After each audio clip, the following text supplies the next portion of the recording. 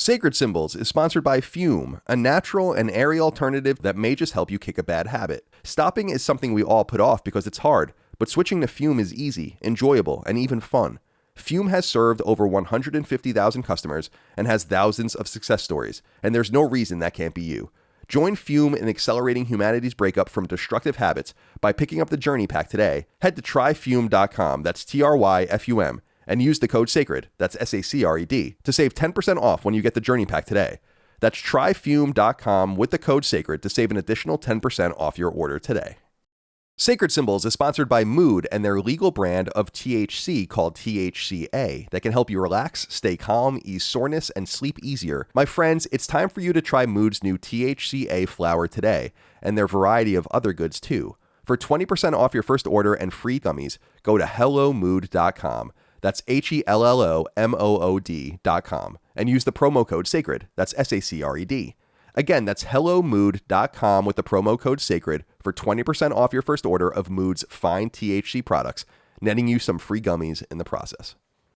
Sacred Symbols, a PlayStation podcast, is brought to you by, well, you. If you want to learn how to support our show, go to patreon.com/laststandmedia.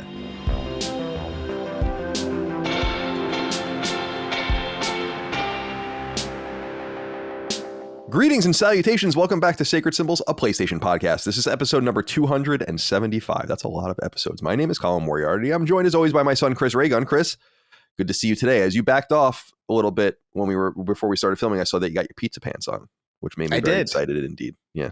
I do have my pizza pants on.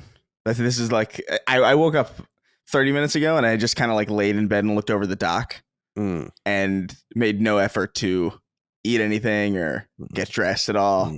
It just, I don't know, man. It takes me a while to wake up proper. You know what I mean? Sure. And so I don't know. Pizza pants are reliable. I wake up and I'm immediately nervous again. And I get sucked back into that anxiety of being awake and alive. And then I have to just go on my phone or whatever for a little while and just kind of calibrate. That boy needs to calibrate. It's good to have you with us today, Chris. Welcome. And Dustin Furman, executive producer. Welcome to the show. Hello. I was cooking some eggs as I do before Sacred Symbols regularly. Go to lunch, eggs in some form. How many? It depends on the day. Usually 2, sometimes 3. Just, with toast or whatever. Today, I made a mistake where I was spraying. I had it lit. I had the pan lit, and I took my olive oil spray, kind of the non-stick or whatever. And I did a little bit too much of an angle, and a giant flame burst. Did not hit my face, but totally singed off all the hairs on my fingers. Wow. While I was doing that. Nice. I thought, man, this could have been, I don't think I would have died, but I could have definitely burned my eyebrows off. And that would have been great, maybe, for the show. So maybe it's a misfortune. You would have like an Adam Savage moment from Mythbusters. Yeah. Exactly. I'm only doing it every other day, but at night, I like to have my dinner, and then I like to have some sort of dessert, something. And it doesn't have to be a dessert meal, but like a donut or something, whatever. But I've been making 5 eggs at like 10 or 11 at night. It's only 300 calories.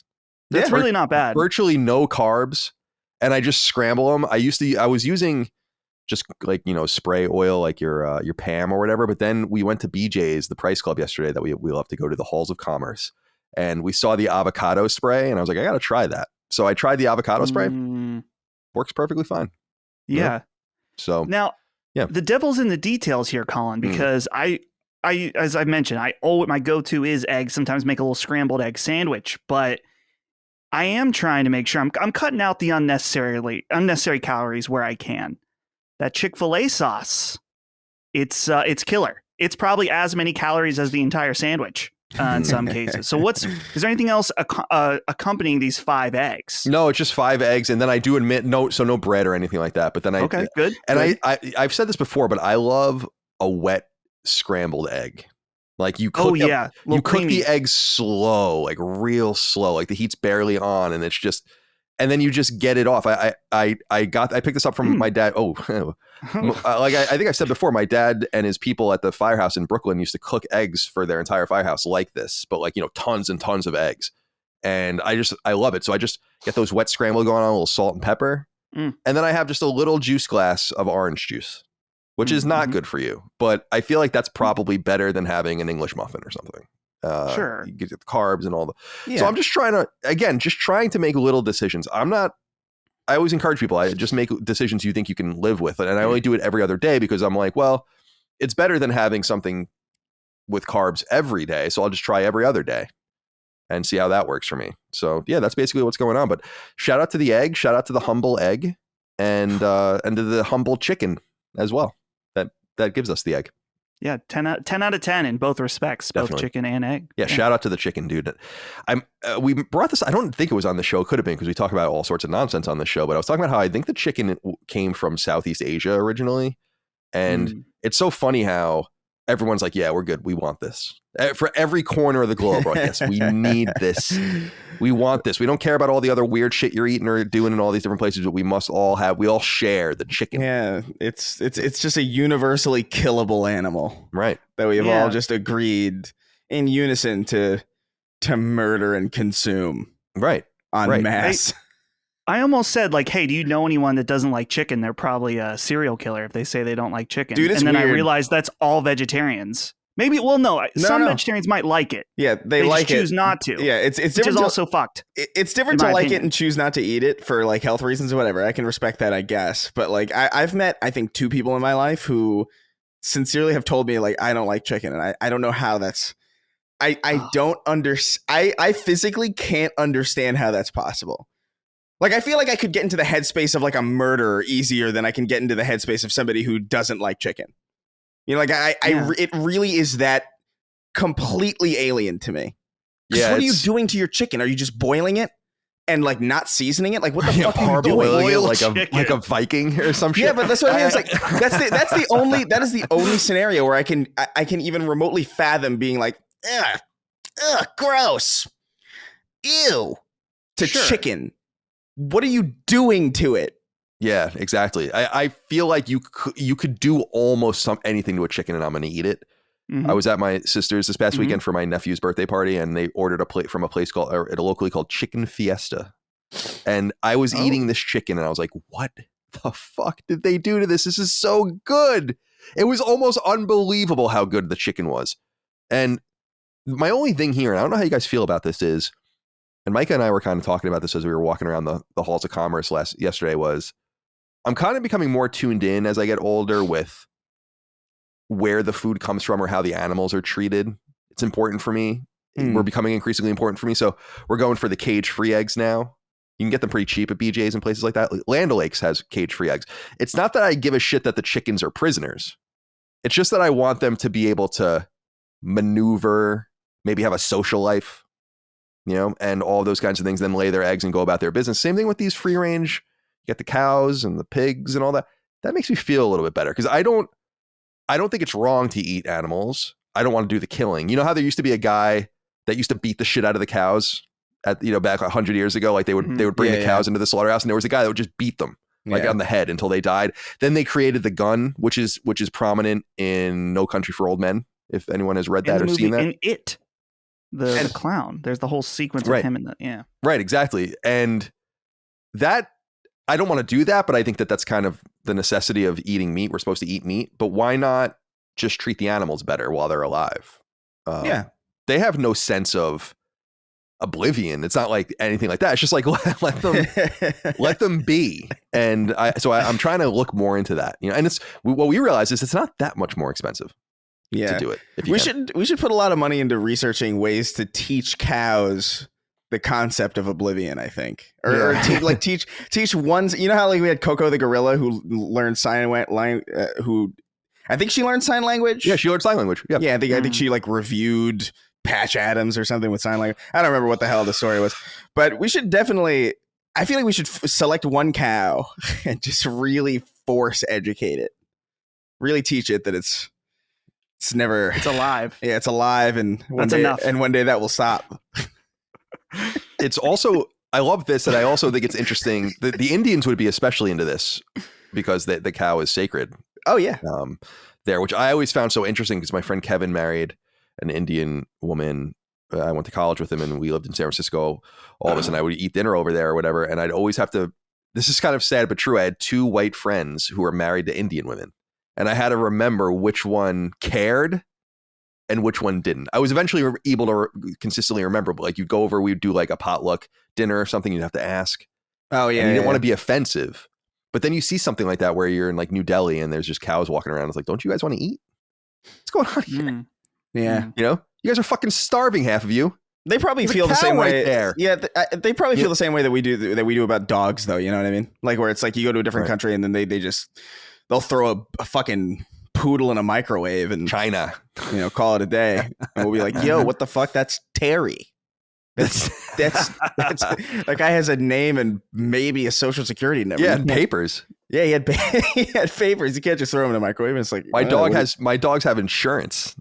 Does your dog have insurance, Dustin? No. Oh, that's dangerous. No insurance. Dangerous game. It's already come in the clutch for us. Yeah. We've been all right so far. I guess it could have. It's probably too late now, though. It's never too late, but I think so.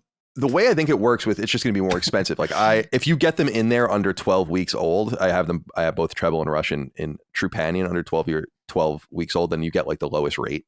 And then the beauty of the healthcare system for animals is that it's based on malady, not on time. So, for instance, Rush had knee surgery, which the insurance largely paid for, but it's anytime. So you have to reach a certain threshold. Let's say it's $1,000 for his knee, and then we pay 90%, or they pay 90% of anything having to do with his knee forever. It'd be kind of cool if human insurance worked like that too, but it doesn't. It's more time based. That's why people like I have 2 cleanings a year for the dentist. I can go to the doctor and see a physician once a year for my checkup and stuff like that. It would be cool if it was more based on malady. Yeah. Well, you should. I mean, you should get on that then, because it's as 3 Days Grace used to say, it's never too late to get your dog. Yeah. To get your dog insured. Yeah. That's 3 Days Grace. Just like you. Yeah, I loved that record. I saw them live a couple times, actually. I saw them. You'd love this. I saw them in Breaking Benjamin once. Oh, dude. Probably 2004, 2005, something like that. That's very 2004, 2005 core. Yeah, it was dope. Oh, man. It was dope. All right, let's get into the show here. A few things to get into. Intro. Welcome, Sacred Symbols PlayStation Podcast, up live each and every week. For some reason, the most popular PlayStation podcast in the world. We'll leave that up to you to determine how and why that happened. I'm not entirely sure. You can get it 3 days early and ad-free on Patreon. Patreon.com/LastStandMedia. Doing so allows you to support us financially, which we appreciate. $5 a month gets you early ad-free access to every episode of this show, every episode of all the other shows in our network, the Xbox show, the Nintendo show, 2 episodes of Sacred Symbols Plus twice a week. So you're basically getting, and Defining Duke Ultimate and all the rest, you're getting a lot of stuff there. Sacred Symbols Plus has been really, really good, and I want to talk about that in a minute. But first, Meatball wrote in and said, "Good day, Sacred Trio." And of course, one of your perks over on Patreon is you can write into us on the weekly thread. We include your inquiries throughout the show, as you know. He says, Patreon just rolled out a snazzy new visual update. I'm curious if anything has changed behind the curtains that would affect how you use it.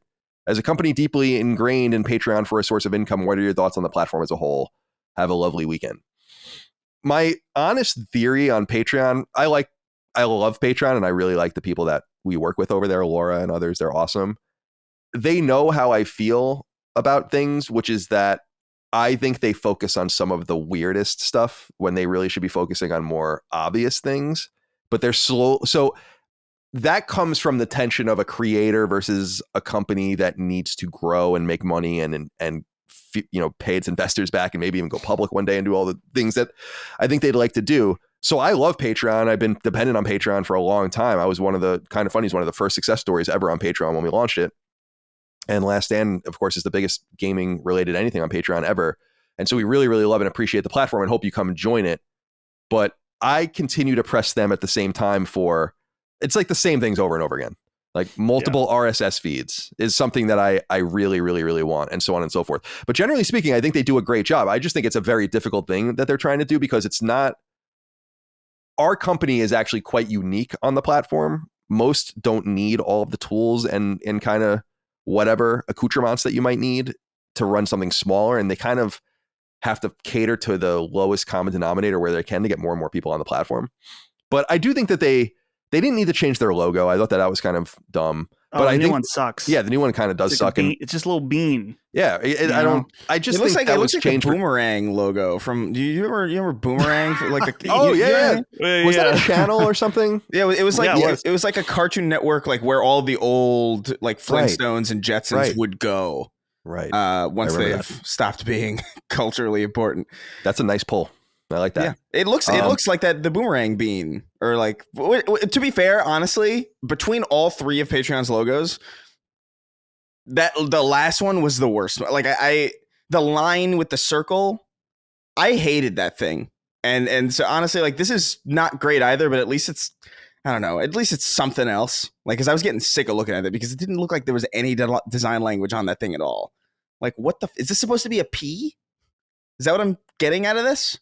The line with the circle? Yeah, I guess so. It did seem very rudimentary, but I think that I would just prefer for them to focus on making, like, for instance, they've updated the app, they've updated the like all sorts of cool things, which is great, and they needed to do that. But it's like, dude, the app needed to be fixed for years. To the it's frustrating for me because I want people to be able to get as much usability out of it because I think it's a great community hub, and now it's getting there.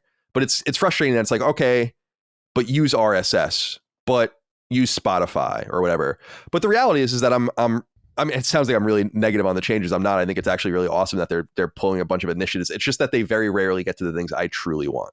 And the most important thing for me for Patreon to continue to do is just to sustain itself and be usable. I don't really. And they know about Dustin and I. Dustin deals with them more than I do, but where it's like, I don't really need to even hear from you guys. I just want the service to work and just let me do what I need to do on it. And now I need to learn all the back end stuff is all different now too. It seems so much more complicated than it was actually. The page post is now a 2-step page. Yeah, it makes me nervous because there's like a next. You have to press next, and I'm like, is this going to publish this? Oh man, that bothers the hell out of me. I don't like that. Extra steps to things that were previously one step pisses me off like nothing else. Mm-hmm. Me too. But generally speaking, I think Patreon's obviously been great to me and great to us. Oh yeah, 100%. And I love the company, and I think that they're doing an awesome job. They treat us very reasonably, and I think that if you just use a combination of RSS, so like when you subscribe to Patreon, just use the RSS feed, and then you don't even ever really have to be on the app if you don't want to be. And we're on Spotify now too through Patreon, but keep in mind that is a beta, so it's not working for some people, and you have to understand that it's a beta. So sometimes it's slow. I've been hearing this didn't get pushed to Spotify. I'm like, we have no control. Yeah, we have no. If it doesn't get pushed to Spotify, you'd be surprised how little control we really have. Like when people have a payment issue, for instance, it's like, I can't do anything for you. I can refund your money, but to the point of why it happened or whatever, I can't do any of that. So, but generally speaking, patreon.com/laststandmedia, I mean, we wouldn't be here. We wouldn't be able to do it without them. So I congratulate them because I know I've worked at a big internet company before, and I know how big of a deal it is to roll out totally new updates. I remember when IGN got rid of frames. Remember frames? Like the old design philosophy on browser of frames. Like you would put things on the sides. Like you would have a navigation frame on the side. Oh yeah. That navigation frame over time in the mid 2000s and into the 2010s changed to going on the top of the website. But I remember every change that IGN made when I was there, I was like, this sucks. This fucking sucks. Like in my mind, I wouldn't say it, but in my mind, I'm like, I'm so mad. And every change ended up being the right thing. So I just kind of defer to product people and designers that know more about it than me, because if it was up to me, IGN would still look the way it looked in 2002. And, with a fucking front page with thumbnails and all that kind of stuff. But that's just not the way people use things anymore. So shout out to Patreon. Go check us out, patreon.com/laststandmedia. Couldn't do without you. Access to our Discord, the ability to submit your questions, comments, concerns, thoughts, and ideas, Sacred Symbols Plus, on and on and on and on. $5 a month or whatever you'd like to pay, depending on the tier you want to be at. But that's by far the most popular tier. Also, Sacred Symbols Plus, like I said, big part of it, twice a week, supplemental content for our fans over on Patreon, shows that deep dive into individual games and topics and so on. We've done some really great ones recently. Let me see here. Where am I? I've lost my place here. Sea of Stars. So Micah and I both beat Sea of Stars, and so we did a spoiler cast and review discussion for that, an hour and a half or so. That's up now. You can listen to that over on Patreon. Dustin did a mailbag all about his trip to Japan. And That's a really interesting listen, so check that out. Dustin and I also recorded an episode that will go live the day after this goes live on Patreon. It'll already be live if you're hearing this on free feeds on Patreon. Armchair CEOs. What would we do if we were hired as PlayStation's new CEO? It was really, really fun and interesting, talking about acquisitions and management of content and platform and agnosticism and all that different stuff, which I think is fascinating. So check that out. Sacred Symbols Cross the Fighting Duke was really fun. Recently, we got together with the Dukes to talk about Activision and Starfield and all the rest. We did an Alan Wake deep dive, on and on and on. One thing I wanted to say, Dagan and I, my brother Dagan, we host Knockback together, our retro and nostalgia podcast that you can get every other week, as well as Constellation every week, our conversational podcast. And Dagan also does the Nintendo podcast with Dustin and Micah and Gene. And so Dagan and I are sitting down for not one, not two, but 3 Spider-Man related Sacred Symbols Plus episodes that will roll out in over the next few weeks, leading into and probably maybe even a little bit past the post for when Spider-Man 2 comes out. We're going to talk about and revisit Spider-Man 1, which I'm playing right now. And we'll talk about that when we get to what we're playing. It's the first time I've played it since basically before the game came out, since I used to still get early access at that time. That was probably one of the last games I got early, actually. And then we're going to sit down and do the DLC for a second episode, which I've never played. Dagan's never played any of these. And then we're going to do a third episode on Miles Morales. And what's really going to annoy everyone about Miles Morales is I'm going to go play the PS4 version of it, so I get them trophies in all of its 30 frames glory. Man. All right. Yeah, just let it out. Just be well and be good. And then, of course, Spider-Man 2. We'll cover Spider-Man 2 in depth. We're going to cover Alan Wake 2 in depth and so on and so forth. That's probably going to have to wait until after I get married because I'm not going to have time to really get into any of that. Dustin, you have something to say? No. I'm recovering. I saw a grin of some sort, and I thought it meant something. I thought I'd inquire. I was laughing partially at myself because I let out an overly exaggerated breath when you were talking about playing the PS4 version. I'm hoping that there's I hope that there's some sort of PS4 Pro functionality with Miles Morales that might do something for me. Not in the frame rate department, I would think, but you'll get a nicer resolution bump, I think. Yeah, you might get you can hope still. Yeah. Maybe they'll patch it before then. You never know. That would be pretty sick. Well, hey, man, crazier things have happened. Remember when Ratchet and Clank 2016 got patched a week after I platinumed it? They didn't touch it for 6 years, and then I played it, and then they're like, the next week, they're like, oh yeah, we patched it for 60 frames. You guys are fucking assholes. That's crazy. I wanted to say this too. Just a quick note on live shows. We only did one live show this year. I wanted to do more, but it just didn't really turn out that way. Busy year. Just different things happening. Also, the reality of the economic realities of trying to get everyone together and just the scheduling realities. It was difficult. But we did our show. What was it, back in February? Was it that? Yeah. Wow, a long time ago now. February. We did our live show in Texas and the most overrated games of all time. That was really awesome. And then we had that obviously beautifully recorded and all of the rest edited. And that was live for our patrons only for that whole time between when it was, when the live show happened and now. But now it's available on YouTube and you can go check that out for free if you'd like. I say that because I want people to get a feel for what we're trying to do live, and that the intention next year, at least the way I put it to my team, is that I'd like to do 3 shows next year: New York City, West Coast.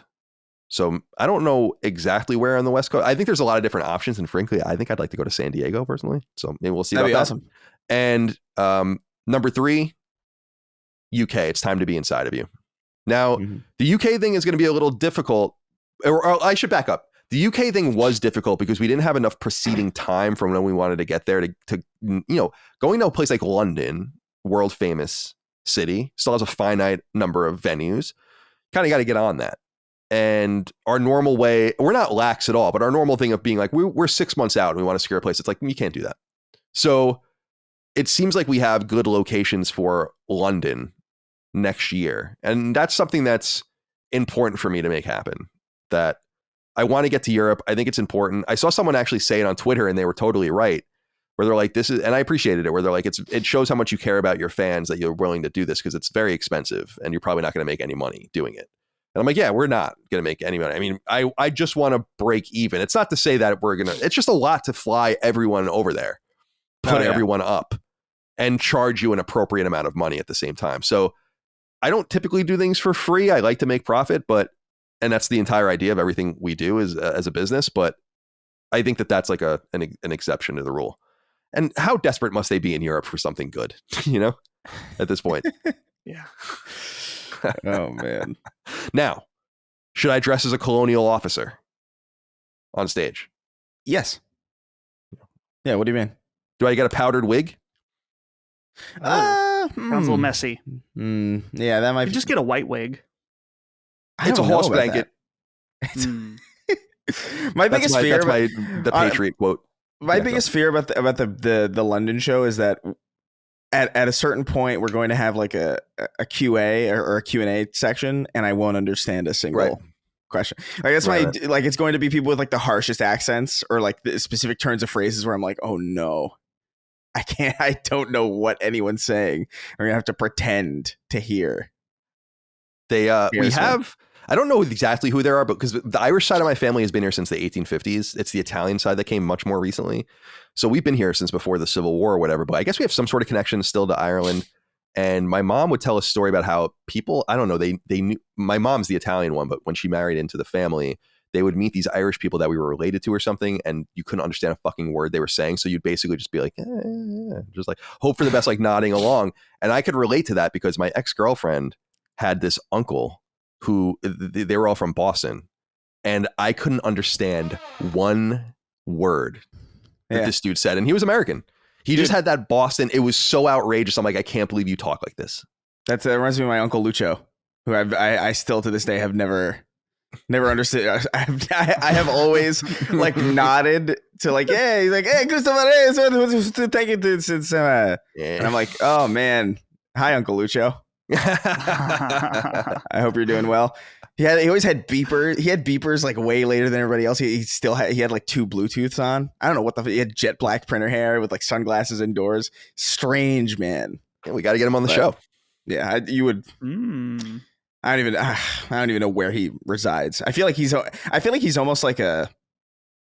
I don't even know, like a familiar almost. Like he just kind of appears at gatherings and nobody knows quite exactly where he goes, or I have no idea where he lives. I have no concept of where he's based at all. Sure. It's another realm of existence. You have no concept of his like life at all. No, like, at all. He's like no this ephemeral uncle that just sort of weaves into people's lives. I hope I become that uncle for my nephews and nieces over time. Yeah. Where does Colin live? I don't know. Who is that man? I've never seen that man before. Sacred Symbols is sponsored by Fume, a natural and airy alternative that may just help you kick a bad habit. Learn more right now at tryfume.com, that's F-U-M, and use the code SACRED. How do you go about your so-called cessation? My friends at Fume may have the answer. Fume is a neat little device that looks like a fancy wooden pen with some thickness to it, with metal accents and a hefty feel in your hand. But it's what you put inside of it that counts. Little cylinders Fume calls cores, flavored in all sorts of ways, that allow you to use Fume to inhale flavored air. Literally, that's it. It's not even an electric device at all. It doesn't need to charge, it doesn't get hot. It just pulls air through it and over its flavored and scented core. I did quickly see how Fume can help people turn the corner into a healthier future. I loved the orange vanilla flavor, which caught my eye with its bright packaging, but you have tons of options to choose from. White cranberry, raspberry lemon, maple pepper, and on and on. Instead of vapor, Fume uses flavored air. Instead of electronics, Fume is completely natural. And instead of harmful chemicals, Fume uses delicious flavors. Stopping is something we all put off because it's hard, but switching to Fume is easy, enjoyable, and even fun. Fume has served over 150,000 customers and has thousands of success stories, and there's no reason that can't be you. Join Fume in accelerating humanity's breakup from destructive habits by picking up the Journey Pack today. Head to tryfume.com, that's TRYFUM, and use the code SACRED, that's SACRED, to save 10% off when you get the Journey Pack today. That's tryfume.com with the code SACRED to save an additional 10% off your order today. Sacred Symbols is sponsored by Mood and their legal brand of THC called THCA that can help you relax, stay calm, ease soreness, and sleep easier. Learn more now at hellomood.com and use the code SACRED to get 20% off your first order. It's no secret on this show, I love marijuana. I've been a medical pot user for a long time, since my California days, and frankly, I was an illegal user going back to my high school and college eras on Long Island and Boston, not that I'm proud of that, and having been in Virginia for a few years, I'm in the medical program here too. But here's the thing about medical marijuana. It's strong and it's not accessible to nearly everyone. And really, it's not even worth it for those that don't have more serious underlying issues like I do. The beauty of Mood is that their THC, Delta 8, as opposed to the common Delta 9, is totally legal. One that, according to Mood's website, quote, provides mildly mood-altering effects like its more well-known cousin, but not to the same extent, end quote. This is exactly the pocket I'm talking about, one where I'm fairly certain most of you exist, where you don't need too much, but just a little something to get your mind right, to sleep more soundly or take the edge off the day, etc., and I totally get it. But with Mood, there are no legal issues to worry about, no prescriptions necessary, and lots of options in terms of consumption. You can vape Mood or take gummies, and you can even smoke their flower, an all-new offering that, if I'm being totally honest, and of course I am, is my favorite way to partake in the world of marijuana, and always has been. What I love about Mood most of all, though, is its non-ambiguity in terms of legality. It's totally legal, and the amount of choice it gives its clients. Mood's flower alone comes in 10 separate strands. Their products are grown organically and sourced from small family farms. The company's experts have tested and tailored everything to the nth degree.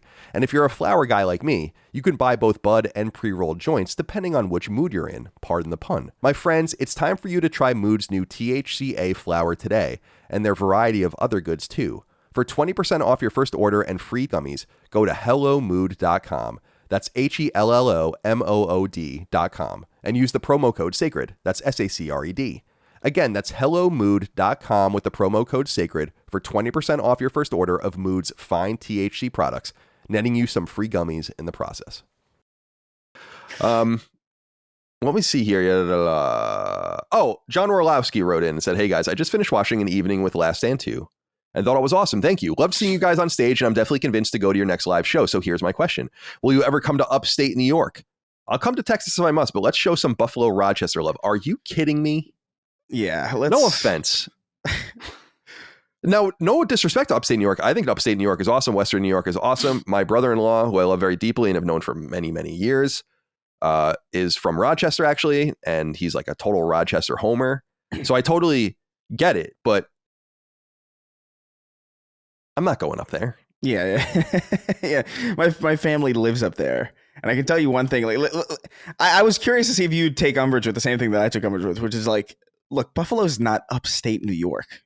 Buffalo is completely separate. Buffalo is Canada, basically. Yeah, it's Western. I think there's a difference between upstate New York and Western New York. When I say Western New York, I mean Ontario. When I say upstate New York, I mean Syracuse.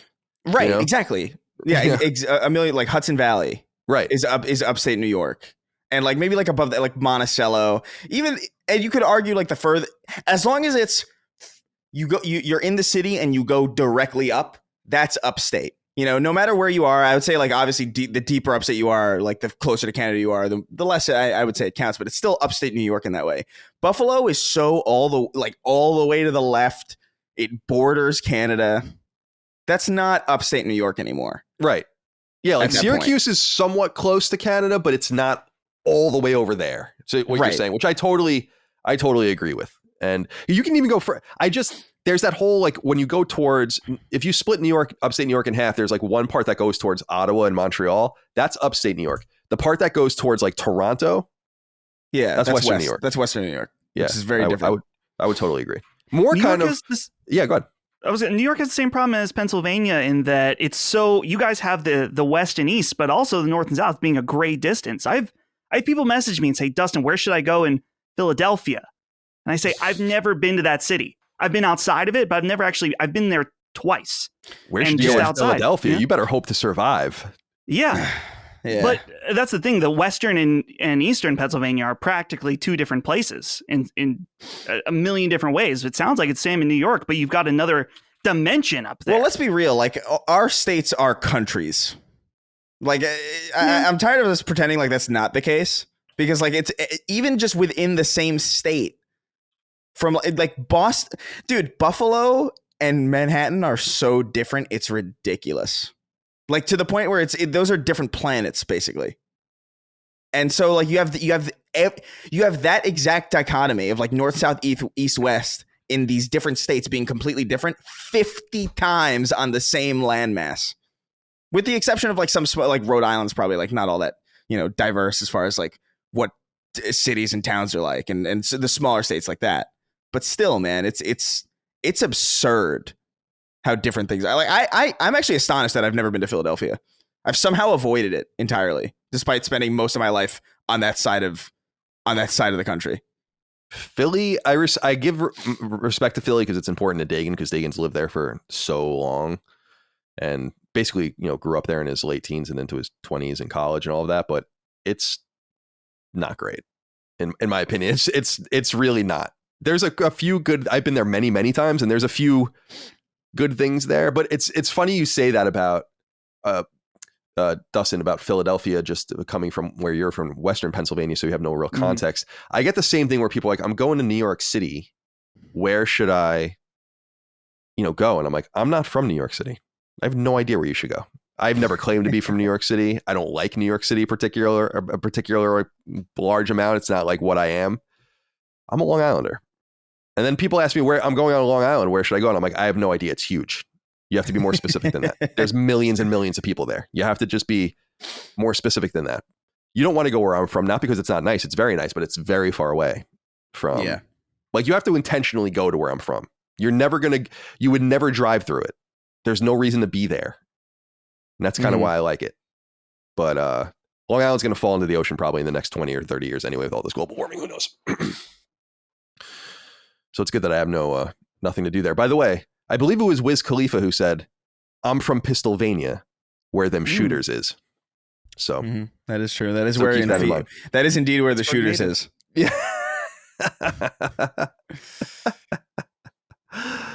All right. Finally, merch, lastdaymedia.store. Zach Wheelis wrote in and said, not a question, but more of a shout out to the guy that flagged me down at the stoplight to say he also loved sacred symbols a couple of weeks ago. I have a sacred symbol sticker on the back of my car. Gave me the opportunity to provide my first stand down in the wild. Much love, guys. Thanks for the entertainment, as always. Awesome to hear, Zach. Love it. Lastdaymedia.store. Come buy our merch. We have sweatshirts, we have t-shirts, we have hats, and so on and so forth. Lots of stickers, free shipping on all stickers domestically here in these United States. So definitely take advantage of that if you so desire. Dustin, how do you feel that your stand down has become a rallying cry, not unlike appeal to heaven or don't tread on me? Talk to me about this. Yeah. Well, stand down has really become our beyond for this show. Yeah, sure. 100%. And it was natural. Yeah. Totally natural. Yep. Yeah. Love it. I was at Pittsburgh Retro Gaming Convention this past weekend. Multiple people simply issuing me a stand down as a greeting there. And at first I feel bad because I'm not trying to make it awkward. I just am not expecting it. When someone says that to me initially, it's one of those things that I think it means more to the audience than it does to us in some way. And it's not a bad thing. I like it. Means nothing to me. Yeah, it means nothing. But just when someone says it, it's not like me and Ben are like, hey, stand down, man, to one another. We're not doing that. So I'm not in that mindset. So I'm not always ready for the stand down. But yeah, it's become a thing. I think it's good. I like it. It was annoying when I did Podcast Beyond, and I'm sure other like Greg and Clements and others that did it can totally relate, that the show became so ubiquitous and so annoying in some sense that when someone would just use the word, like you'd be in a meeting and someone would use the word and then everyone would just look at you. Be like, yeah, beyond. Yeah. Yes. That sucks. Like, we should go beyond this point and do this. And then everyone would be like, look at you and be like, yeah, beyond. And it would be fun like the first 5 times. And that's, but you know what was cool? Dustin, I think you might have been at one of these moments when we had people at the top of their lungs by the hundreds, if not 1,000 people shout beyond at the same time.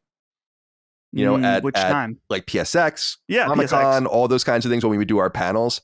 Yeah. That was so, in fact, I remember Greg and I quit, but didn't tell anyone yet because we gave 3 months notice. So we did Podcast Beyond at PSX 2014. And that was going to be our last Podcast Beyond live show ever. We knew that. The audience didn't. And I remember being in that room in the audience shouting it. And Greg and I kind of looking at each other. And it was a very emotional moment because we knew it was going to be the last time we were going to be able to use that rallying cry, because that is still the greatest of the rallying cries. And I don't know how that, just starting the show, and I don't know, do they all stay beyond at the beginning of the show still? I honestly, I'm not trying to be like faux ignorant. I don't listen to it, so I don't know. Yeah. We used to start the show and everyone would say beyond. That would be the first thing everyone would say. Beyond, beyond, beyond, beyond. And then the show would begin. Oh, those were the days, weren't they? I don't know if they were the days or not. I lived in a fucking shoebox, and hey man, that's what those are the days means, really. What'd you say? I said that's what those are the days. That's what that sentence means. You know, it's like, oh man, those are the days. I've never heard somebody be like, oh man, those are the days when everything was good. It's usually like, oh man, those are the days I remember. Yeah, living in crashing on couches and eating corn pops for breakfast, and that's it for the whole day. Yeah, true enough. Maybe we should say those were days. Those were days. Those were indeed days. All right. Let's get into this here. We have a few topics of a discussion. I want to stretch our legs before we get into the news today. Some big news, but not like a huge show. I mean, I think we're going to have a good show today. I'm saying that 35 minutes into the show. James Ketchum wrote in, said, hi, Colin, and this is a correction. Over the last few episodes, you've brought up your fall games roadmap several times, but have not mentioned Avatar Frontiers of Pandora. Has that fallen off your radar, or has the IP put you off of it? While the first film was a 7/10 Dances with Wolves in space, the newer film is a 9.5 out of 10, and I'm quite excited to spend time exploring Pandora. Hope this is just something that has fallen off your list and not excised. Thanks. No, you're totally right, James. And people had written in about this quite a few times, so I wanted to acknowledge this because we were talking about our roadmaps, and I just totally forgot that game was coming out. I am going to be playing that game, and in fact, Dagan and I will be covering imminently on Knockback the original Avatar movie, which I've never seen. So, because I was saying I got to start. I'm not going to just jump into that game and be like a lame dude. What's the word, Dustin? Poser? Well, this was a whole conversation I was listening to on Constellation. I wasn't a part of. I got a dose of what the audience feels when they're hearing us talk. Dagan was like, "Oh, I'm a hipster because I wore Ocean Pacific tees and I was trying to fit in." I'm like, that is not a hipster. That's being a poser. So you use the right term here. You got to teach Dagan a lesson or two. Yeah, I got to teach Dagan a lot. I mean, he's got a lot to learn, but I'm doing the best I can. So yeah, James, you're right. That will be on my list. Looking forward to it. All right. I wanted to hear, we're hearing back now from Corey Adams. Corey Adams, of course, wrote into us about his neighbor and the lawnmower. Right. And I feel like we need to, because now I just feel like he's in a situation now. So he says, what's going on, SS boys? You can't call us that. Yeah, don't do that. Especially considering what happened just in Canada in the parliament a couple weeks ago. Yeah. I wanted to provide a little update to my lawnmower dilemma. I'm the guy with the neighbor who won't stop asking to borrow my mower. Going on month 3, and he's still using my mower. I tried taking Colin's advice and mowed my lawn when he wasn't home. Okay, good. However, he's been stopping me on my way to the mailbox when I'm weeding my garden, you name it. I'm outside and he's asking to borrow my mower. I grew very frustrated about a week ago and got a little confrontational, and now I feel bad. You see, me and my wife were enjoying a fire out back on a weekend evening. He stopped over to ask to borrow my mower again. I said fine, but he wouldn't leave. About 10 minutes pass of small talk and he's still not leaving. So I say, all right, well, we're about to bring the dog out, trying to gently suggest he leave. And his response was, oh, I don't mind. I didn't know how to directly ask him to leave without being an ass. So I said, we're trying to enjoy our evening together if you don't mind hopping out of here. I never used that terminology, but it seemed like the nicest way to ask him to leave my property. He gave me the oddest look, like I just told him to fuck off, and he hasn't spoken to me since. No wave, nothing. Did I take it too far? I think I solved the mower issue, but now I may have upset the man who lives right next door to me. Thanks for all you guys do. How many situations is this guy going to put you in, Corey? You're not the bad guy here. Unless you're, like, for instance, you're not flying like a swastika from a flagpole or something, are you? Like, you're not annoying your neighbors in any specific way. You're being put in a position. Right. And now you're being put in a situation as well. Yeah. Now for as long as you live there, you're going to have somebody next door to you who hates you. Right. Because you didn't listen to me. You listened to Colin. Why don't you understand? So my advice, if people don't remember, was to simply wait it out. Simply just don't mow your lawn. Let it grow out a little bit. He's clearly a mower. He clearly needs to mow his lawn. He's asking you for the mower constantly.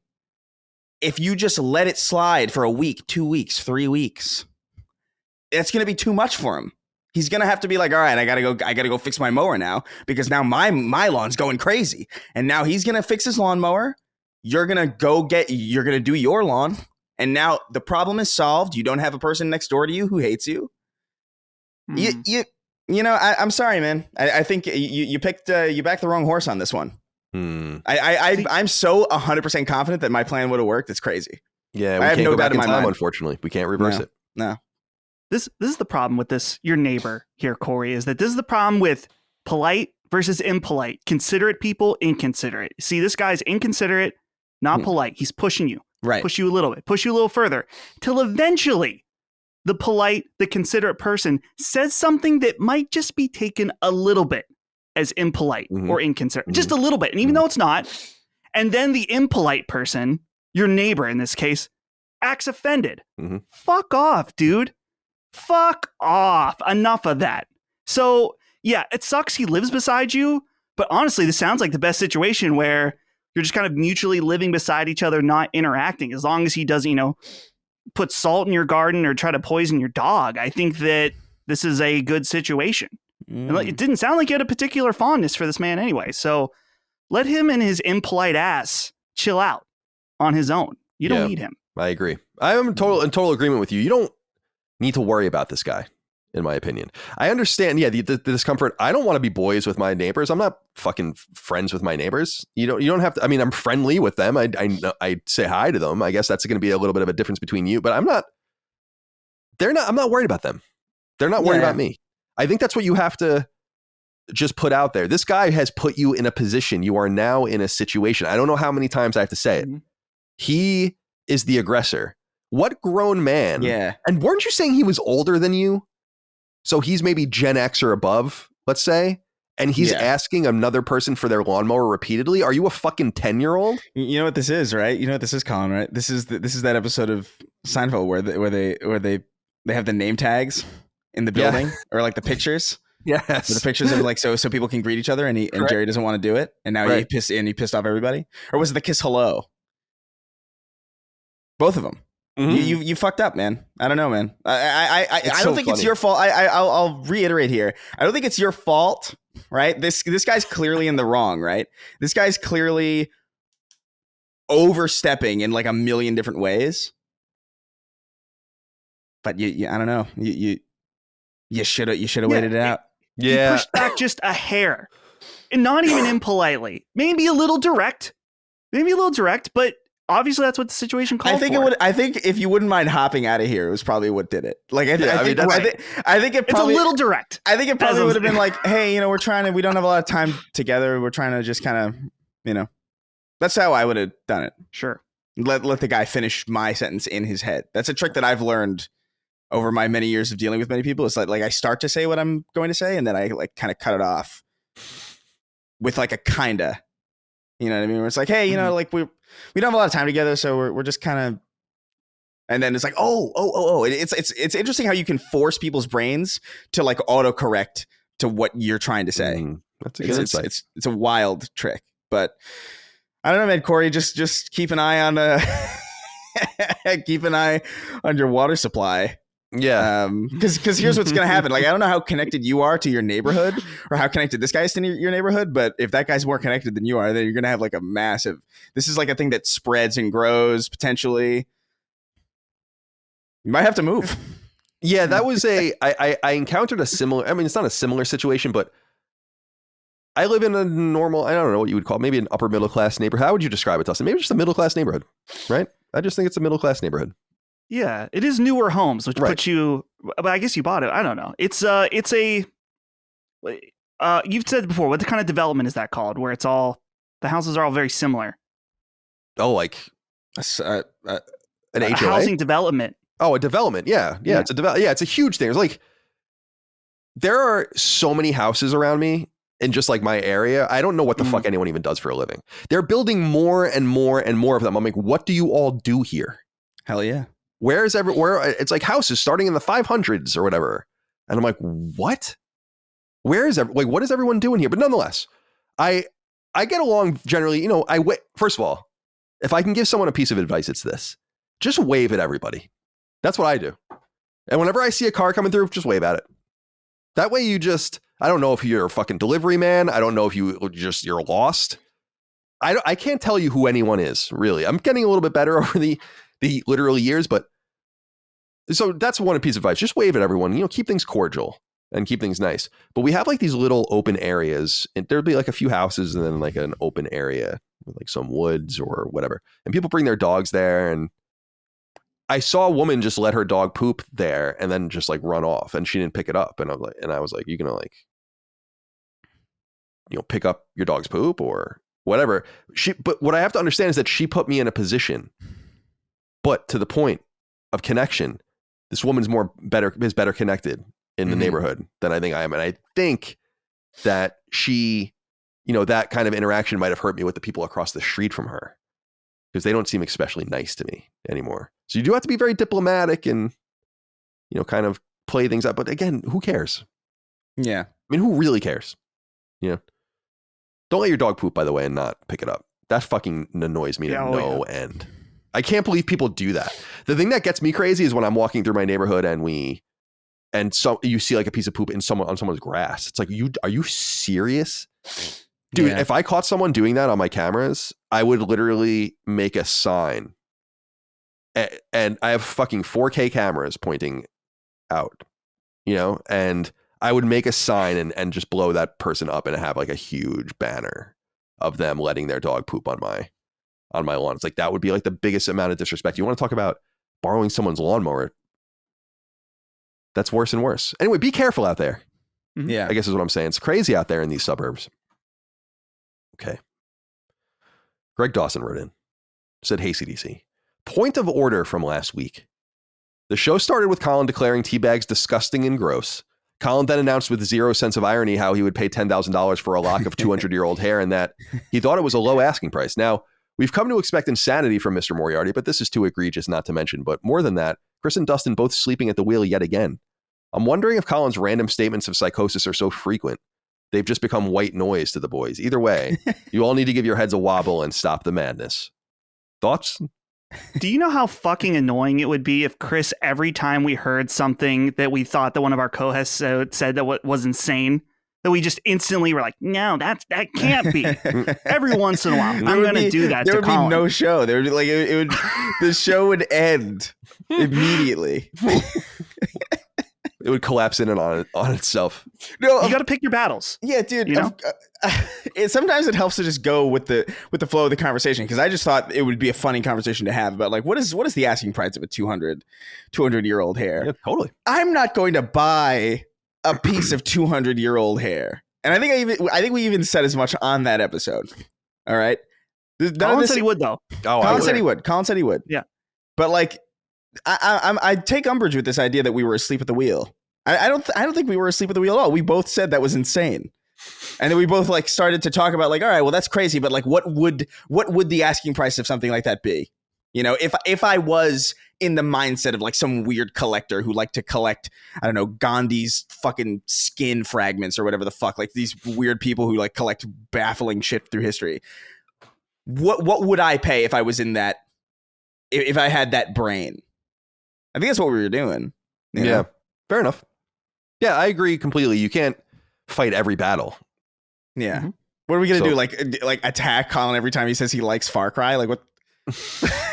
like what are we going to do? People, it's so funny. Actually, it's funny you say that, because people were, you said something about Far Cry on Twitter, and then people were like tagging me in it. And I'm like, people can say that, like, not everything. Far Cry, I don't own Far Cry. Some of it was funny though, because there was one photo of like just your face. That was me. Oh, was that you? Oh, yeah. I didn't see it. Let me see. No. It wasn't this. It wasn't that. It was one of like, it was that face. It was that face for sure. But it had like the Colin, like the iPhone calling, like what you see when someone's calling you. That made me fucking laugh. Yeah. I'm looking for it here. I don't see that one. This is so funny. I didn't even see this response. That face. Okay, wait, hold on. I'll link this and put this in the video. Let me send this to you, Colin. This is the one that Chris is talking about. This is pretty good. That cracked me up. Let me snip. This is going in the episode. Did you send it?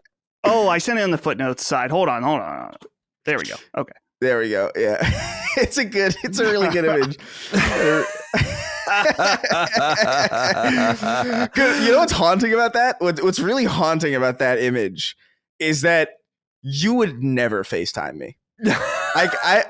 Colin That's how serious it is. Colin has never FaceTimed me ever in my life, to the point where it's like, if I got a FaceTime from Colin, I think I would be so scared of what the fuck that could possibly be. Either I would assume you were like, you have snapped and gone insane, or are genuinely angry, or you've been hacked and I really have to stay away. Yeah, it's impossible to imagine. Some person in a call center in India comes up on the other side. Dude, that's funny. I didn't see any of these responses. I literally just saw the people tweeting at me. The Long Island Vipers. That's some good of them stuff. are funny. Yeah, appreciate you guys out there. This next comment was written just like this, and it made me literally hysterically laugh out loud. And so I needed it when I was doing the show last night, so I had to put it up there. Rion Williams wrote it and said, "Horoki Totoki Literature Club." That's it. I don't know why I'm so tickled by that, but that's so funny to me. Can we use that as a title at some point? We got to use that as a title at some point for the show. Maybe we Horoki should Totoki do it Literature now. Club. Dude, maybe the thumbnail. Is there good pictures of him? I mean, that could be a good edit right there. Oh my God. That might be a good edit. Micah probably thought I was crazy because it's probably like midnight. The house is just completely quiet. And I'm just sitting here in my office and I just hysterically start laughing when I see that comment. I had to put it in. Thank you for that, Rion Williams. Or Rayon. Captain Bon Clay wrote in, I'm a little confused by this one, so I wanted to ask you guys about this. Hey, Sacred Boys, quick story time. 2 weeks ago, I had to pick up my 84-year-old grandfather to take him to my cousin's wedding. Stupidly, I decided not to put on the radio, but instead Sacred Symbols episode 272. And to my horror, the next 50 minutes of the car ride with my grandfather was filled with swearing, Hulk, Schlong, jokes, and other such depravity. The whole wedding, my extended family poked fun of me all night. Loved the episode, even if I was cringing the whole way through the drive. Also, Colin, how do you feel about an open bar at a wedding with no mixed drinks? Not really crazy about that, but you got to do what you got to do. What were you like a prisoner of war and you were listening to Tokyo Rose? Like, why weren't you able to fucking turn the radio off? You know, I don't understand this comment. There's something deeply missing here because you say you got into your car 50 minutes with your 84-year-old grandfather. You're alone. That you don't say there's anyone else in the car with you. Right? No. And you're acting like you couldn't, right? I had to pick up my 84-year-old grandfather to take him to my cousin's wedding. Stupidly, I decided not to put on the radio, but instead Sacred Symbols episode 272. And to my horror, the next 50 minutes of the car ride with my grandfather was filled with swearing, Hulk, Schlong jokes, and other such depravity. So it sounds like he was alone, right? With him? But then he says, the whole wedding, my extended family poked fun of me all night.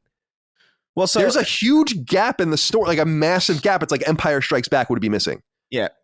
My assumption is that the grandfather went around and made fun of him about what he was listening to. Although that's kind of hard to imagine too. Like I know what you're saying. Like that is a little confusing.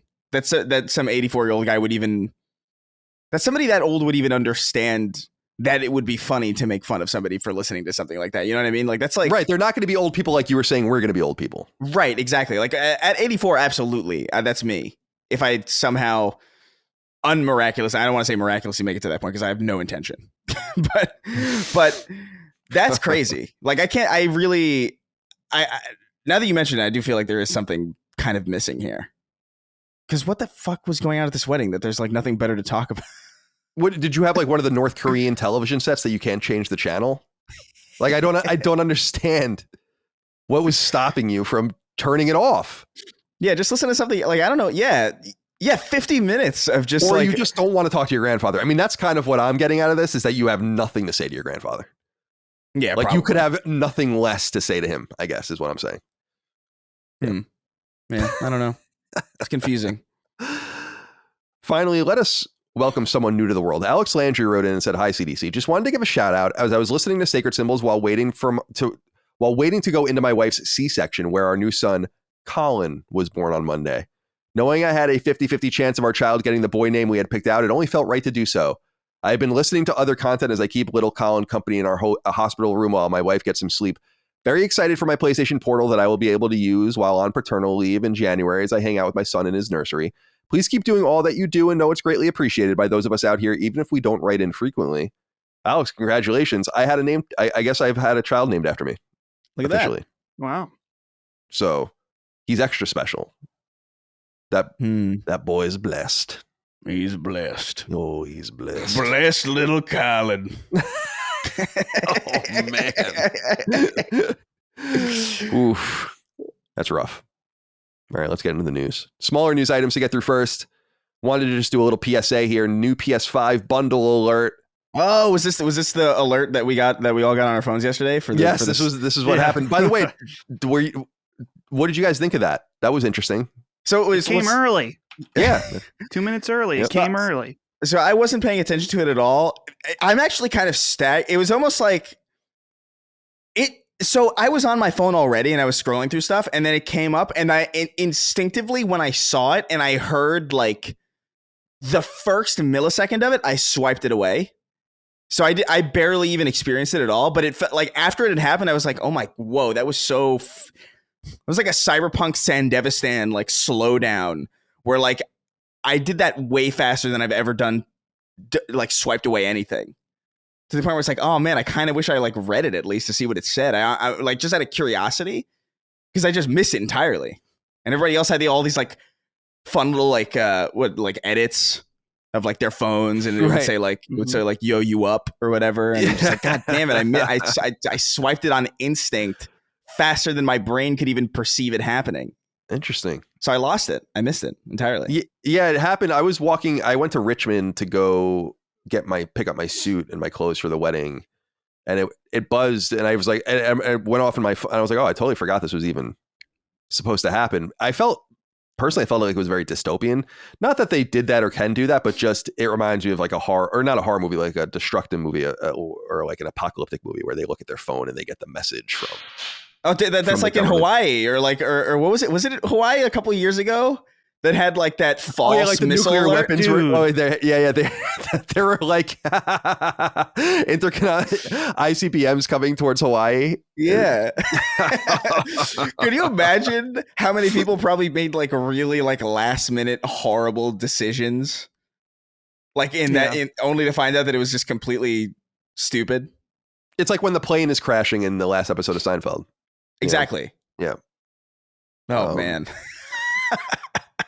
By the way, that sounds like such a fake spoiler if you have no context for Seinfeld. It does. It does. Oh man. Anyway, this bundle. Yeah, the alert. Dustin, did you get the alert? I did get the alert. We were ready. Holly and I were counting down. We were ready for it. I was playing Lies of P, and then it went, like I said, it came early. So it actually startled me slightly. Yeah. But I was thinking about when I was in high school, you were allowed to have your phone with you, but you couldn't have it on during school. Right. So I was thinking about if that rule is still in place, which I imagine maybe it is, how many kids were getting, caught in that moment? Because it just forces, it doesn't matter if you have your phone on silent. The only way it doesn't ring is if it's off. Or the idea that there was this bucket of phones blaring the same thing. Yeah. Those are both. Yeah, I think it did. I don't know. I feel like it came on time for me, but I also wasn't paying attention. I think it was 2:18. Yeah, that's what I got. It was supposed to be 2:20. Yeah, they probably did. My favorite part of that were the memes and the tweets that I was seeing of like the guys in prison trying to hide their phones, or people like that are cheating on their significant other and have like a second phone and all these kind of things and just freaking out. Yeah. It probably did cause some chaos, some personal chaos. Oh, 1,000,000%. We do a little trolling. Oh,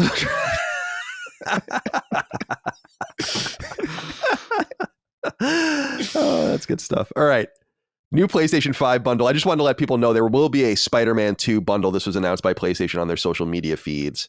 So it's not the PlayStation 5 console. It's actually the normal console. Probably. So as we all know, they have these PS5s and then they put little sleeves over them.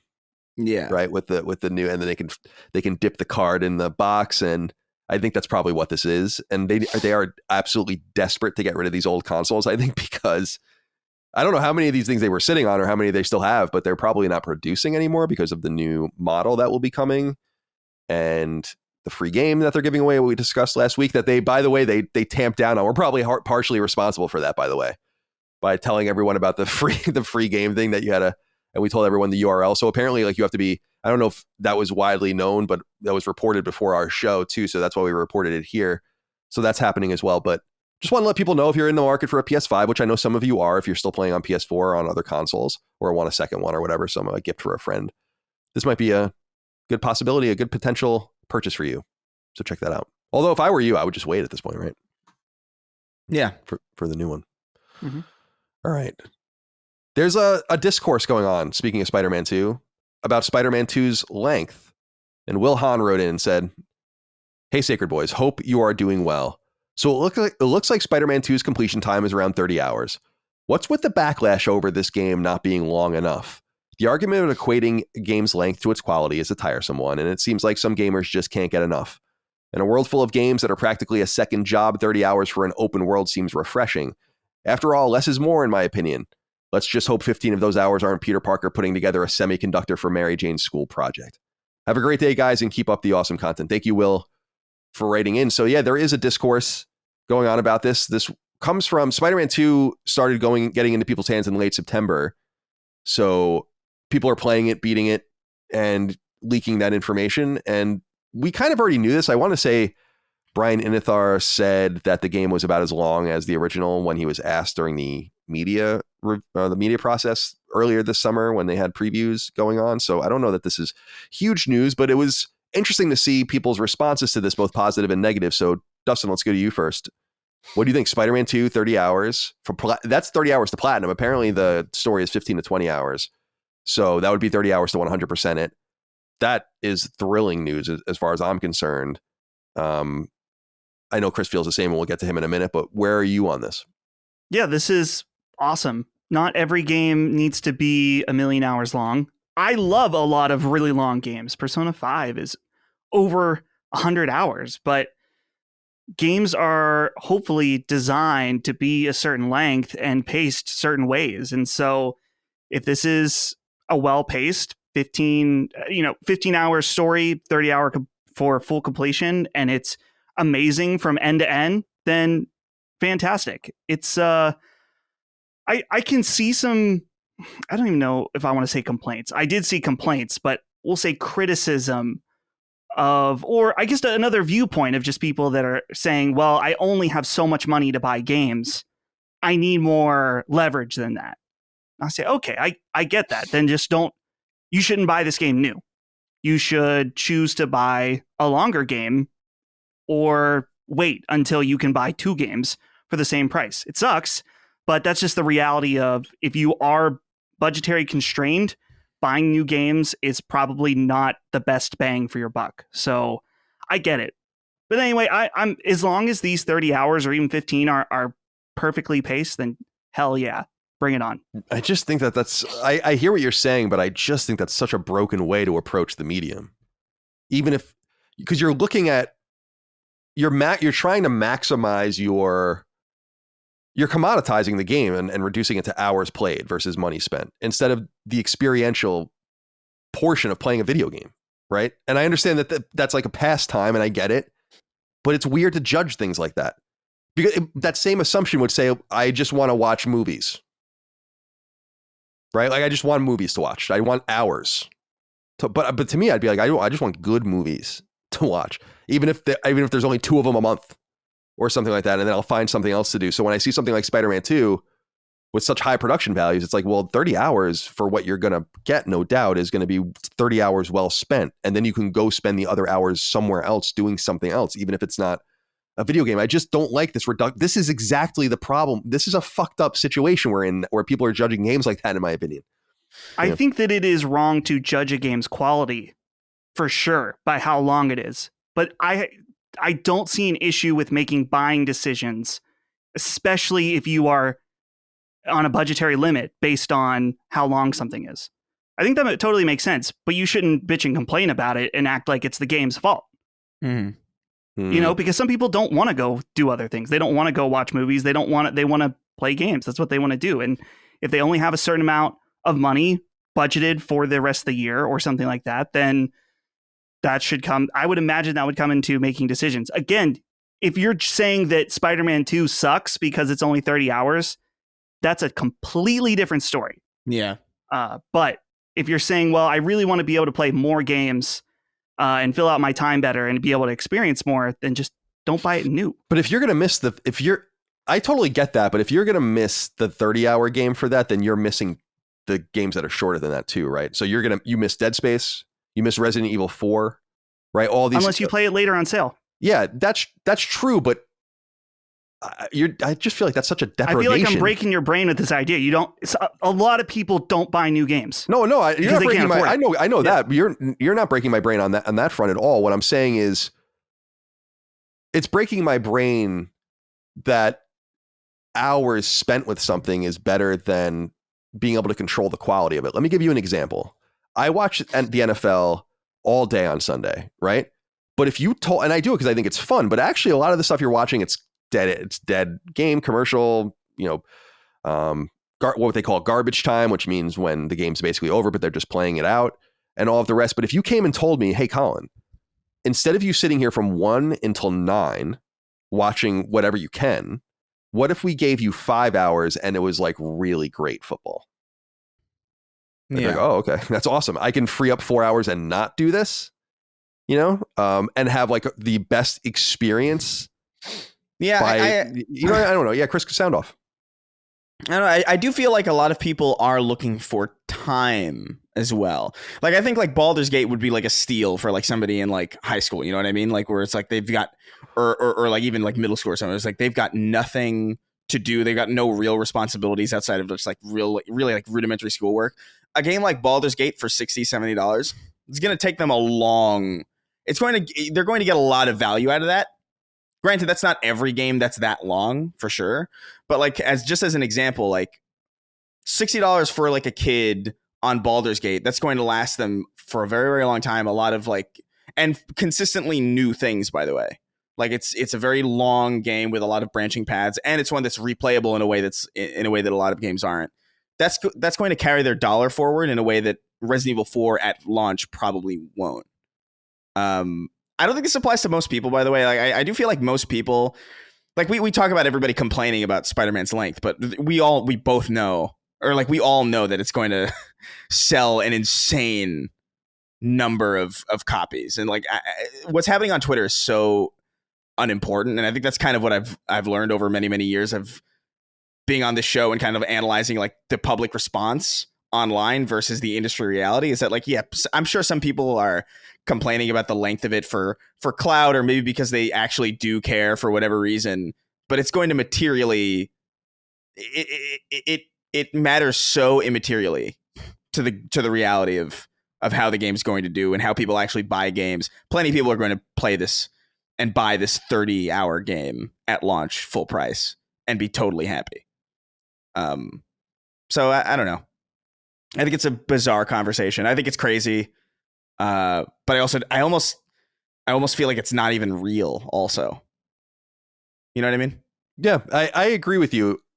I was talking behind the scenes to Jez Corden recently and others about just the breakdown of social media, which I think you said you've learned this over years, and I have too, but I feel like we're in some sort of precipitous situation where it's happening quicker and quicker. Like it's things are decaying quicker and quicker before our eyes in terms of the dialogue out there and the way people talk about things and talk to each other and this idea of clout. I'm so confused by social media just because, with rare exception, no one's making any money on it. So what's the point of even doing this? No, like to act so stupid to no end, to act so craven to no end is so strange. It's worse than selling out. Well, attention is currency is what it is. You know, it's like, even if it's not currency that you can spend on other things, but it's currency that, like, it's a currency that makes you feel like you're seen and important, and like, oh man, like people really need that, you know, and they'll do whatever, especially now that there's like, especially on Twitter, now that there's like some monetary incentive to do it. It's way worse now than it used to be, because now people are just straight. I've seen verified check marks attached to statements that are so clearly like, you don't believe this at all. And you might have done this as like a troll account like a couple years ago with like no check mark for fun, but now it's very clear. There's like these engagement farming posts that always end in like a question mark or something, where it's like, shut the fuck up. Is 30 hours too long? Is 30 hours not long enough? Fuck off. Yeah, I really do lament the breakdown of the public square, which I think it's good to have everyone have their own voice and to be able to cultivate a voice from nothing and all of that, which I think is dope. It's the very essence of a small d democratic way of life, which I love in all things and I think is important in all things. But man, it's just decaying before our very eyes, and Yeah. it's not going quite the way I would have thought. Even on the show when we discussed a lot of it, the changes over the last couple of years, where I feel like I believed a little too much in the principle of balance that I thought would be instilled naturally into things. Yeah, definitely not. Well, I mean, I will say 30 hours to platinum. That's awesome.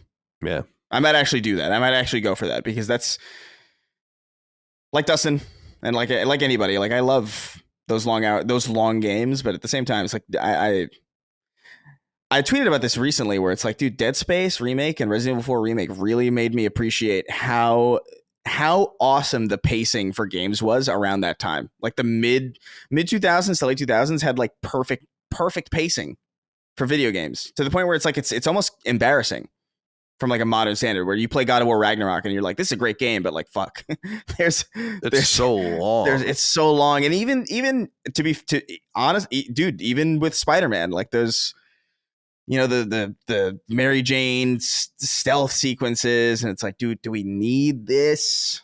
Is this important? I don't know. And that's isn't that nice to hear about? I mean, in my opinion, having not played it yet, with Spider-Man 2, it's good to hear that they didn't succumb to the madness. Yeah. And actually maybe even took some of the feedback they got, because I'm replaying Spider-Man and we'll talk about it in a little while, but I'm doing some parts of this game. I remember I really liked Spider-Man back in the day. I used to do reviews back in the day, back during that time. So I haven't even watched what I said about it, but I remember having reservations with it. And I think that those reservations are cropping back up in a lot of different ways as I play it. And so it's exciting to imagine that they took a lot of the feedback that they got on board for that and for Miles in a different way, because I thought Miles was really, really strong, and that it could be a more meaningful 30 hours, which is dope. I would rather leave a game wanting more than being there and being like, I wish this would end already, because frankly, I feel that way about 2/3 of the games I play at this point. And yeah, 100%. And often I'm really into the game and I'm like, let's go already, you know, like at some point, like move on. It's time. You can't possibly.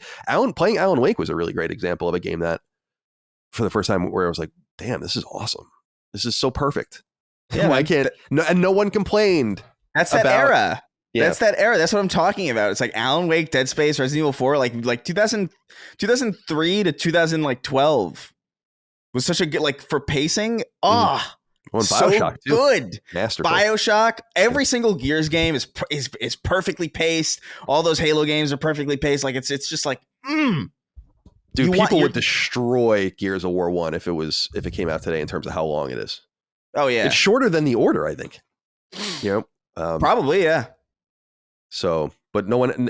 I guess expectations just change. I also think there's a fine line between criticizing a game for being 7 hours, that seems a little short, or criticizing a game for being 10 hours. I'm like, that's okay, I think, you know? So I don't know. I've always felt the way about it where it's like, I would rather have I'd rather have like a 3-hour game that's worth playing 100 times than a 100-hour game that's, you know, barely even worth the first playthrough. Yeah. You know what I mean? Sure. So I don't know. All right. Let's see here. I wanted to ask you about this, Dustin, specifically, because I know you're a collector still of physical goods. Blue Moose wrote in and said, hello, super sacred studs. With the recent news that Horizon Forbidden West Complete Edition will be the first game to ship with 2 discs, do you think this will become the norm going forward? If we are already gaining games that require 2 discs this early in the PS5's life cycle, do you think we'll see a release come with 3 discs in the future? I can see a game like GTA 6 requiring 3 discs. Love all the amazing content and stay sexy, my friends. It's an interesting question. I wanted to know what you thought of this, Dustin, because this is a commitment to putting the game on the disc, which I think is kind of lost on people, as opposed to saying we can't fit the entire game on the disc, or the game is barely on the disc, or this is just basically a download code on a disc. I thought that this was pretty cool, and it's the first game that will launch on PS5 that comes on 2 discs, but it was already announced, I think, that Final Fantasy VII Rebirth will be on 2 discs as well. So that was announced previously, but that won't be out until February. So as a collector, I was curious what you thought of this, and if this does differentiate Sony from others in terms of maybe Sony first party, in terms of saying like, no, we're going to give you the game on a disc, or is it simply them saying we can't fit Forbidden West and the DLC on a single disc, and this is the way it should be? It just seemed like an interesting move to me. Yeah, it is interesting, particularly because I would have expected them to just release the disc and give you a DLC download code, but to give you the option of being able to put the DLC itself on a disc is awesome. As far as the question in terms of are we going to see more 2-disc games, it's certainly possible. The maximum amount that you can fit on a 4K Blu-ray disc is 100 gigabytes if it's a triple layer disc. Right now, I would imagine we are just over the crest of one disc, maybe at 120 gigs for something like this with Horizon. I don't know exactly how much the DLC is. So if we get to the point where they need 3 discs, the problem for everybody, whether you're a physical collector or a digital person, of how much space these games are taking on your fucking hard drive is going to be big. Because that we're talking, if you're on to disc 3, you're talking 200 plus gigs for one game. So I don't imagine us pushing it that far. Maybe a few exceptions. Maybe there is a reality where GTA 6 is over 200 gigs. And that's crazy because you have less than 800 gigs on your PlayStation 5. But that's what happened with the PS4 generation, that by the end, these games, if you have a 500 gig hard drive and Call of Duty takes 100, that's over 1/5 of your drive. So I won't say it's impossible, but it's certainly, I feel like it's unlikely. We'll see. But yeah, shout out to Sony for actually doing this, because the physical collectors out there do care about this kind of thing, as far as getting a newer version of the game, everything available on the disc, without downloads or codes or whatever. This is very cool. Cool to see them doing the extra step. Are you going to buy this thing? You don't really care about this, right? No, I'm not that extensive with my collecting, but I think it's cool that it's available for those people. If I was to play the DLC, then maybe, but I don't think I need to go back to that. All right. A couple of things to get through here. First of all, Gran Turismo Sport came out to PS4 fall 2017 from Polyphony Digital. It's probably sold about 10 million copies by this point. We got 8 million copies sold a few years ago, so I think it would probably be safe to assume it surpassed that. But obviously, Gran Turismo 7 came out in 2022 on PS4 and PS5, and that has subsumed the need for Gran Turismo Sport to really exist online anymore. And thus, GT Sport is coming offline. Online services are ending, according to a posting on the official Gran Turismo website. It says on January 31st, 2024, the online services of the PlayStation 4 exclusive software Gran Turismo Sport will come to an end. Prior to this, on December 1st, 2023, we will also end the distribution of purchasable add-on items from the PlayStation Store that can be used in-game. After the end of the service date, it will no longer be possible to utilize online services such as the community, open lobby, and sport mode, nor online features or items such as custom is it called liveries? Is that's the right way you say it, right? Like that's like what you put on the car, the paint job, and it's livery, I think. I'm not sure. The offline portions of the game can still be played, including purchased add-ons.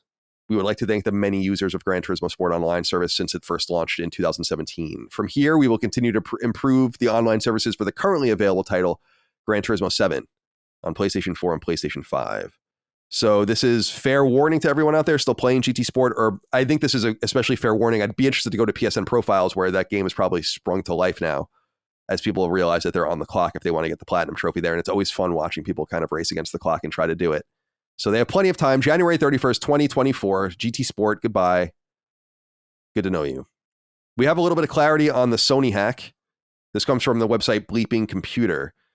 And it's unclear. It sounds like from this article, and I didn't write this up further because I feel like we're still missing information, but it sounds like from this article, there might be 2 different hacks, or the information from the hack that was more recently uncovered in late September is the residuals of this hack that happened apparently actually back in June. So the story says, in part, quote, Sony Interactive Entertainment has notified current and former employees and their family members about a cybersecurity breach that exposed personal information. The company sent the data breach notification to about 6,800 individuals, confirming that the intrusion occurred after an unauthorized party exploited a 0-day vulnerability in the Move It transfer platform. And they go in. This is a technical website, so they go into the details and tell their audience what it's all about. It says that, quote, Klopp ransomware gang added Sony Group to its list of victims in late June. However, the firm did not provide a public statement until now. According to the data breach notification, the compromise happened on May 28th, 3 days before Sony learned of the progress software about the flaw, but it was discovered in early June. And so they go on to how they discovered this in early June, immediately shut everything down, and then hired an investigation firm to get into everything. That it ultimately affected 6,791 people associated with the company in the US that worked for it at some point, and that they've contacted all these people individually. But the article goes on to state, quote, late last month, following allegations on hacking forums that Sony had been breached again, and 3.14 gigabytes of data had been stolen from the company's systems, the firm responded by saying it was investigating the claims. The leaked data set that at least 2 separate threat actors held contained details for the SonarQube platform certificates, Creators Cloud, incident response policies, a device emulator for generating licenses, and more. And then they release a statement from Sony that goes into it or whatever. So there's a lot here, but I still feel like we have very little clarity on which is which. I thought it was just interesting thinking that they could be connected because they were, remember that the file library apparently had only 8,000 files or whatever in it. And that sounded like a similar number to the amount of people that were hacked from that particular system, but the number's quite not the same. So it sounds like there's 2 different intrusions. But it doesn't seem like it's people wanted to believe that this was like a PSN outage 2011 style thing. And I'm like, I don't think so. No. And I just don't feel like they wouldn't say it. I mean, that would be very fiduciarily, they'd be in a lot of trouble if they weren't telling anyone about this stuff. So anyway, that's that. Anything to say about this, or should we move on?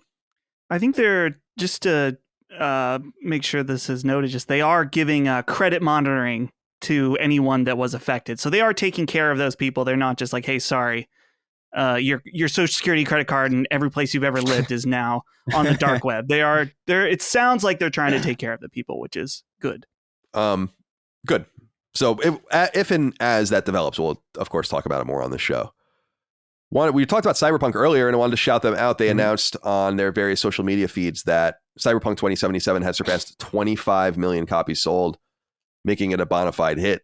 It's unclear how much money they've necessarily made or how many of those copies were sold at full price, but I was one of those people, I think, that bought it, right? We didn't get it on PS Plus. I don't remember. I think I bought it, but maybe we got it on PS Plus. I don't remember. But congratulations to them. 25 million copies sold. Huge deal. Chris, what do you think about that number? I think it's cool. I think it's deserved now at this point. You know, it sold a lot initially. And I remember, it's so weird. Like, I remember thinking back to when it first launched and when we were first talking about it. And I remember talking about like, man, I'm having such a good time with it. And then going online afterwards and being like, everybody was like, what are you talking about? Game's broke. It doesn't work. And I'm like, what?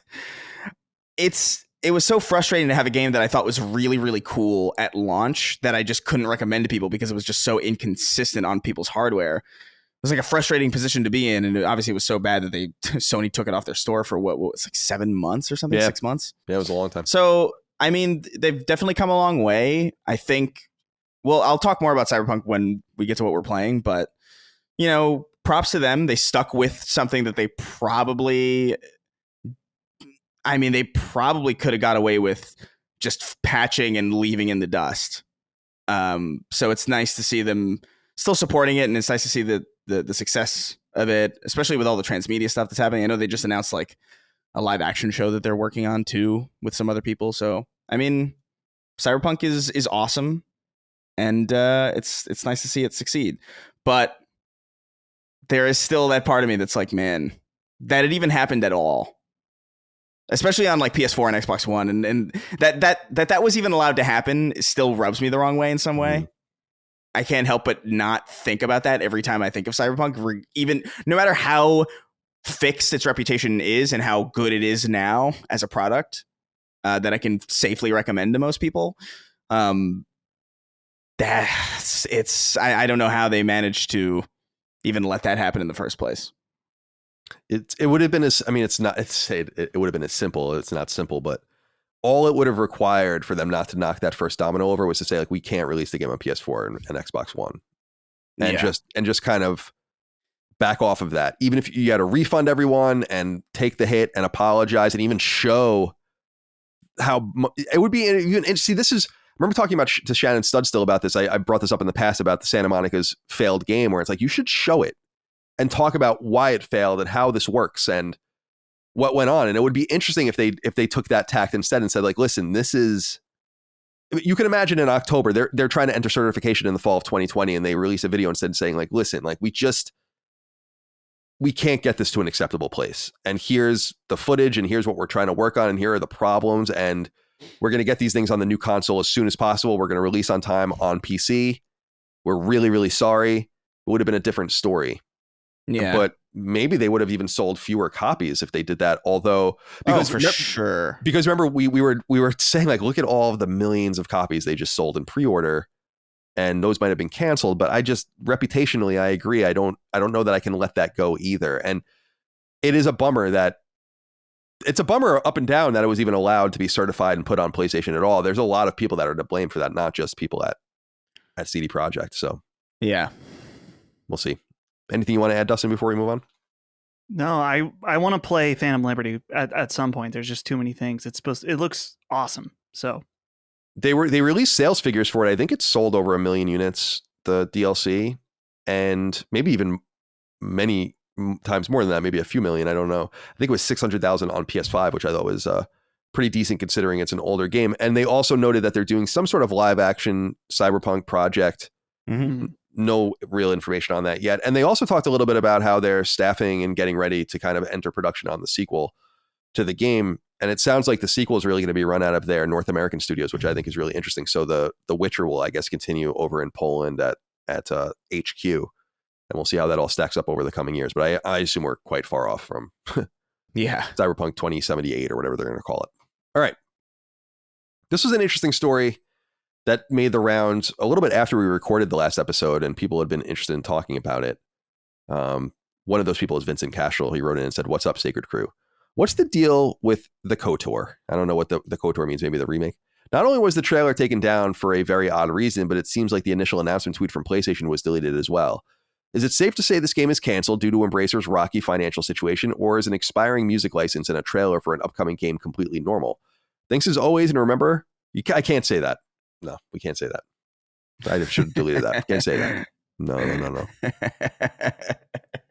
We could say it, but I can't. Yeah. Let's leave it. Should read these a little more carefully. So this has been making the rounds. I went to IGN because they were the ones that got a statement from Sony, which I think is a weird statement, but they got a statement nonetheless. So the article of the story is, the title of the article is "Renewed Concern for Star Wars Knights of the Old Republic Remake as Trailers and Tweets Are Culled." So people had noticed on Twitter, this guy named Crusader2 or whatever, noticed on Twitter, and people had started writing about it, that the PlayStation 2021 showcase trailer for the KOTOR remake that was going to come to PlayStation 5 as well as PC, originally from Aspire, and then it moved over to Saber Interactive apparently, and we'll talk about that in a minute. That tweet has been deleted, although there is a Wayback Machine version of it, so we know that it's real, and the trailer is gone. And IGN wrote, quote, "There is renewed concern for the status of the troubled Star Wars Knights of the Old Republic remake after fans spotted trailers and other promotional material were pulled from the internet." And they got a statement from Sony saying, quote, "As part of normal business, we delist assets with licensed music when the licenses expire," end quote, a Sony spokesperson told IGN. That is nonsense. And from my perspective, it doesn't make any sense. Now, of course, you have to work within the realm of licenses, and they don't just use things that they don't want to do. But there's a few things. You have a game in development that you're working on in a second/third party capacity. You have a good relationship with Disney, so they're not going to come after you or anything like that. Maybe they ask you behind the scenes. I mean, I guess what I'm saying is this just indicates that the game is really, truly, if not canceled, not maybe within Sony's purview anymore. Maybe it's been knocked out. Now, when it was announced, as we noted, in 2021, and it's funny, Mr. Matty Plays, our friend Matty, was seminal in breaking this story back in the day. He broke it long before it really became mainstream. Aspire, which is really a port house, was bringing KOTOR over to PlayStation 5 and PC. And the rumors about it, and I can't confirm any of this stuff, and it's been written in various places, is that it was moved to Saber Interactive, owned by Embracer, in 2022, or maybe that was the one that was announced, that was going to be moved in 2022 because it appeared that the expectations for the project were more than just a remake, which is not what Aspyr is really capable of doing. Aspyr just takes this and puts it here and updates this or whatever, but they don't get into the design and the philosophies behind the game and all that kind of stuff. And it seemed like Sony's expectations were a little higher than just having a straight one-to-one port, because it probably wouldn't, and I think so, wouldn't mature very well in the current era. KOTOR, of course, coming out on Xbox in 2003. So I don't know, Dustin, what do you think about this? It seems to me like they've just pulled out of this, and maybe a wise decision to pull out of this. If it's literally just going to be a one-to-one thing or moving around developers, not usually a good sign. Games do come out of the fire like that every once in a while. Final Fantasy VII Remake is an example of that, and others, but I wonder what you think. Yeah, it's unfortunate. Just so many people were excited about this game. This game is in the, a legendary RPG and a legendary Star Wars game as well. And so a lot of people were really excited. And it's one of those situations where you wonder how you can't make this just work. Fine. Surely there's a team out there that's competent enough that would say, hell yeah, we got to get this remade. But obviously there's so much more to that in terms of the business aspect and the licensing. It would be nice to get some actual clarity, because this whole we delist assets with licensed music when the license expires. It's like, okay, well, why did the license expire? Why did you let that expire? Because if this is a game that you are actively partnered on and helping develop in one degree or another, then why would that expire? That makes no sense. So it's obvious that clearly things are not good behind the scenes.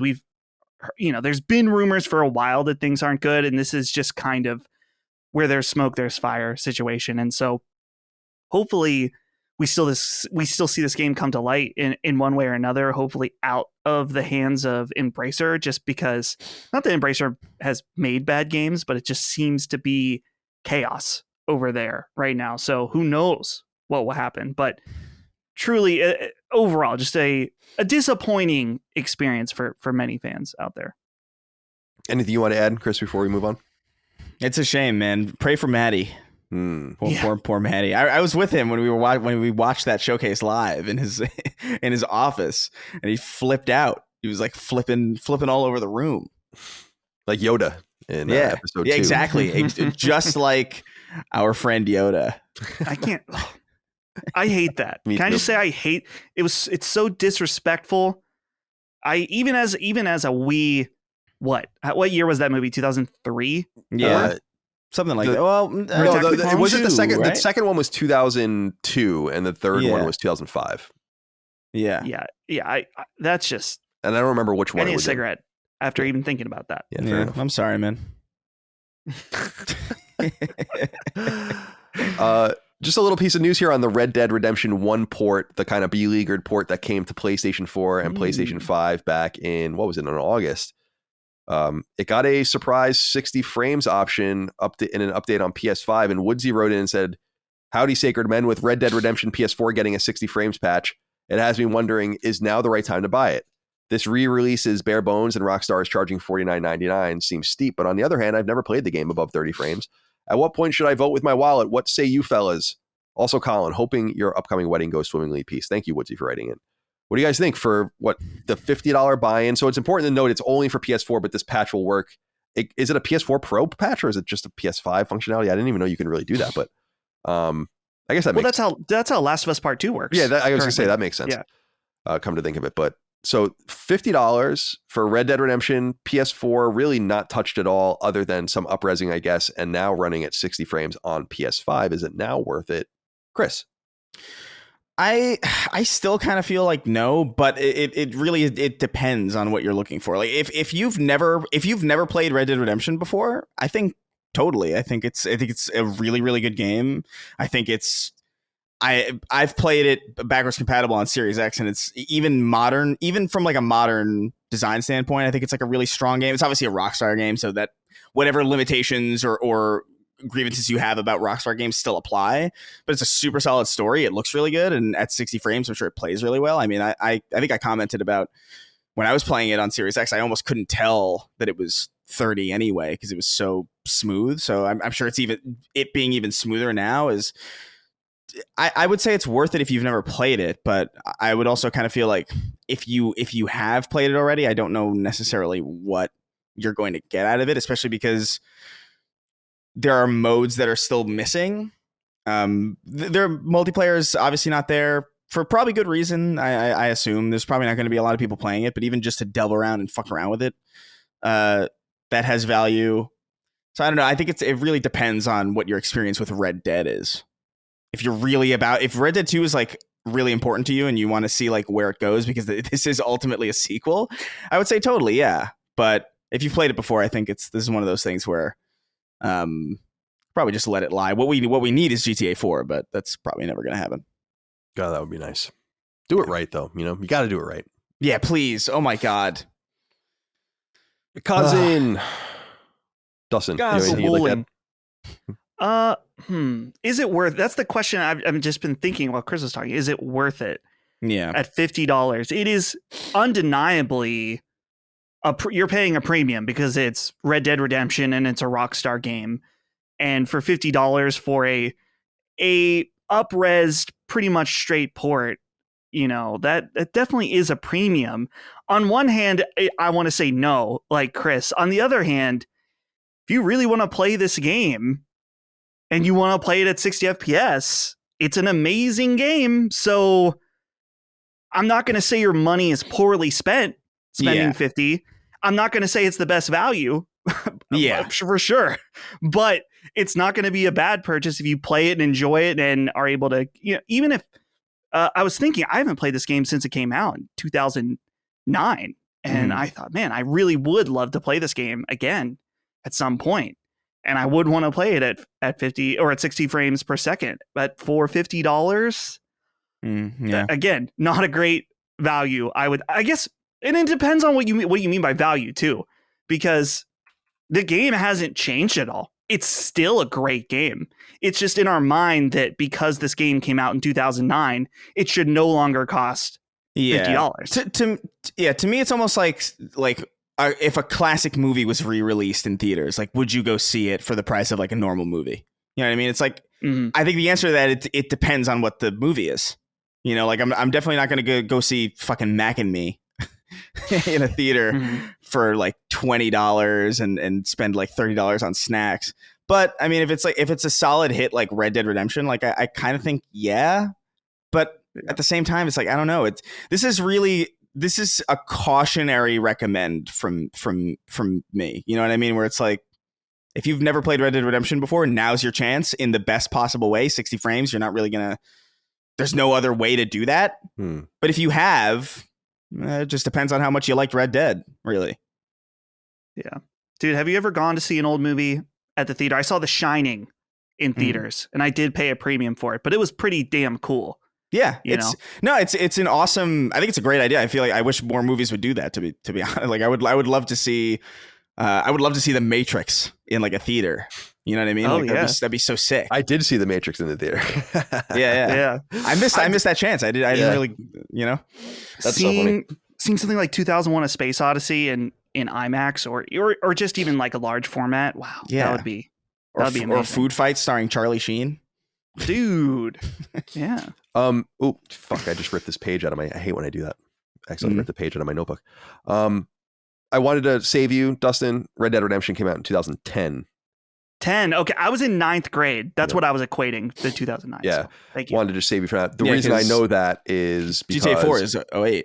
08, right? That is true. And I wrote the guide for that in the old IGN office, and I wrote the guide for Red Dead Redemption in the new office, and we moved in 2010. So that's the reason I knew that. And then it was that fall that I think Undead Nightmare came out, if I recall. Might have been the next. I think so. Yeah. Important part of this. Why don't you think this was announced when with the game? That's been a big question. Is why didn't they say the 60 patch was coming? Is it A, they didn't think they needed it? Is it B, it wasn't ready and they didn't want to deter people from buying it at launch?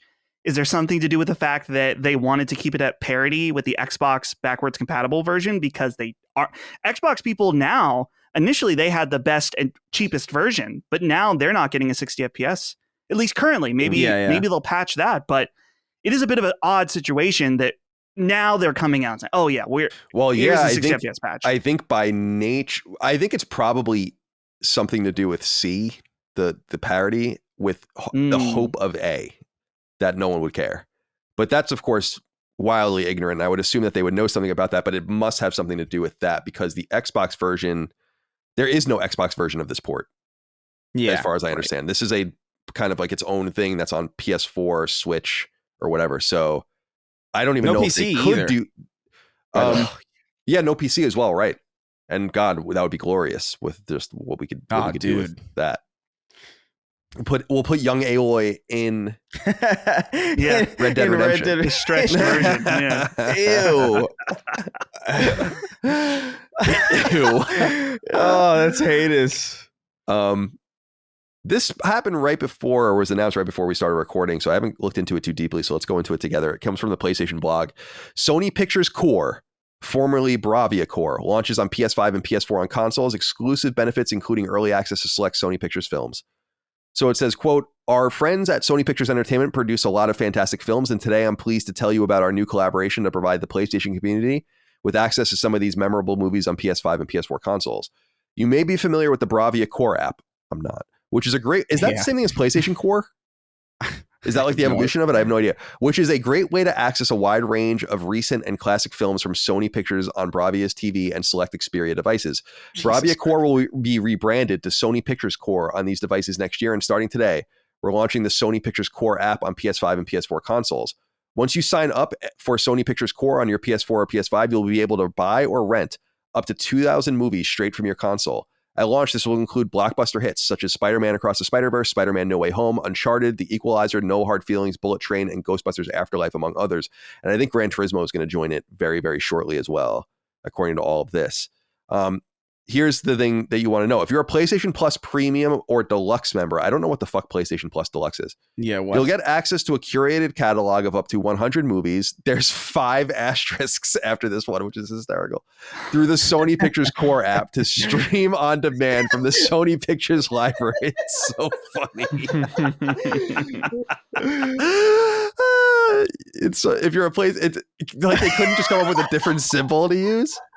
It looks like there are so many caveats when you do something like that. On demand from Sony Pictures Library as part of your membership. The catalog, which will be ad-free and updated periodically, features movies such as Looper, Kingsglaive, Final Fantasy 15, Elysium, and Resident Evil Damnation. There will also be additional benefits for all PlayStation Plus members, so stay tuned for details. Chris, what do you think? I've never found asterisks so funny in my life. Well, because it's like after you do the 2 or 3, you have to find a different symbol. You know, like to use like a superscript symbol. It looks like they're cursing at you. Like, oh man, I don't know what to make of it. I mean, cool, I guess. Well, it's cool for I think it's cool for people at PlayStation Plus Premium to get perks, because Dustin and I were just talking on the CEO episode about one of my things was about how they really need to bolster PlayStation Plus, not with new games, but by making it this diverse back catalog of older games and content. And this is kind of a good way to do that, I suppose. They should be combining. So they're the one Sony thing that's like 10 years old now. This is a no-brainer. Yeah.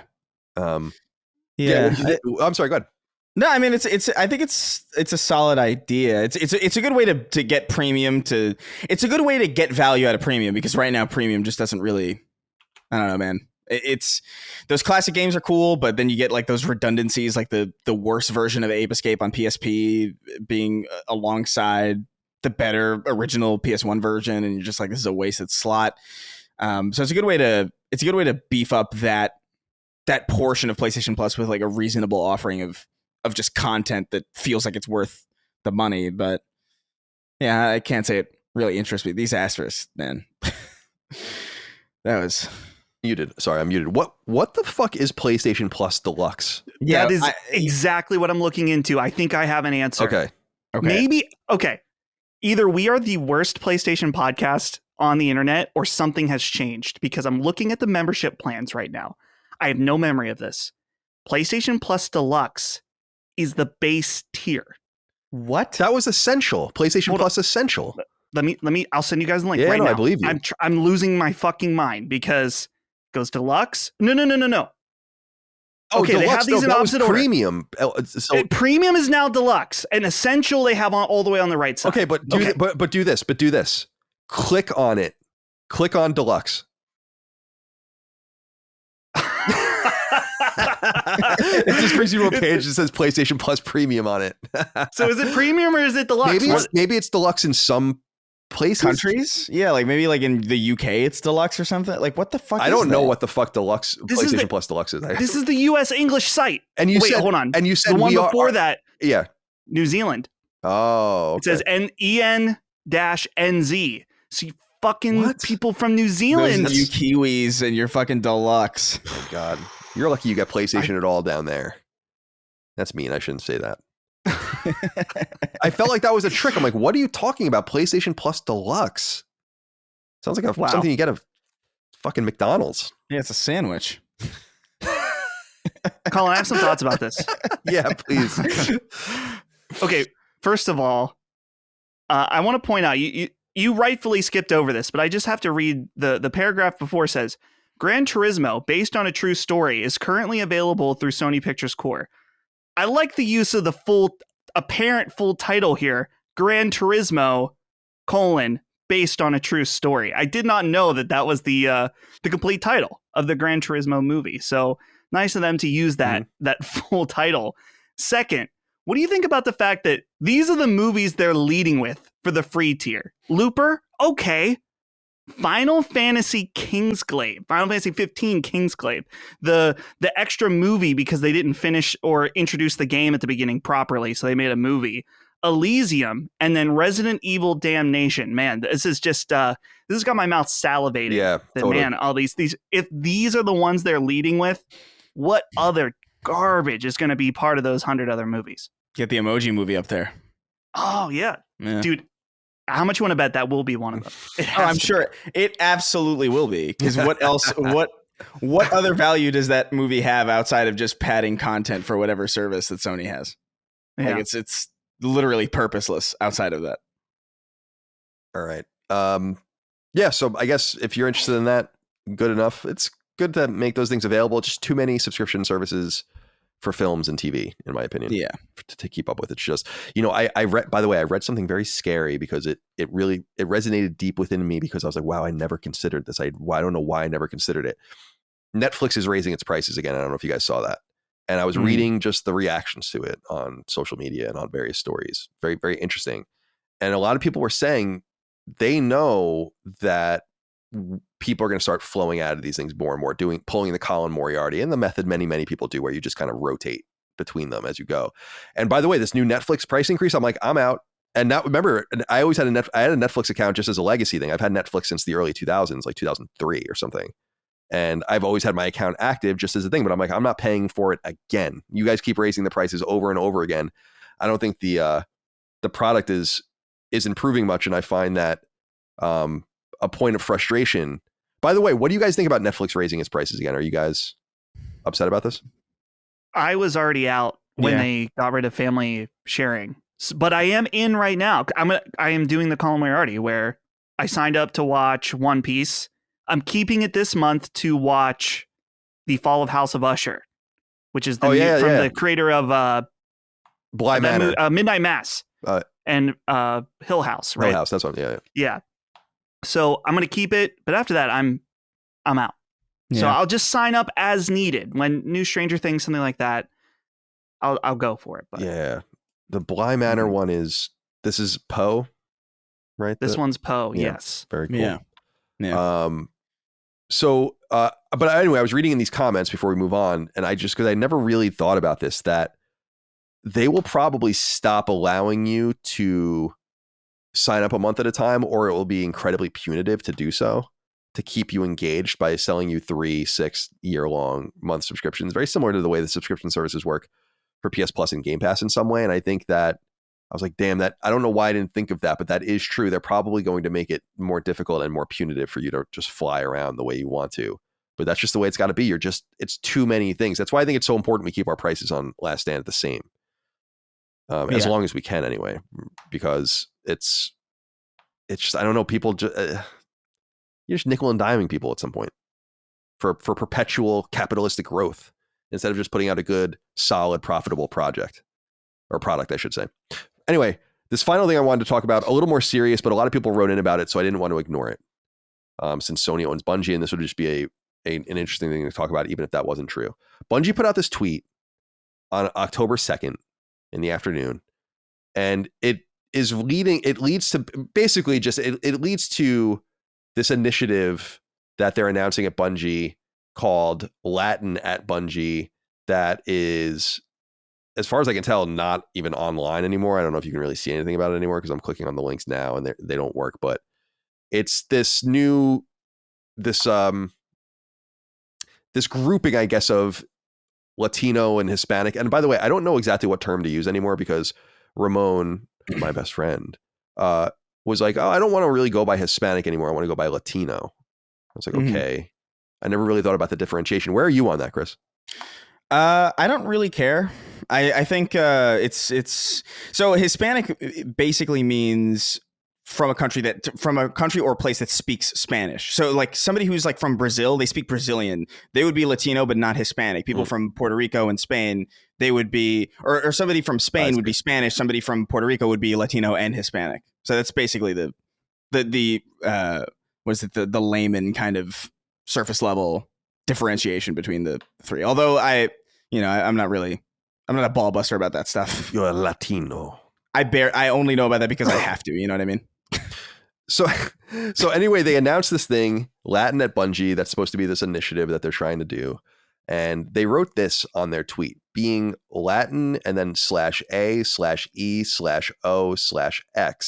is more than just a location on a map, just as being Hispanic is more than the language we might speak. And this drew a really, I don't know, an interesting reaction from a lot of different people that are kind of, I think, tired of being spoken to this kind of a lot of this newspeak. We got a lot of letters from people in the audience about this, and I picked out someone I actually know personally that listens to this show, Jake James Lugo. And I don't know him well, but I've known him over the years as a listener, and he does his own content and all that. So I know he's a good faith actor and not just writing into kind of bust balls. And to be part of this conversation, I thought we would go to him. So here's what he said. He says, "Hey there, Sacred Crew. Hope all is well over there. I want to know what you all think about the recent controversy that Bungie caused themselves recently from their Latin at Bungie post on their website and social media. Did any of you get to see it and the very negative response it received from those who are Hispanic and Latino online? It was bad enough seeing how it rubbed nearly everyone who was Hispanic the wrong way, but it was made 1,000 times worse when whoever was running the Bungie account started hiding responses on Twitter and even closed the comment section on their post on Facebook. It just looked bad all around. How do you guys feel about this whole thing, about how this whole thing went down? And what do you think the better course of action by either Bungie or any company should have been when facing an overwhelmingly negative response like what happened? As always, keep up the great work and keep having fun doing the shows for everyone on the channel. Cheers to you all." Thank you, Jake James, for writing in. So Chris, let's go to you on this. I'm curious what you think about this. I mean, in some sense, let me just tell you what my brief feeling and see what you think of this. Sure. Yeah. I think a lot of reactionary stuff is just that. It's just reactionary. And I think you kind of have to reserve yourself in some way to not always respond in the predictable way. But I also think that things get so blatant and the meat so red that you dangle it in front of someone's face and they start barking at it and growling at it and salivating. And then you're like, what are you responding to? Why do you care? Yeah. You know? And it's like, well, dude, you know what you're doing at this point, right? With this particular thing. In my experience with the Latino / Hispanic people in my own life, reading extensively online about it, I don't think I know anyone that wants to be called those terms. Yeah. About one fucking person. It doesn't work within the language.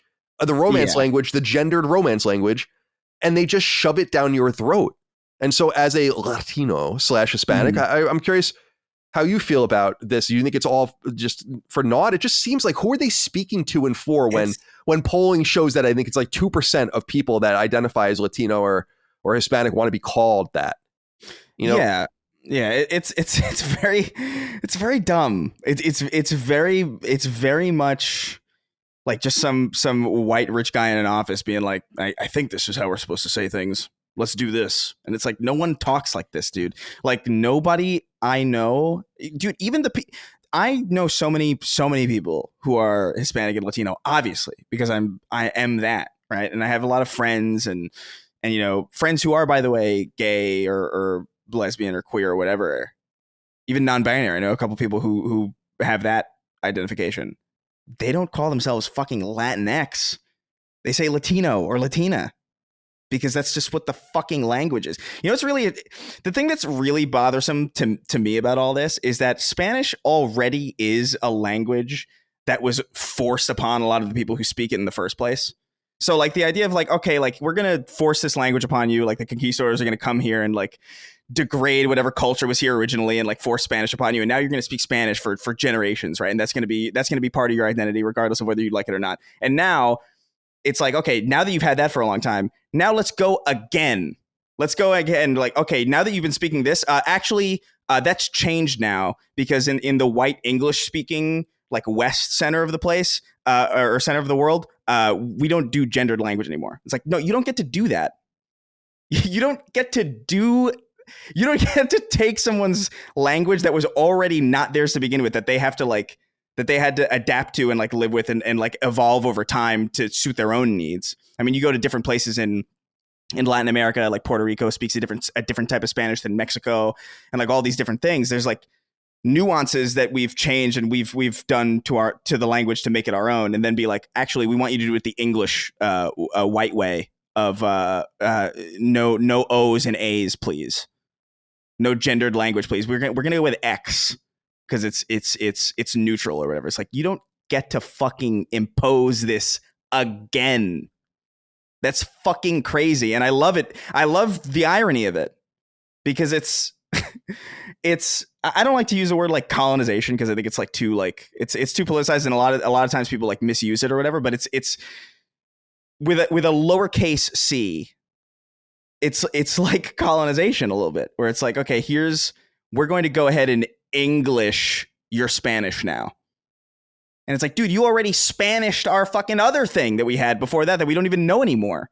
I don't know where the fuck my family's from, really. You know what I mean? There's like my family history only goes back to a certain point before it's just gone and like completely indiscernible from like this mess of all the shit that happened a long time ago. And I'm sure a lot of people feel the same way that I do, where it's like, just leave the fucking language alone. We're happy with it. It's fine.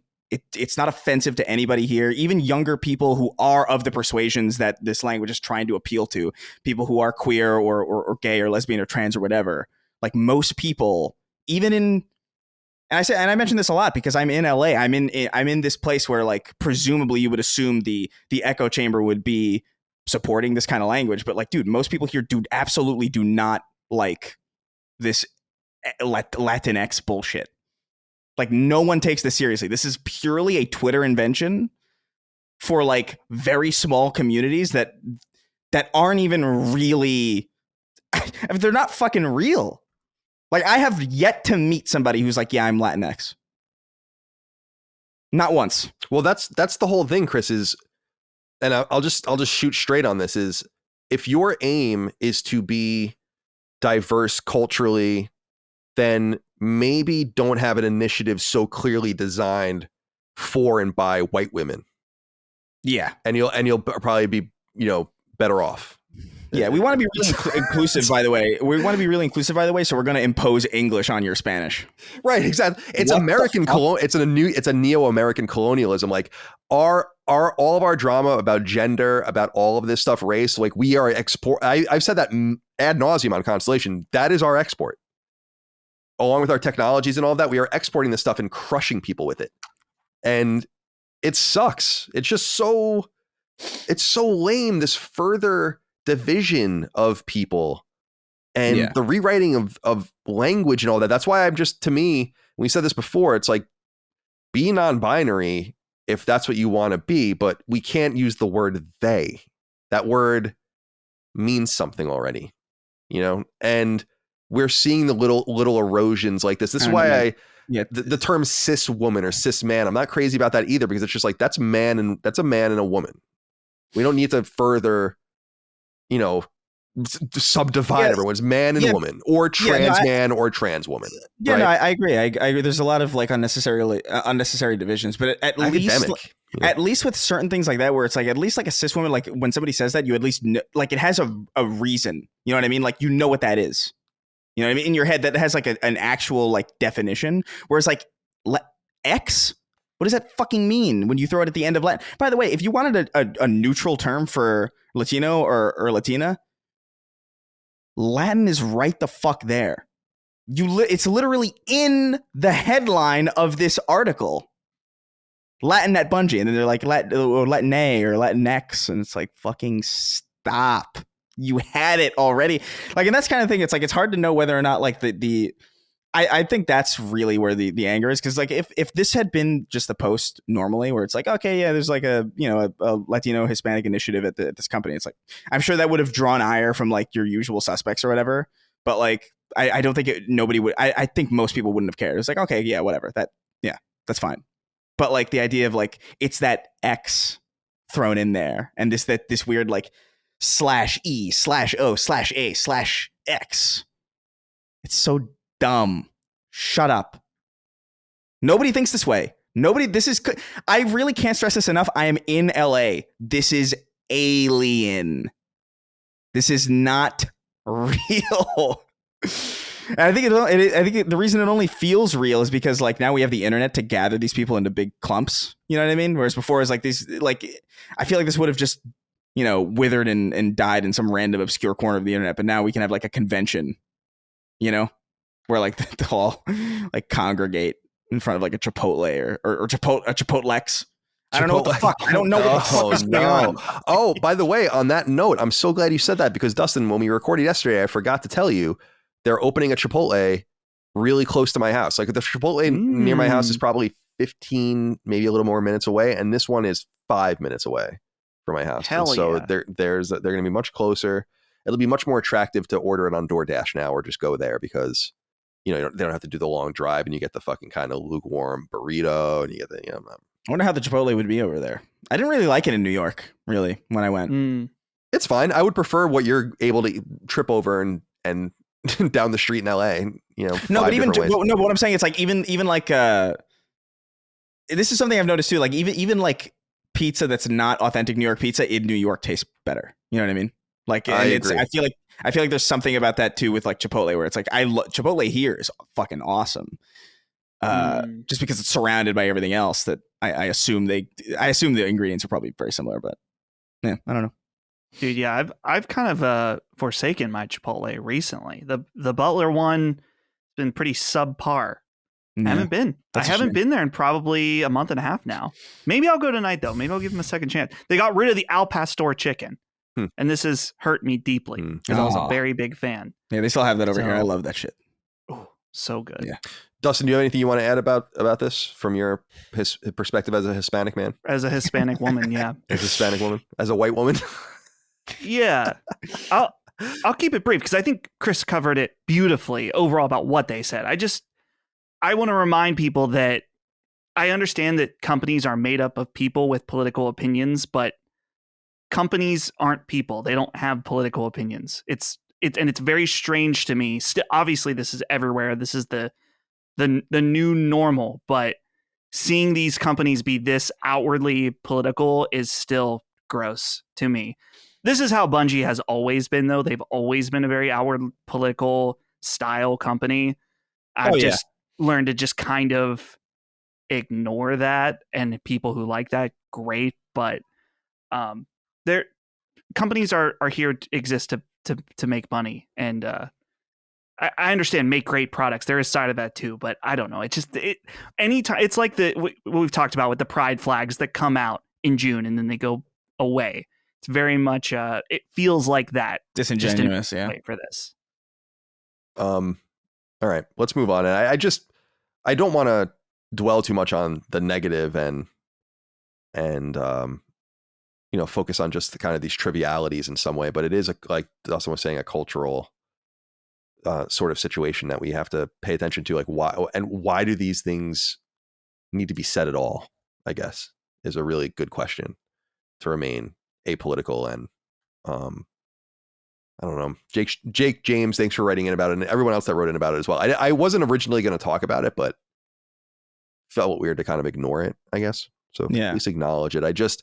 I get people's concern about the newspeak and all of that sort of thing. I think a lot of weird shit is going on right now, and I do think it is important to hold the line against it. But this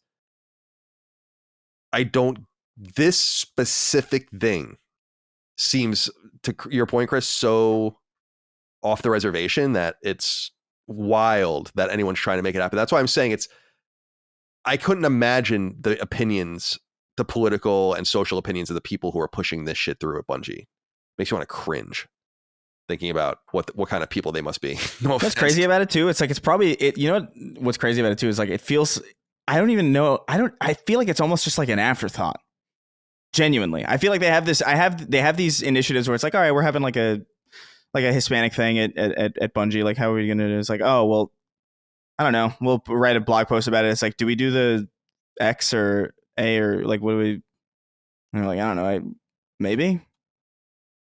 Like, I really don't feel like it's really that passionate about it. Like, I really do feel like a lot of these is just like the safest. I really do think it's like the companies are under the perception that this is like the safe way to go, because ultimately, like, it is. Like, there's really like no one's gonna like, oh, I'm not gonna play Destiny anymore, because like that's not really gonna fucking happen.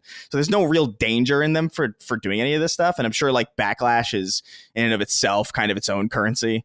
So like, I don't know. It's difficult to even really parse how authentic any of this stuff is. So I just look at it and it just bothers me from a Hispanic perspective, because it just feels like it's ironically it comes across as like racist, like sincerely, to just be like, oh, hey, you know, Spanish isn't good enough now. Like, we got to like English. So we got to make Spanish English, or we got to conform Spanish to like English social norms. And it's like, what the how do you not see that this is, like, I don't necessarily think that it is racist, but I like, how do you not at least look at it through the lens of being like, that's weird that you're imposing this language on this language that already exists, that's separate. You know what I mean? It's just bizarre to me. And that's what bothers me most about it. I think you're right. And I think that, and I guess it's easy for me to say as a white man, right? Well, like, whatever.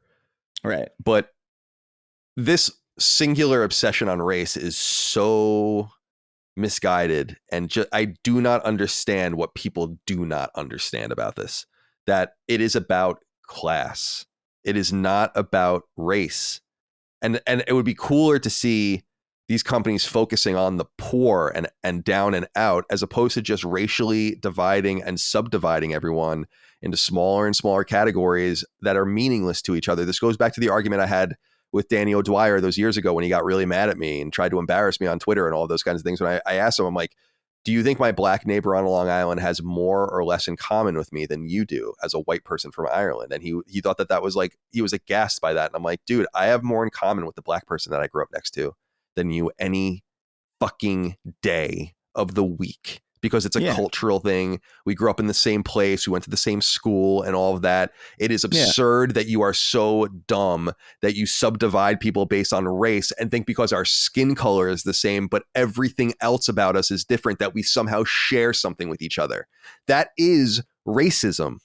And that it goes to what I was saying as I joke around about the COVID wet market thing, where I'm like, the whole identification of racism is so backwards that it wasn't considered racist to say, oh, this backwards ass a wet market in the middle of China where you can buy all sorts of exotic, weird, gross animals. That's where the disease came from, not a lab. Why would you suggest it came from a lab? That's racist. It's like, it's weird. What? It's baffling. Yeah. What are you saying? Like, your explanation is the racist explanation, if you want to even describe one as that. People just universally are like losing the plot. Like, it really is like a universe. Like, I've seen it just continuously just like degrade to a, and it's everywhere, by the way. Like, even just like, this movie's woke now, and it's like, because there's a woman in it, and it's like, all right, we gotta, we I hate that word. I hate it. We all really, all of you, every single person listening, regardless if this applies to you or not, just take a step back. Take a step back and just fucking breathe for a second. Agreed. I'm sick of the word woke. Yeah, it's all I was listening to an interesting conversation yesterday on Barry Weiss's podcast, honestly, which is an amazing podcast, and they were talking a lot about just politics in the 90s and just some things change and some things stay the same, but it's everything seems more quaint then. Like the lies are bigger, the boldness is crazier, the misdirection is propagandistic. And I think that the folk, I really think the people, you think about the BlackRock, you want to talk about the BlackRocks and the fucking slimy ass defense companies and all of that. They're rubbing their hands together and being like this. They're like, they're just fucking fight amongst each other about your skin color. Yeah, we love that. Yeah. Don't focus on the money, or pretend that only one of you is more hurt than others in terms of money. Instead of just accepting that the Appalachian white West Virginian is just as poor as the person in South Central.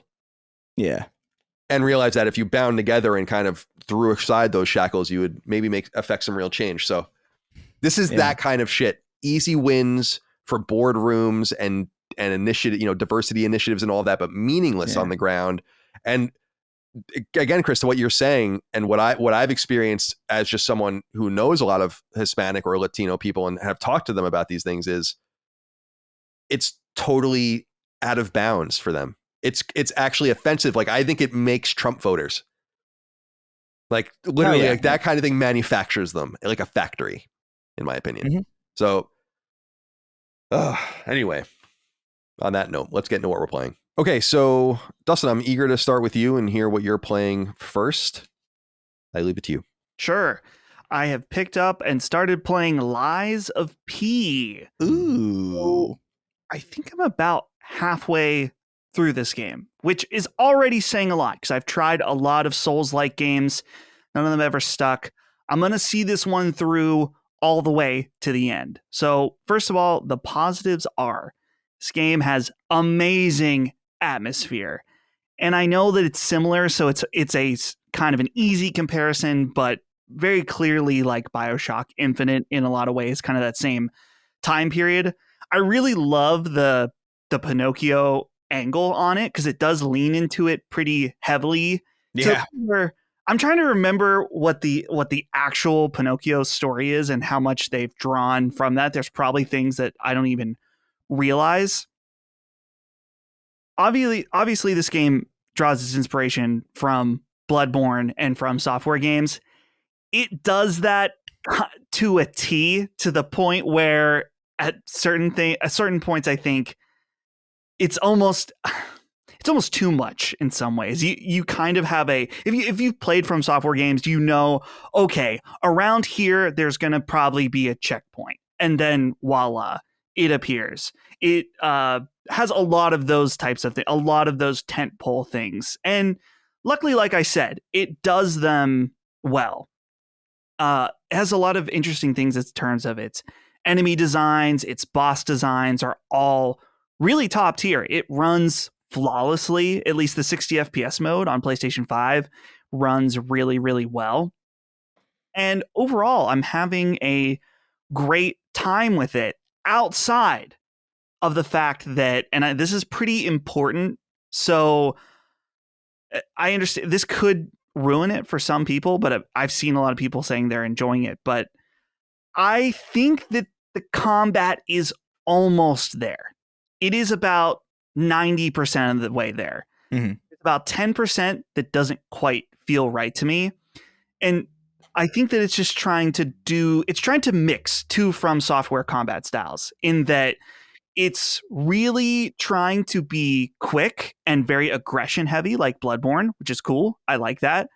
But it also is trying to introduce its own kind of block mechanic like Sekiro does, between where you block, you can do just a normal hold block and that will chip away at your health, but you can gain it back. Sort of like, that's kind of a mix of a Bloodborne and a Sekiro idea. But you can also do these perfect parries, which will make it so you take no damage at all. And I think that there's also a system where the enemies can eventually get tired and you can do like a super cool attack on them that does a lot of damage. The issue I have is just that the way the block works, it's very particular in that it's different enough from Sekiro that as someone who has played through that game maybe 4 or 5 times, this block has never quite hit for me. Sekiro is very much when you see an attack coming, you want to tap the block button in order to get that perfect block every time. There's like there's a specific little window where you tap it. Lies of P is much more, it wants you to pull up your block at the last possible second before the hit. Yeah. So me, for the first, I don't know, 3 or 4 hours, I was getting the block, but not when I expected it, because I was trying to just do a tap block like Sekiro, and this game doesn't work that way. So you could make the argument that this way is more interesting. You like it better. I personally don't like it as much. I think it feels off from a rhythm of combat perspective to do your block slightly before an attack comes. I really like the very rhythmic feeling of right on that Sekiro has. I also don't like that the dodge is it's more useless than Bloodborne because you have way less invisibility frames. So I can't tell when I'm supposed to dodge and when I'm supposed to block. I've started to figure it out. Like I said, I'm over halfway through the game at this point. So I figured it out to some degree, but it doesn't feel quite right. So I think if they copied so much in terms of their design and their level design and the way the weapons work from Bloodborne and other From Software games, I think they should have just decided to copy one combat style instead of tried to incorporate both. Yeah. So I'm going to keep going. I'm going to see it through to the end unless I somehow get filtered and can't beat something. But so far I've been all right. But that is my highly technical criticism of someone who loves From Software games that I want to point out. But I'm enjoying it. And I'm just impressed by this smaller team that clearly didn't probably have as big of a budget to do something like this. It is a beautiful, stunning game, and that's really what's driving me through the experience, is just seeing what other bosses they've come up with, and that they did it for $50, I think, is a more than fair price tag for this game. Obviously, a lot of people are playing it on Game Pass, but if you don't have an Xbox, you don't have Game Pass, I would have no reservations. If you're into these type of games, checking it out for $50, absolutely good deal. Yeah, it's a really good. I haven't really put it on my what I'm playing, but I am still kind of chipping away at it slowly. It's really fucking good. Like there are things about the dodge and the block that I agree with you on that I can't tell. It's like I was bothered by it too, but I can't tell if it's because it's bad or if it's because I'm just not good at it. You know what I mean? It does exactly. Feel like one of those things where it's like, yeah, I mean, it feels clunky and it feels a little weird when you dodge and when you block, but like, is that just because I've been playing all of these other games for so long where the block and dodges are very particular that it's harder for me to grasp this? There, like you said, there are less invincibility frames. So like part of me is like, fuck, I just gotta, it's me, it's my fault for not just understanding how this works. But I'm kind of with you where like, I don't think I'm halfway through the game because I've been like slowly chipping away at it after like at night. But I'm still kind of in the rhythm of trying to figure out exactly how to do a perfect block and utilize the dodge well. But there's just too many times that I feel like I should have gotten a perfect block and I didn't. And so I want to correct it, but I don't fully understand. One thing that helped me was just that you're not supposed to tap the block button, the L1 button. Tapping it is a Sekiro thing. You do not do that here. You press L1 and you hold it, and that'll get you a lot of the way there. But again, it's that idea of putting up the block just before the attack happens that's really bothering me. I'm just so used to Sekiro is very rhythmic in its combat, where you're kind of 100%, getting the sword at the right moment. And this is it's just different enough. And it's like you said, Chris, sometimes I want to blame me, but other times I think that the way they design this is not as satisfying or as good. But it's still worth playing despite that. Is that all you guys want to say about Lies of P? Because I was going to move on. I didn't want to. Yeah, go for it. You guys Okay, cool. Kristen, let's go to you for Cyberpunk 2077 Phantom Liberty. Yeah, so I've been playing Phantom Liberty. I've been going through it. I'm like, I don't know how it's kind of, I don't know how to judge how far I am through the story because I don't know exactly how DLCs pace themselves. It's very bizarre. It's been a long time since I've even bothered with an expansion that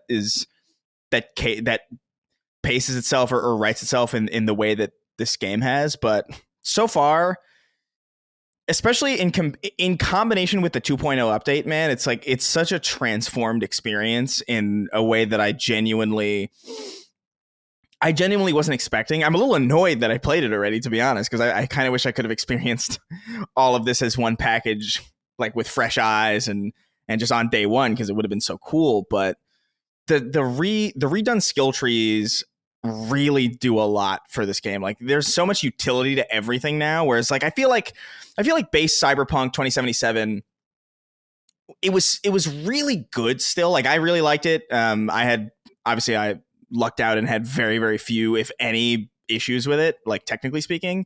So like the experience that existed for Cyberpunk on next gen hardware on day one, what was there, the story I thought was great, and I thought that even the gameplay loop was pretty great, even if it was missing certain things like, you know, a Grand Theft Auto style wanted system. It wasn't really something that I cared that deeply about. But like playing it now is really, it's so much more fleshed out than it was before, that it kind of, weapons that had really limited utility now have so much utility. Like I don't remember in 2077, like when it first came out, being able to deflect bullets back at people with a sword. I don't remember being able to do that, but I can do that now, and it's sick. It's so satisfying. There's like entire throwing knife builds that I find like really, really satisfying in this version. So I feel like base Cyberpunk 2077 was a really solid action adventure first person shooter, but it had it was really difficult to claim that it was a really good RPG because the story was very linear. There wasn't really a lot of choice and consequence, and build diversity was really kind of surface level. Whereas I feel like now it's a lot deeper. It's a lot easier for me to be like, this is a great RPG now. Like there are undoubtedly going to be people who are going to play through this game in so many different ways now, just thanks to the utility of blades, the utility of throwing knives, the different hacking abilities, the new skill trees. That's all great. But the story of Phantom Liberty is fucking really, really cool. And it's really this like presidential, like save the president, like espionage stuff. You get it. This is not spoiler stuff, by the way. This is like the first, like I'm pretty sure this is in the trailers that I actually completely avoided for the most part. I somehow managed to filter out all of Phantom Liberty's marketing in the background. So a lot of this is like a nice surprise to me, but a lot of really good characters, really great encounter design that really go to highlight how much they've improved, specifically like stealth in this game. I feel like it's really difficult to compare because it's been so long since I've played the original Cyberpunk 2077, but I don't remember really doing a lot of stealth in Cyberpunk 2077 initially. Like I would hack stuff and turn security cameras off and go on a fucking killing spree. But I don't really remember being as like thinking as deeply about sneaking around as I am in some of these environments that are like, and especially some of these like criminal like kind of warehouses that have all these different paths that feel really satisfying. They remind me of very Dishonored in the way that they design some of these places. And it's funny because as I'm playing it and I'm having a good time, I'm getting it. It's a first person action adventure, like first person shooter in like a wide open world. I'm getting into cars. I'm driving around. I'm getting out of cars. I'm doing all this crazy shit. Something clicks with me that I hadn't really considered until a couple days ago, which is like, dude, this feels a lot like a really amazing Far Cry game. Like minus the animals, which I guess is like a big part of Far Cry. But like, dude, like the minute to minute, like even just the first person driving and just like the outpost type design of the open world. And I don't know, the more I thought about it, I was like, man, I think I can see kind of why Far Cry lands for a lot of people, even if this is what I would really want more out of a Far Cry game. But like I drew those parallels and people were like, you're crazy. It's like, this isn't like Far Cry at all. I was like, dude, I don't know, man. The minute to minute combat gameplay of this game is like I don't think they necessarily were inspired by Far Cry at all. I think it's just a natural kind of occurrence of like what they were trying to do mixed with the first person perspective and the fact that like first person vehicles are always going to feel like Far Cry because very few games even do that in the first place. But it was reminding me a lot of it, and not in a bad way, by the way. So I don't know, man. I'm really liking Phantom Liberty. I think I want to say I'm like maybe 30% through the story because I've been really dicking around with all the other systems and trying to figure out like what the best builds are and learning, like relearning like the navigation and like, oh, net running works this way now because they've changed this way. So a lot of it has just been kind of getting reacquainted with the systems now that they've redesigned so much of it. But it is really a fully transformed game. The wanted system is really cool. The stealth system is really robust. And I think there's genuinely a lot of value in revisiting Cyberpunk if you haven't, but especially if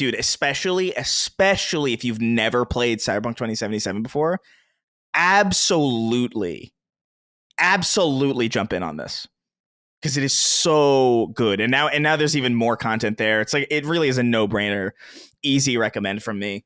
And fortunately it's launched pretty well and there's no glaring issues. It's not going to brick your PC and wirelessly set your fridge ablaze or any of the other problems that were wrong with the PS4 version. So big recommend for Cyberpunk Phantom Liberty.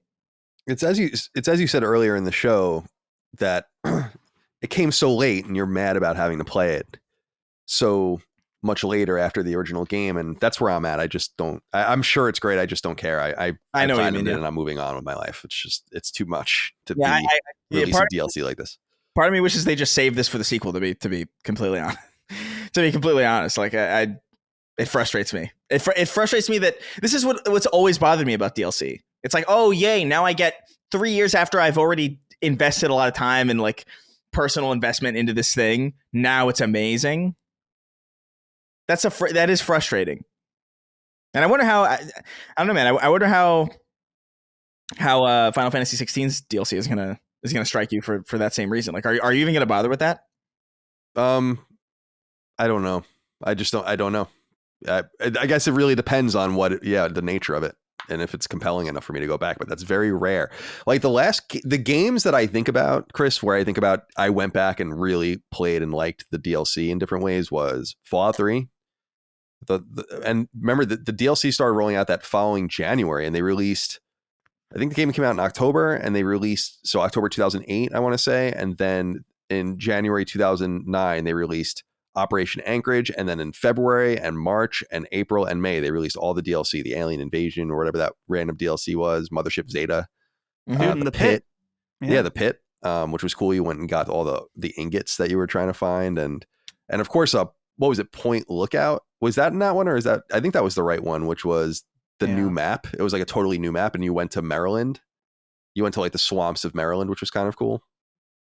So, yeah, that was perfect because it was right in that wheelhouse. You got to get it out quickly. But I think people and the other game that I was going to bring up, our games were Mass Effect, where I was interested in the DLC for those games too. But I just think you have to be a little bit quicker on the draw. I don't get. I mean, it obviously helps propagate new copies of the game, people that held on for a long time, that are mega patient or simply impartial and get in. So I get it, but yeah, it was a huge exercise in patience for me, just getting into it again. And I do think it's worth it. I do think it's one of those games where I don't have a lot of stealth in my life, really. And the games industry in general there's not a lot of stealth games out there. So when I see Cyberpunk out here, it's like, okay, this is like, stealth is a valuable gameplay style in this game. It's reworked. There's all these like skill trees that kind of spec into it. That was really what kind of drove me to do it. It's like, okay, I don't normally go into DLCs. It's really difficult for me to disconnect or like reframe my enjoyment of something in this way. I typically always avoid it, but this seems like a rare case. I'm really into this specific gameplay style. It's not really being catered to at all by like the modern industry, even slightly.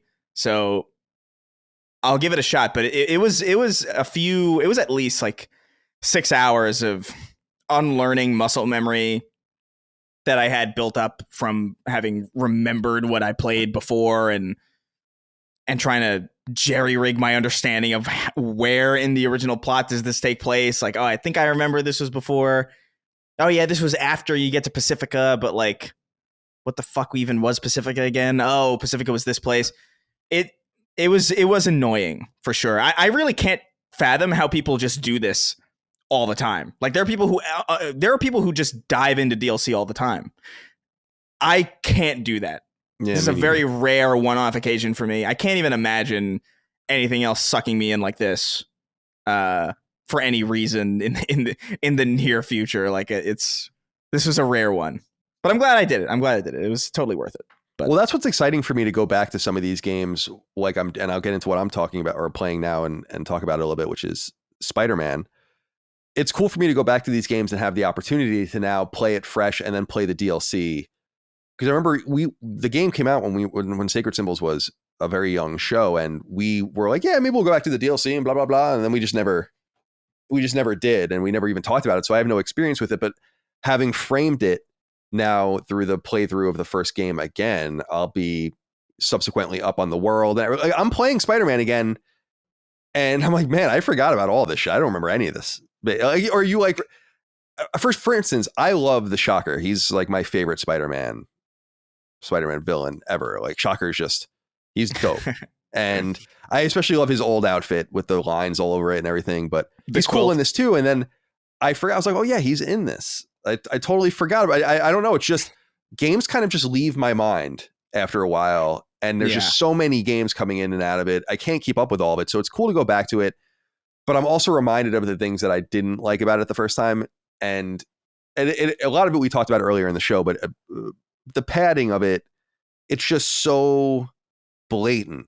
And I hope that it's massaged better. I hope that they get to that 30 hours in a more reasonable way in the second one, as opposed to just slowing me down or making me stop. So for instance, I'm doing all of the activities around the map as they show up. So I'm getting all of the collectibles and doing all this. And the science labs came up, like the little Osborne science labs. And I'm like, damn, this kind of sucks. I'm trying to be like, yeah, it's okay. It's good. But I'm running around as a little spider drone, and I'm collecting pollution, and I'm literally taking pictures of people's license plates to report their cars for pollution. It's like, I'm Spider-Man. What is this shit? And I understand it's the art of open world design and I don't think a lot of people think about it when they play these games. It's that the world is built, the story through the world is there, but the design teams are given the world to play with in the ways that they see fit to add things to do. And I think that there's just more clever ways. I actually do like finding the backpack thing is weird just because why do they have all these backpacks, or he has all these backpacks all over the place. But it's cool that they tell stories. He'll find like a piece of Mysterio's helmet. And he'd be like, yeah, this reminds me of this time. And I gleaned this information off of his, reverse engineering his helmet. So I'm like, that's kind of cool. And there's just these different things. So I think there's an inconsistency in the original Spider-Man that I'm reminded of, but it is so high quality from just its kinetics, like just moving around, especially on PS5, because I had never played it on PS5. It's so good to just swing around. Boom, boom, boom. I was not great at the combat in the beginning because I was kind of not remembering. And then I'm like, yeah, it's really not as complicated. You don't even have to overcomplicate it. It's, just square button, you're sliding under people and using triangle to grab their weapons and jumping around and all of this. Yeah. It's a lot of fun. Yeah, that's right. And that's something I wrote in my notes in preparation for our Sacred Symbols Plus episode with Dagan is about Spider-Man, which we're going to do. Dagan and I are going to record next week. Is I failed, or I don't remember thinking this at the time. Maybe I did at the time, but I don't remember in hindsight appreciating the level of Arkham in Spider-Man that is in Spider-Man. But as I'm playing it now, I'm like, Jesus, this really is Arkham in some way. You're doing the same sorts of things you're going to a bank or something and you're stringing people up and skulking around so they don't see. I'm like, this is fucking Arkham City. And in that case, and I don't think I appreciated that as much, but I think that's where Spider-Man kind of falls off a cliff in some sense. Is the tighter the game constrains you, the worse it becomes. Yeah. So when you're inside, it's not even the MJ stuff or whatever. It's like, just when you're inside, it's like, damn, dude, I want to move. Yeah. And I can't. And so I hope in some way, Queens and Brooklyn being so much less vertical, hopefully will actually give us more opportunity to have outside arenas that we can use, you know, a fucking used car lot or whatever, just something like to let me move around as opposed to just putting me in these buildings. It bothers me about the first game. Yeah, there's a scene specifically that really highlighted that aspect for me, where I think you're with Miles's police chief dad, I think, and you're investigating, I think like a warehouse or something. Like it's dark, and you go on like some mission with him to go investigate something, and you're inside this kind of like 2-story like barn boathouse thing, but Spider-Man is designed to move around in the context of many city blocks. So like when you jump, he just hits the ceiling. You know what I mean? Or like when you move, you're moving through this realistic space at such a ridiculous pace that it's not. I remember feeling that way too about like the interior design of like Spider-Man's not built for the indoors at all. Like even slightly. That's why I like things like Grand Central Station, maybe like I remember in the old games, I can't remember if it's in Spider-Man PS4 or not. I feel like it is, but Grand Central Station is like big enough where it's like, okay, this is indoors, but you can move around. But like there are certain areas in that game where they have you like inside like an office or whatever, and you're like, I can't do shit in here. Spider-Man's useless. Yeah, I'm tuned into that as I'm playing it right now. And just the little things that they're just trying to do to stop you from moving. And again, so when I see 30 hours, the same amount of time basically to platinum Spider-Man 1, maybe a little less, you could probably do it. And I'm going to do it here or whatever. And I'll let you guys know how long it took. But I'm kind of gleeful about that, just in the sense that we need to use this space and this time better, but I don't think you need to use it more. Right. And so I want to see how that all works out. I'm fascinated by playing these games in sequence and then going into the sequel. And actually, Michael Betts wrote into this and said, "Hey, CDC, this question is for Colin, but feel free to chime in. We know that Colin is replaying Spider-Man in anticipation of the sequel. Do you think you may possibly burn out a bit on Spider-Man as you eventually roll into the sequel? Loving the shows, and a quick shout out to Dustin's Sacred Plus episode about his trip to Japan. I really enjoyed hearing about your adventures." Thank you, Michael, for writing in. No, I'm not worried about that at all. I think you guys understand my mind operates in spaces like that where I'm in a compartmental Spider-Man mode now.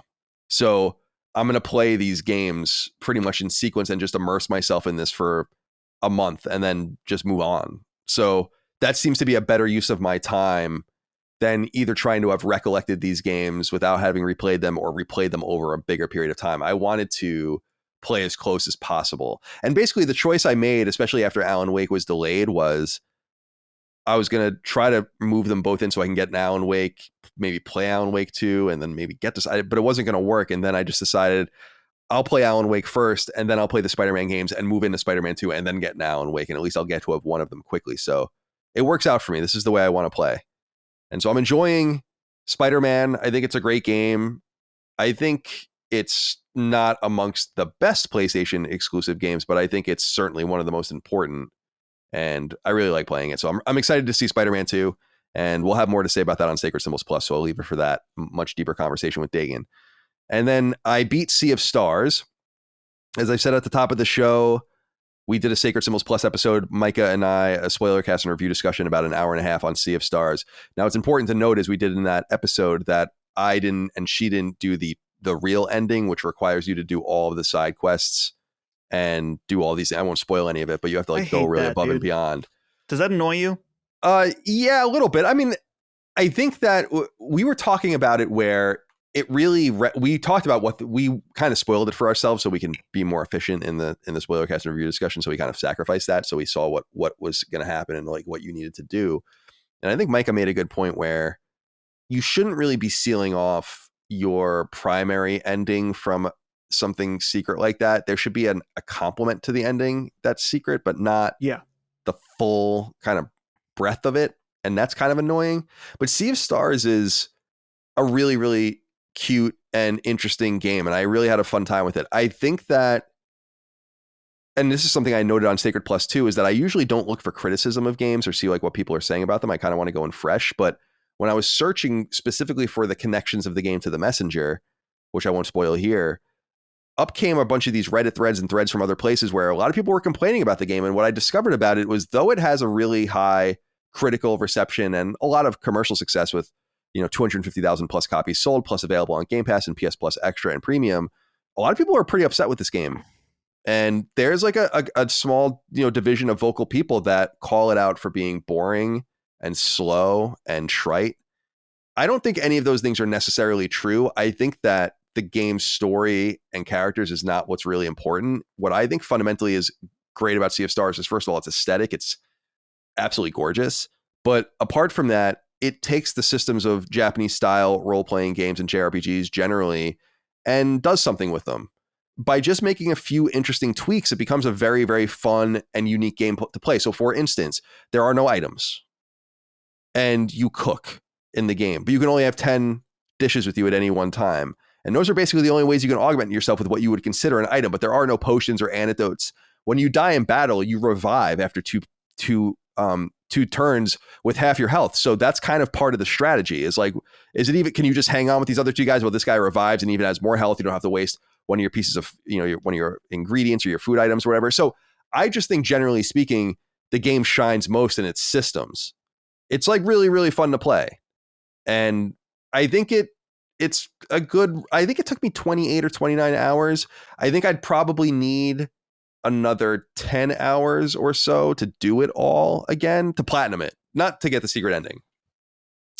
But there's a bunch of different optional accoutrements. One thing this game taught me, though, and I brought this to Lilymo, the studio, as everyone knows, that I co-own out there, is we're working on a much more traditional old 16-bit style JRPG or J-style RPG. And I really wanted to be true to form in it as much as possible, to even leave it so that it's kind of nebulous about where you're necessarily supposed to go next, or you get a hint from one townsperson. I wanted to be very true to form. And in playing Sea of Stars, I felt like the game communicates so poorly in some ways with the audience, with its user base, that or its players, that I'm like, no, I got to kind of break the foundation a little bit. We got to put a journal and some guidance in our game, because it's potentially even in a game that's very curated like this and very linear, it's still kind of, how the fuck would I even know any of this stuff?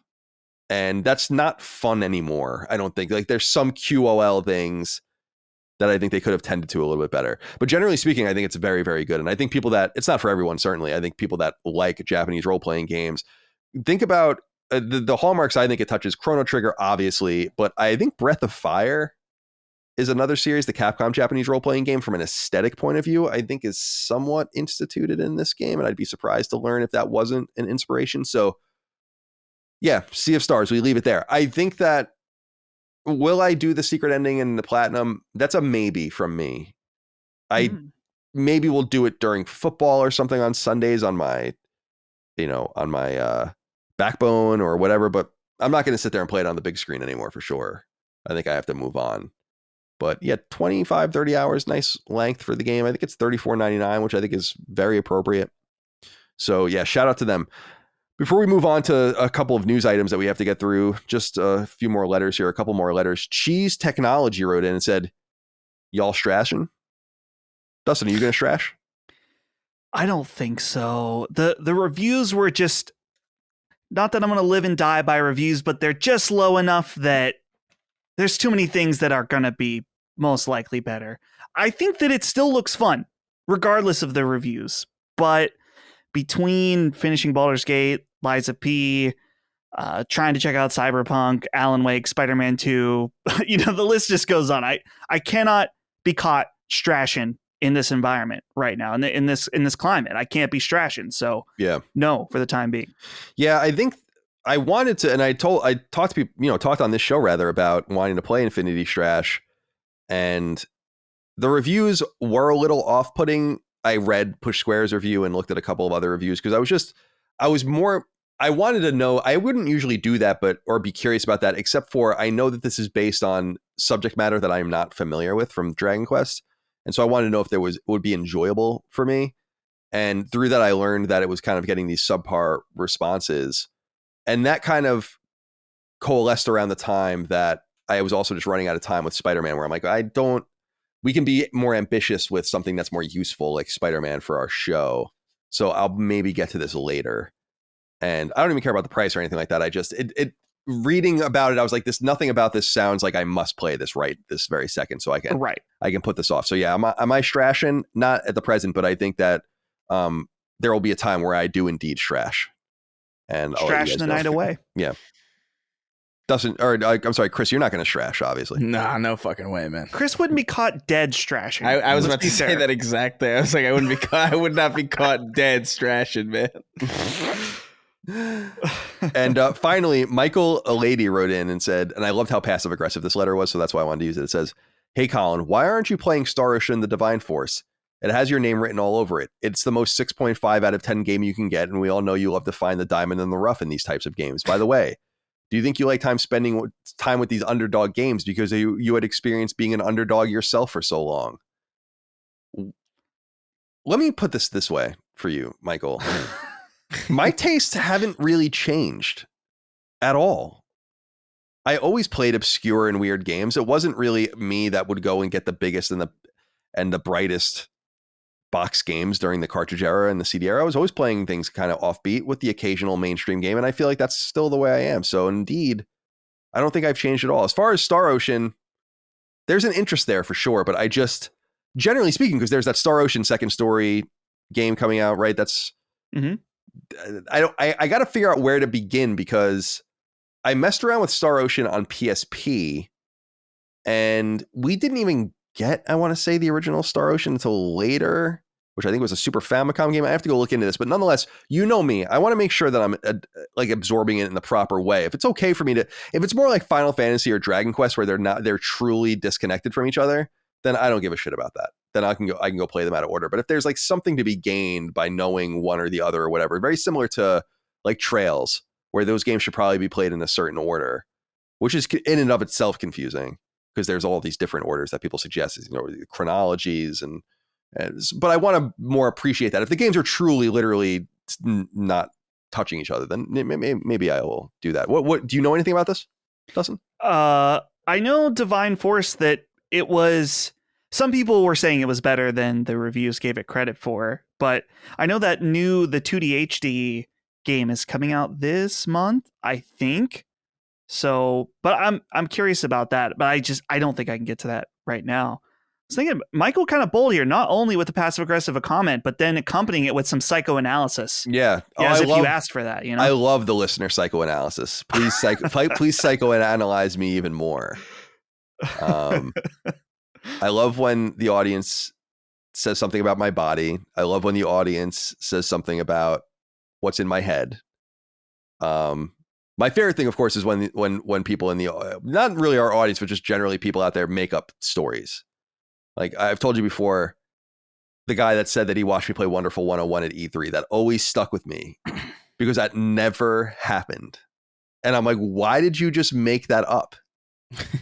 And wrote like a whole NeoGAF post on it back when NeoGAF was like a thing still, about how bad I was at Wonderful 101, and he watched me play it and he couldn't believe it. And I'm like, dude, that never happened. I don't know. Maybe you thought you were watching. So I promise you, I never played Wonderful 101 at E3.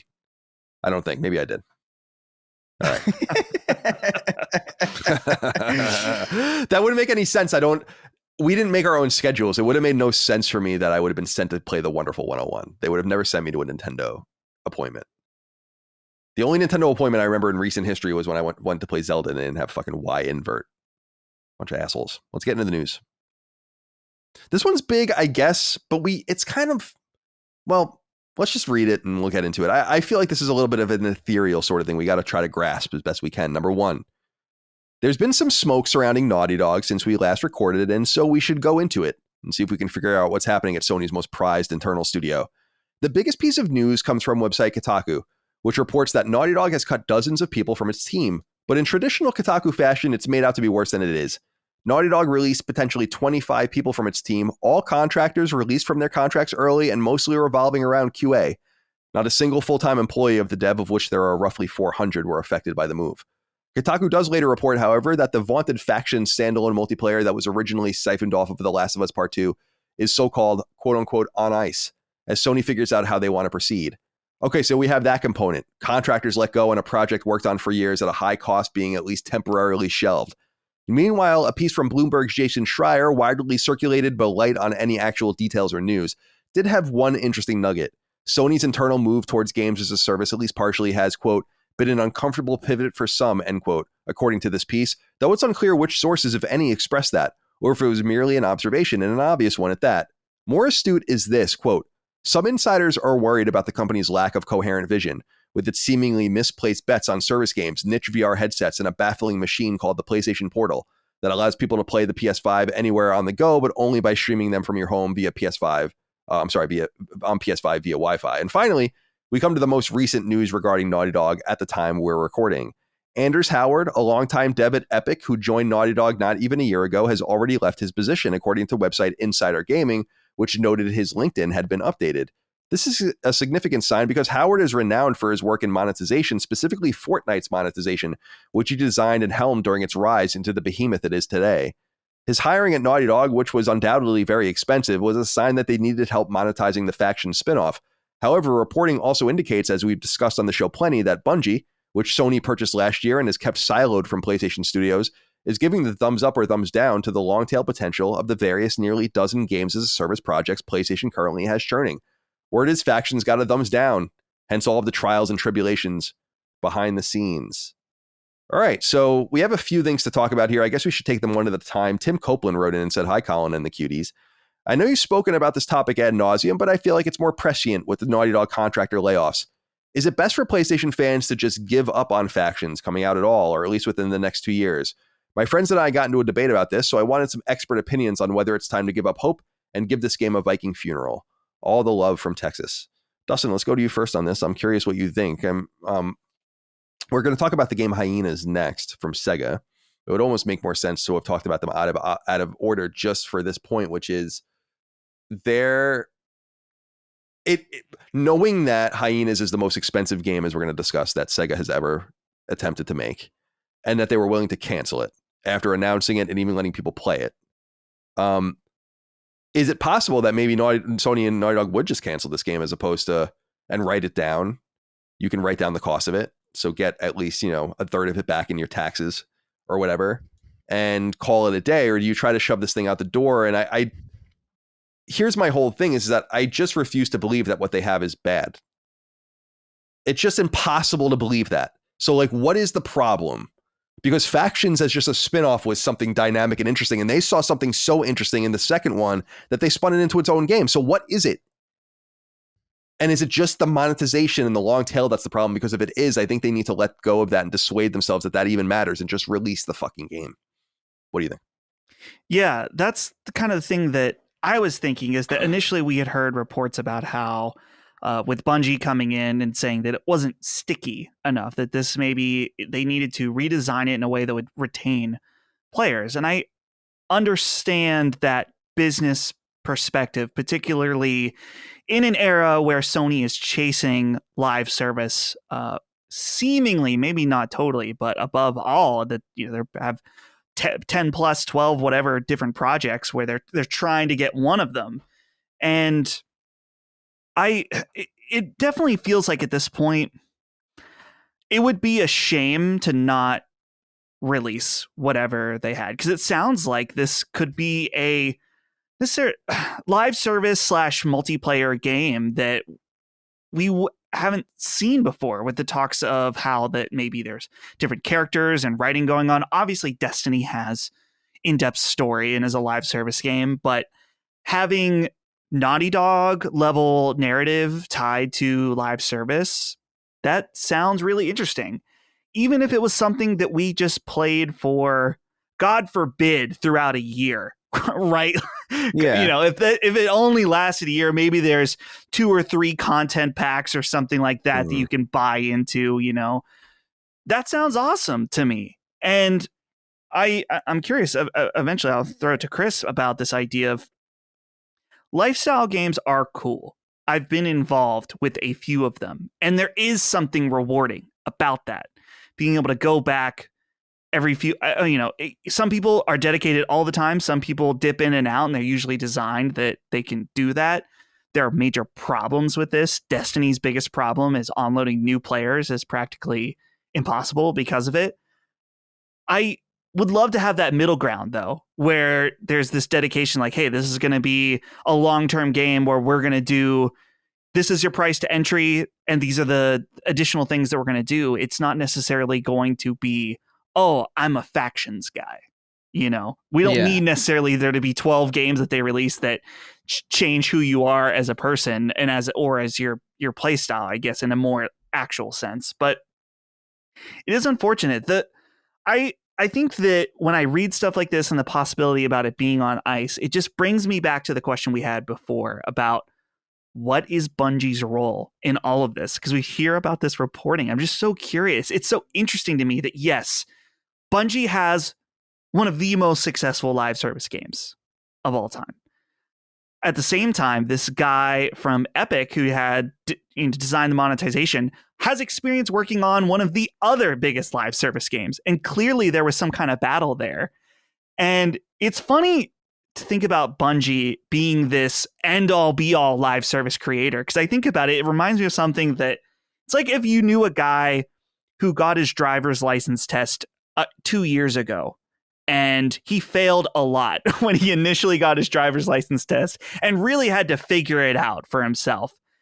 But now suddenly, and let's say now he has a bit of a mixed track record. Some day he's great at driving. Other days you think, what the fuck is this guy doing? And now he's the guy giving the test to everybody else. Like, well, yeah, sure, he did it and he's good at it sometimes, but he's not necessarily the end all be all of driving. You might want to have that. Well, I guess this comparison breaks down because it's not like driving is some kind of new thing like live service games, but you get what I'm saying. It's strange to me to make them the absolute arbiter if that's the case. And that's the thing is that we're just kind of going off these rumors, but they keep coming up. And this idea of it being on ice, it sounds like Bungie may have, if that's the case, really done a number on this project. And again, maybe rightfully so, because we haven't seen the game at all. We barely know anything about its existence outside of the few times that Naughty Dog has talked about it and that concept art of them in San Francisco. So it's very curious. Chris, what do you think about this idea of Bungie being the end all, the one holding the sickle that's going to chop your head off if you're not sticky enough? It's weird. It's weird, specifically from my perspective, because I love Bungie. I think Bungie's done a really phenomenal job, specifically in the space of multiplayer for such a long time. Even vanilla Destiny, with all of its hurdles and issues, was still very, very fun to play with friends, like in a way that is kind of difficult for a lot of other games to mimic, and I get that they've earned a certain degree of reputation. However, I like live service games. I like Destiny. I also am very fond of these old school multiplayer games that just exist as a perpetual sandbox that you can just have fun in. And to me, I guess what I lament is the idea that, okay, this isn't a good live service game. Maybe that might very well be true, right? But what's to say it isn't a good multiplayer game also? You know what I mean? Like, I feel like these things aren't necessarily mutually exclusive. I feel like whatever they had for factions might not have been up to snuff in terms of player retention, and they might have totally been right. But I don't really care about that. If you have a multiplayer game that's fun to play for a year, or even just like something that doesn't really change that much and is just sort of like fun for, an afternoon, or you play it like once a week or something, and it just sort of becomes this thing that you do with friends, I think there's value in that too. I feel like there's value in multiplayer games that don't try to take over your life. And I guess for me, the thing that bothers me is that, like, I feel like I would like to, I would like to see what this game is. I would like to give it a shot myself personally. Because I don't think it's as dire as Sony is making it out to be. And it's also, we're also assuming a lot too, where we could be, I know it's easy to kind of like, it's like, oh, Bungie killed this project. And it's like, I guess theoretically they did, but it's possible that, Sony was just going around and they went to Bungie specifically because of their live service expertise. And they were like, yeah, I mean, it's not super strong on the live service angle, and that probably could have been a very not offhand comic, because nothing in corporate structure is offhand in that way, but I'll put it this way. I wonder if they knew by giving that critique, they would send the game into this state of limbo. You know what I mean? Like, I wonder if they had any idea that would be the case, that they had that much say at all, as opposed to them just being kind of, because I would imagine that most companies in a first party structure, or even just like a publisher structure, are probably given builds of other games that are made at other parts of the studio just to check out and give feedback on, right? You'd have to imagine that that's something that happens in some capacity. Yeah, it certainly does. Yeah, and so you would have to imagine that Bungie probably saw it and was like, yeah, I mean, it's super good, but you know, from a live service perspective, it's not super strong. And then suddenly they find out that, like, oh, it's on ice now, and it's like, oh shit. I wonder if they are aware of the power that they even had at the time that they filed, or not the time that they filed, at the time that they made that judgment on the Last of Us factions. Because either scenario is interesting. Like, if they did know that was something that could happen as a result of their feedback, that's interesting. If it's something that they didn't know could happen as a result of their feedback, they're probably assuming, well, PlayStation, it's Naughty Dog, it's PlayStation. We'll give them feedback, but they're going to put out what they're going to put out. I'm really, really curious about, like, the internal politics between Bungie and Sony, and like how each of them individually feels. I mean, we say how they feel, they're companies, it's all nebulous, but you know what I'm saying? Like the idea of, like, I wonder what the air is in these offices. Or, like, if there's, like, bad blood now because now Bungie is responsible for putting this game on ice that they might not have even understood was even on an option as a result of their feedback. I'm so curious, but we're not going to know. It's all speculative. Totally. And I would think it is frustrating. I would think you would. So if you were being courted at Bungie by Sony, you would think that part of that behind the scenes stuff was this is the intent. We need help. We're spooling this stuff up. So I think that from the outside seems like it gives them a certain amount of power, but certainly they don't know. And they're outside of PlayStation Studios working on their own rule set, which we've long noted could cause some consternation between the two sides, because it's like, why do you get to release on everything and we don't? And why do you get to have these different rules and there's more power over us when we've been here? I think there's probably something to that as well. But I'll get into my theory after I read this letter from Mike Poe. He says, hello, sacred gentlemen. Looks like Anders Howard, the highly credentialed monetization expert that signed on to Naughty Dog's Factions project, has left the project. What conclusions can we draw from his departure? Does this signal more trouble for Factions, or is just a case of him finishing his work and moving on? I would think you'd want the monetization people on the project through launch, but I may be wrong. I'd love to hear your thoughts. Presumably he wasn't there just to work for a short amount of time and then leave. I didn't get that vibe. Yeah, no. So here's my theory on how this has gone. And I have no background information on this, so this is kind of just my gut, is that during the development of The Last of Us Part 2, they realized that this tacked on multiplayer, which was already kind of not really a thing that was happening widely, even by the time The Last of Us 1 came out in 2013, where that was kind of being tamped off. People realized, like, why does BioShock 2 have an online mode? Why are we doing all these things? I think at some point people stopped really shoving that in games where it didn't necessarily belong. And I think that by the time The Last of Us Part 2 was to come to pass, which was 7 years later, they were like, well, maybe we can just split this off and do this separately. And we had seen this with other games too, like Resident Evil to varying degrees. And so I think that happened. And over time, it seems to me, based on the fact that the game obviously passed various milestones and was getting its funding, they were comfortable enough announcing it and teasing it and talking openly about it, promising more news and information about it. It seems to me that everything was going fine from their perspective until they hit some sort of roadblock. And the first roadblock could have been, how are we going to sell this thing?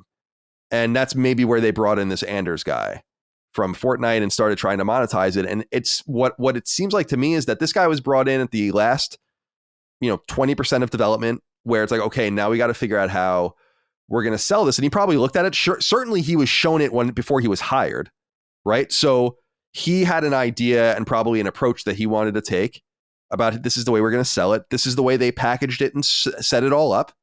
They presented it to Bungie in some capacity, and Bungie said that this won't work. maybe some sort of power struggle, as was noted. This guy leaves, and they're kind of left with a game that they don't know how to sell. And to me, that's a peculiar place to be, although I understand that, because this is the problem Naughty Dog was always going to run into at one point, and maybe shows the lack of wisdom in this move in some sense. Is everyone always expects your next game is going to be better than the last one, and they've generally done that, at least been in the same stratosphere as every game that came before it, and really raising the bar. And do they want to release a game that simply doesn't meet that bar in some way? But it's just hard for me to believe that there's nothing there.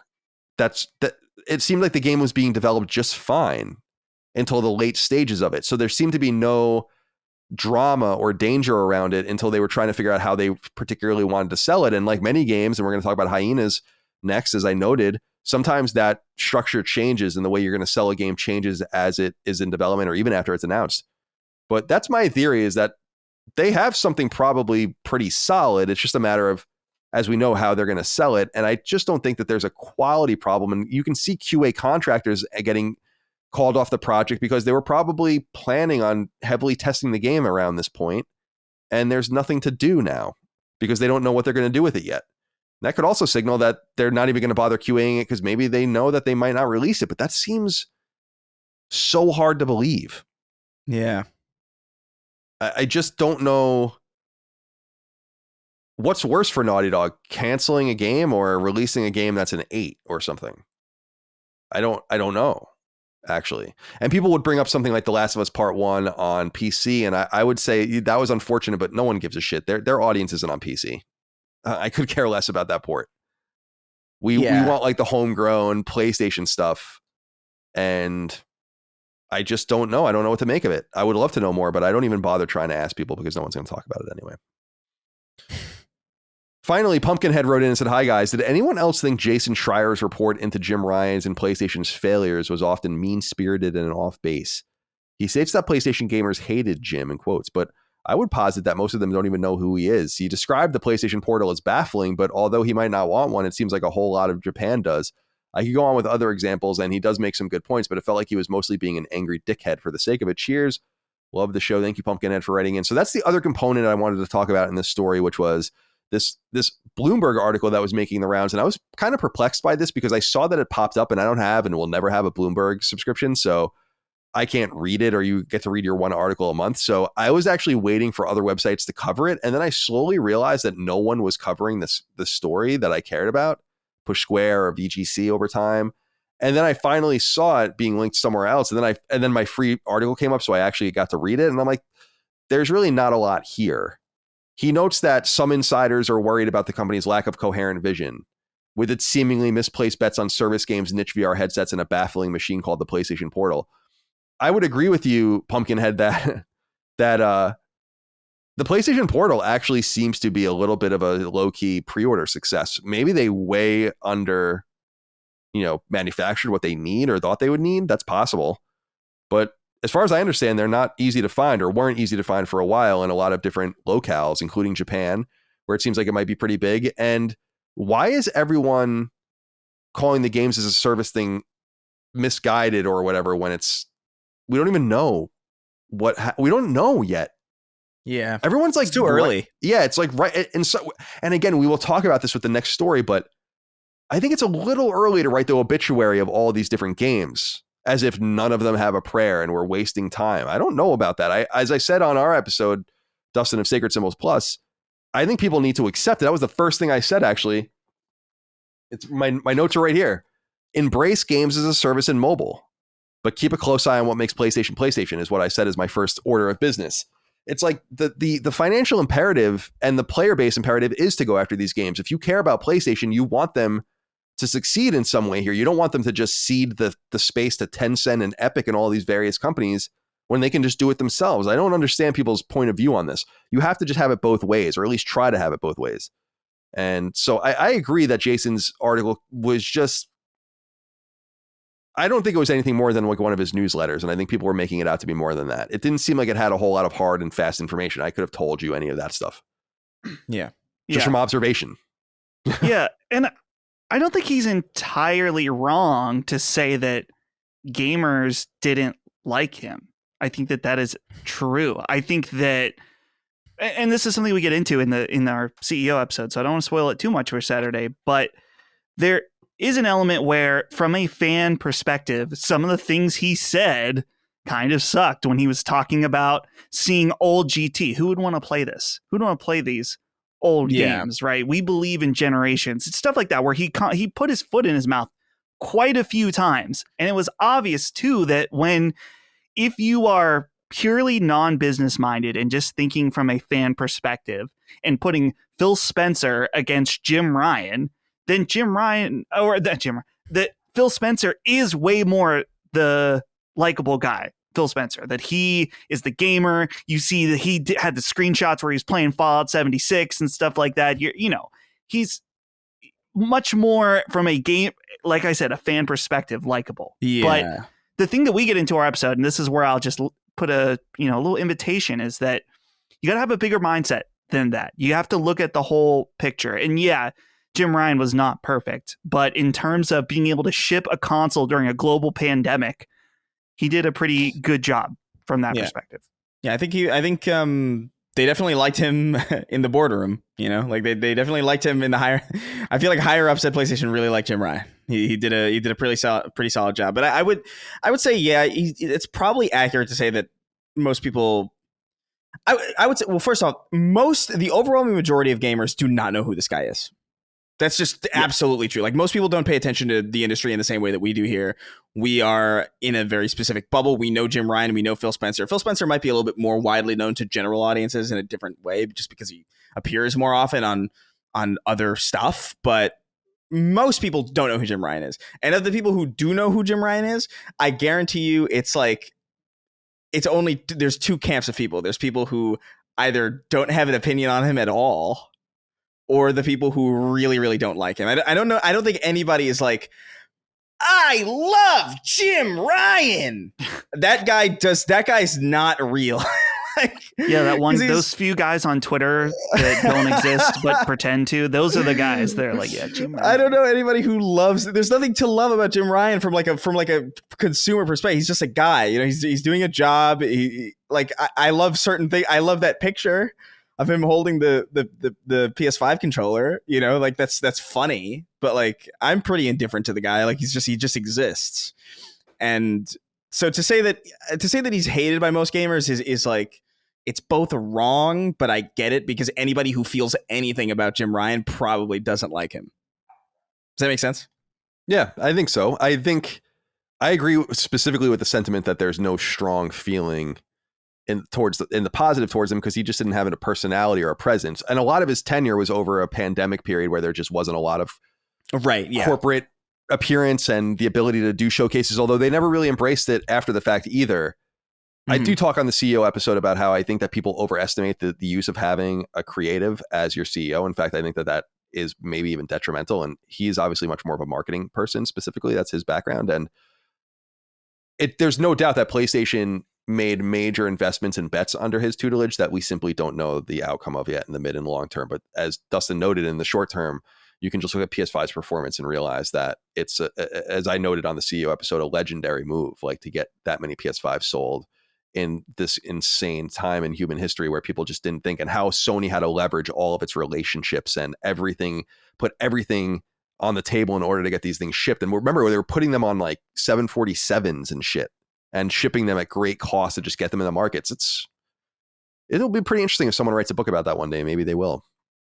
So as I leave this story, I think we all agree there's some smoke here, no doubt. I just don't know the nature of, is there a lot of smoke because someone just successfully put out the fire and so it has that last like, poof, or is the smoke intensifying because the fire is in fact getting worse? I don't know. It's just so strange to me that they would not release this game. And I don't know if it comes down to just protecting the quality of The Last of Us as well. I don't know if they look at it and say like, listen, we have this new component that we didn't even have when this game entered production, which is the HBO show.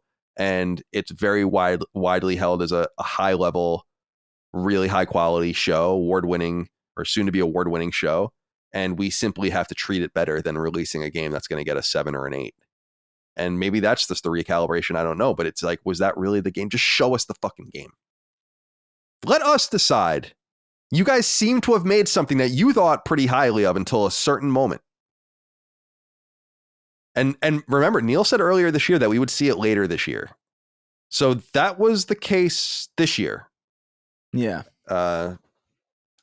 Show us the game. Just show it to us. You're probably gonna like it. Maybe not. Maybe it's this horrible thing. I just, that's the thing. I feel like most people, even if, I mean, not to step too firmly into the mind of like a profit-driven psycho, but I mean, I feel like assuming this meets like bare minimum level of quality for Naughty Dog standards, right? I feel like people would still probably eat it up on name recognition alone. Like I can't imagine. I really can't imagine that this game is like in such a dire situation where like it needs to be canceled. Like that's crazy to me. Like I can't fathom that. Really, to the point where like what you said about them potentially being afraid of releasing a product that isn't a 10 out of 10 and potentially like maybe only an 8 or a 9.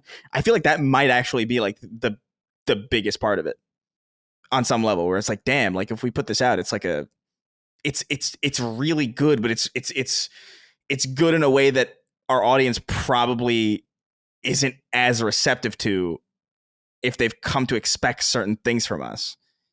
And do we want to do that? Like, do we want to take a live service games as a service bet with The Last of Us right now? That's probably a real conversation. Yeah. So like, I don't know. Yeah, we'll find out. I wish we knew more, man. I hate the stories like this bother me so much because I want to know so much more, and I just want to. I want people to. Someone say something, please. Leak it. Yeah, go ahead. Leak it. Leak what's going on. No balls. All right, we'll leave it there for now. I'm sure we'll return to the story as we learn more. Hopefully, the next time we hear about this game, maybe they announce it, but I don't know. It's hard for me to calibrate what is real and what is fake. I think that it reminds me of when people were making a big hullabaloo about how Microsoft laid off like 10,000 people. And I'm like, guys, that's a lot of people, but they were growing to such an exorbitant size during COVID that they were inevitably going to lay people off. It's dishonest to suggest that it has anything to do with the performance of the brands that they manage, that they had to let go of some people. And I look at this as a similar, although much smaller situation where I'm like, it's 25 mostly QA contractors. So when I see things like Jason Schreier saying they were released with no severance, and I'm like, since when do contractors get severance? I mean, no offense, but I've never heard of that in my entire life. I've never heard of a contractor getting severance before. Yeah. I don't know what you're talking about.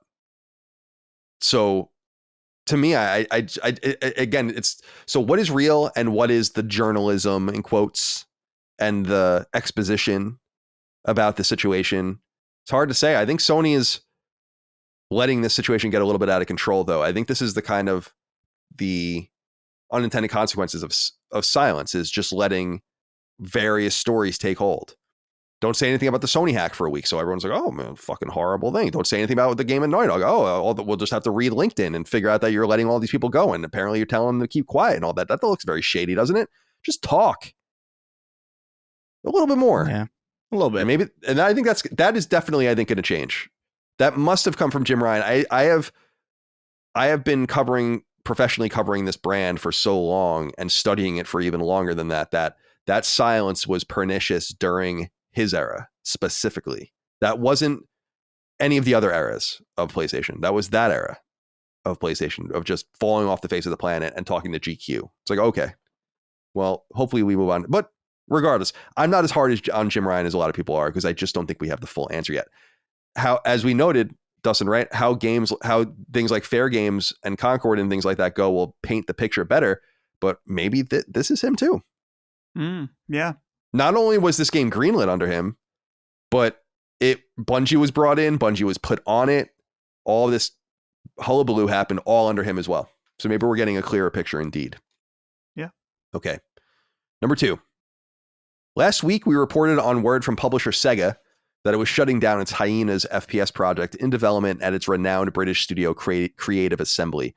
And that seemed both weird and notable considering the game was long in development. It was first pitched back in 2017 and began pre-production soon thereafter, and even beta tested, with people having most recently played it on the show floor at Gamescom. But interesting reporting from website Video Games Chronicle indicates Hyenas may be a canary in the coal mine than the reality, more of a canary in the coal mine than the realities on the ground in the industry are changing, perhaps more quickly than anyone realized, and that Sega spent an enormous amount of money on a project that will never see the light of day. VGC notes that the project, according to their own reporting and others, including this YouTube video that they linked out to, that the project suffered from, quote, a lack of direction, disruptive engine change, and overly cautious design, end quote. One dev told VGC and this YouTuber, quote, so what went wrong? Total lack of direction, many of the leadership asleep at the wheel, but they never seem to lose their jobs. An engine change partway through the process, attempting to break into a saturated market, and not committing to do anything adventurous with the game, end quote. As far as the engine is concerned, it was originally running on the same architecture that ran Creative Assembly's 2014 project Alien Isolation before it was moved to Epic's Unreal. As noted by VGC, the game was designed to be PvPvE with 15 players split into 3 teams, looting vaults and escaping with their goods, not unlike what Bungie's upcoming Marathon revival sounds like. And frankly, what they were trying to do sounds kind of cool. An anonymous dev said, quote, in the early days, Hyenas aimed for a lovable rogues vibe, surviving in a messed up world controlled by the elite, channeling Han Solo with a bit of Firefly for good measure. It sounded intriguing, but the details were vague. Earth was in ruins, the rich had everything steel to survive, a gritty sci-fi setting with a touch of NASA, end quote. Indeed, Neil Blomkamp, famous as the writer and director of 2009's District 9 and most recently the director of the Gran Turismo film, which is good, was apparently in on the creative vision. Another source said, quote, he came to visit the studio and he's shown what we're up to. He had some ideas of a direction to take it in. Basically that you're not stealing to survive, but Netflix, Steam, etc. don't exist anymore. So DVD box sets, music, games, all that physical media is now super valuable, end quote. VGC reports, quote, sources also confirm that while Hyenas was originally planned as a premium game, by the time it was canceled, it had transitioned to a free-to-play model with microtransactions, though very limited post-release support had actually been designed, end quote. And perhaps the biggest bombshell of them all is this. Hyenas was Sega's most expensive project ever. Another source said, quote, towards the end, there were people from Sega Japan more or less permanently at the UK office. This has never happened the whole time I've worked at Creative Assembly. They occasionally came to visit and check how a game was looking, but were generally hands-off, end quote. What happens with Creative Assembly next is unclear. There were layoffs there, but Sega clearly calculated that it would actually be cheaper to write the entire development of the game down as a loss than try to make anything out of it on the market, which is telling. Sega purchased Creative Assembly in 2005, but the nearly 1,000-strong studio was founded back in the late 80s. Hyenas was a truly different project for a team well known for its deep strategy series, including Total War and, before that, Medieval. Dustin, let's go to you. Robert Brown asks the obvious question. He says, with the recent cancellation of Hyenas and the Naughty Dog factions layoffs, are we in a live service crash? What do you make of this? I'm a little disappointed in this just because that idea sounds kind of dope. Yeah. That it reminds me a little bit of Waterworld in the sense that like paper was really valuable in Waterworld because there was just no paper ability to even make paper anymore and stuff like that. So that was kind of interesting. But anyway, what do you have to say about this? Are we in a live service crash? Yes and no. I think there is something to be said that something's going on. You look at the Epic layoffs, where they invested super heavily into purchasing studios that had successful live service games, and now they're kind of pulling back in some ways as far as their investment. At the same time, I pulled up Steam Spy, and you can look at the top games on Steam right now in the last 2 weeks. Here are the top games. Counter-Strike, Dota 2, Apex Legends, and then you have Cyberpunk and Baldur's Gate. Number 6, PUBG. Number 8, Team Fortress 2. Number 9, GTA 5. 10, War Thunder. 11, Destiny 2. So the top games on Steam are dominated by live service games still. So to say that live service games are on the way out, I don't think is true.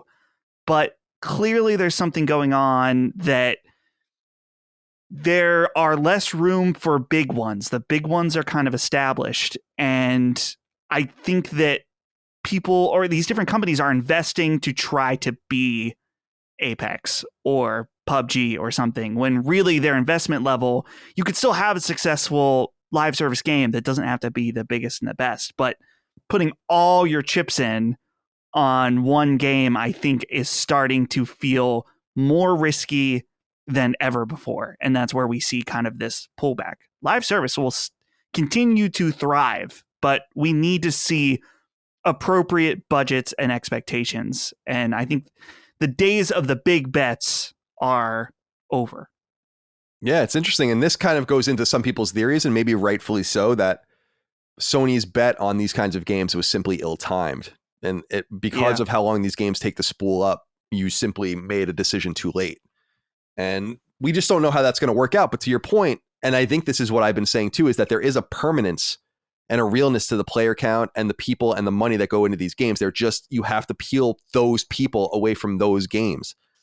And so I think it's worth fighting on that front. It's just weird to me.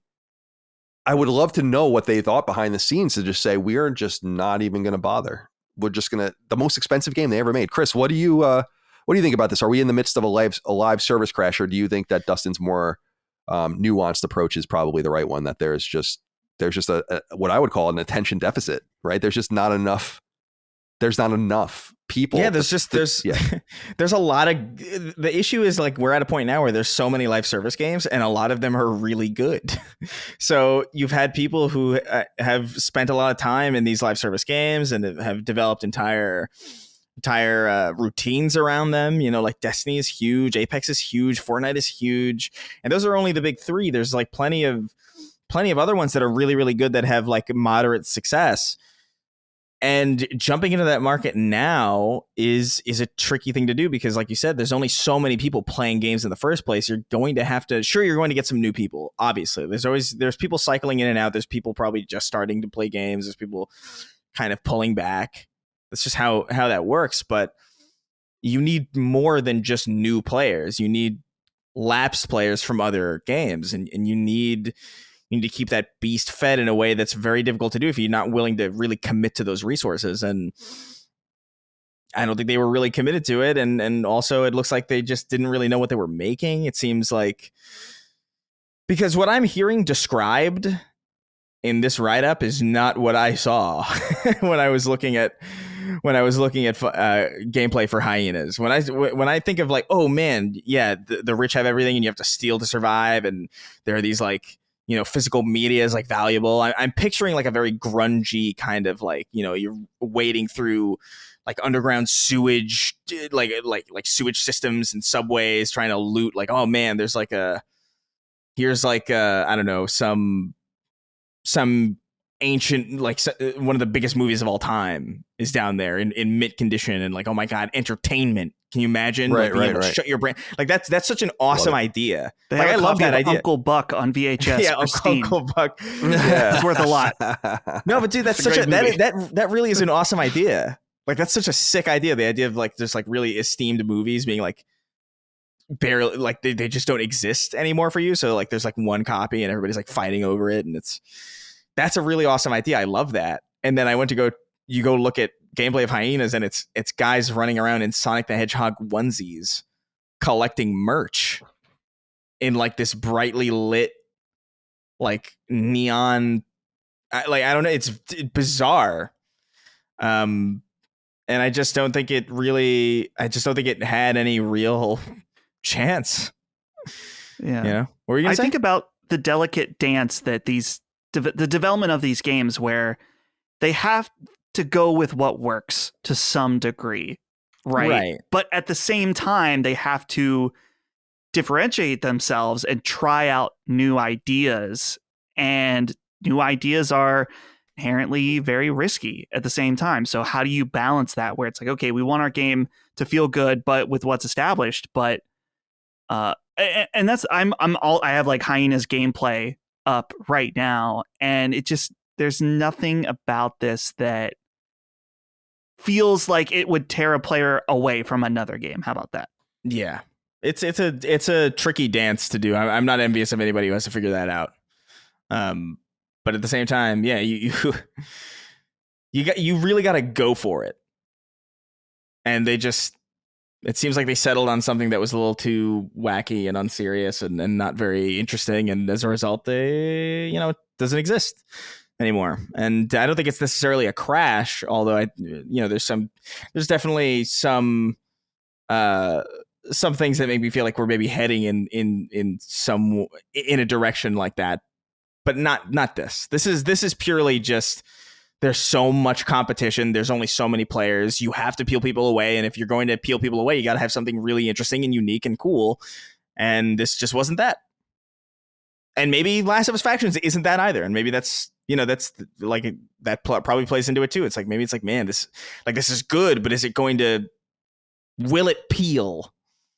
I bet is like a turn of phrase that's probably used a lot when pitching these games at this point, because I think that you'd have to be a complete novice to not understand that that's a big component of succeeding in this space. Yeah, it's well said. It's interesting to think about just all the different components of, because you have to make the game, you have to give them time to make the game, you have to give them the money to make the game, just apropos of nothing. It's just that before you try to sell it, the game has to exist, the structure of it has to exist, and then you have to kind of bet on it over this long tail to hope to get money back in this place where there's just a deficit of attention because people don't have the means, the mode, and all of that to pay attention to all these different games. If you have to peel them away, and I will say, and I think we can all agree on this, that maybe the one thing we can just finally learn, and again, I know this came up on the CEO episode, but we can learn about this, is maybe don't let your developers just make games that don't make sense for them.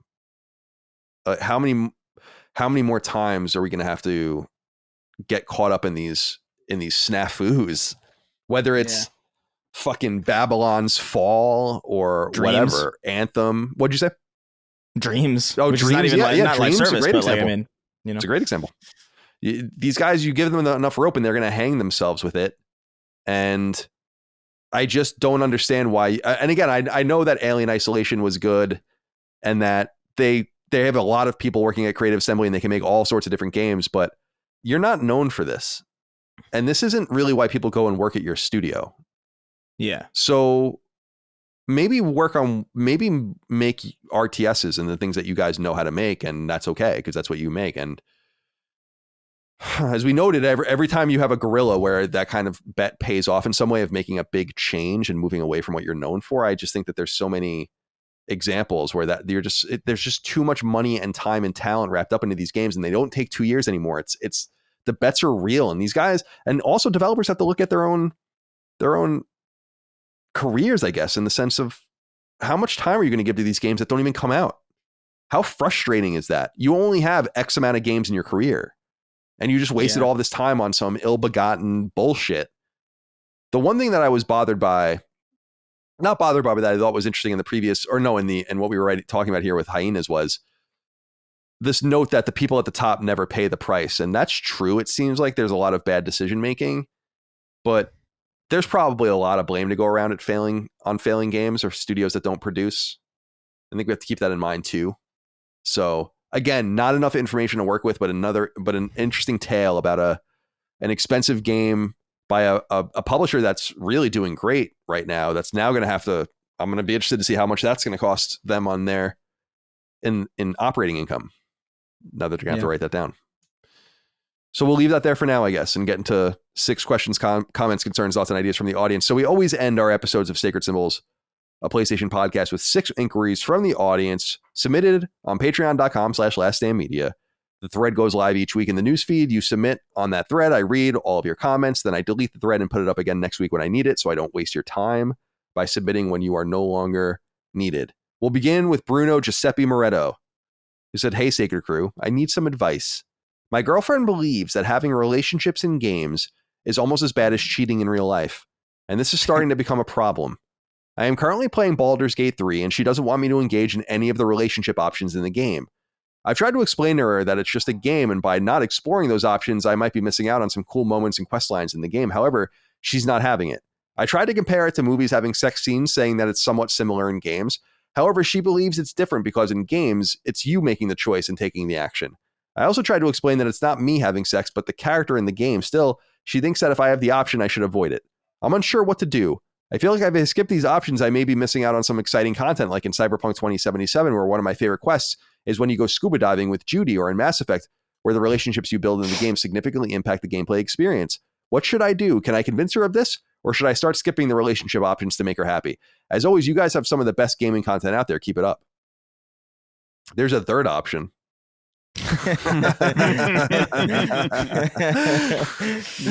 There's more than 3 options, but I'm going to just, Bruno, I'm going to level with you. I don't know you, and I don't know your girlfriend. Could be a very nice woman. I would run away as fast as humanly possible from a person who this is a problem for them.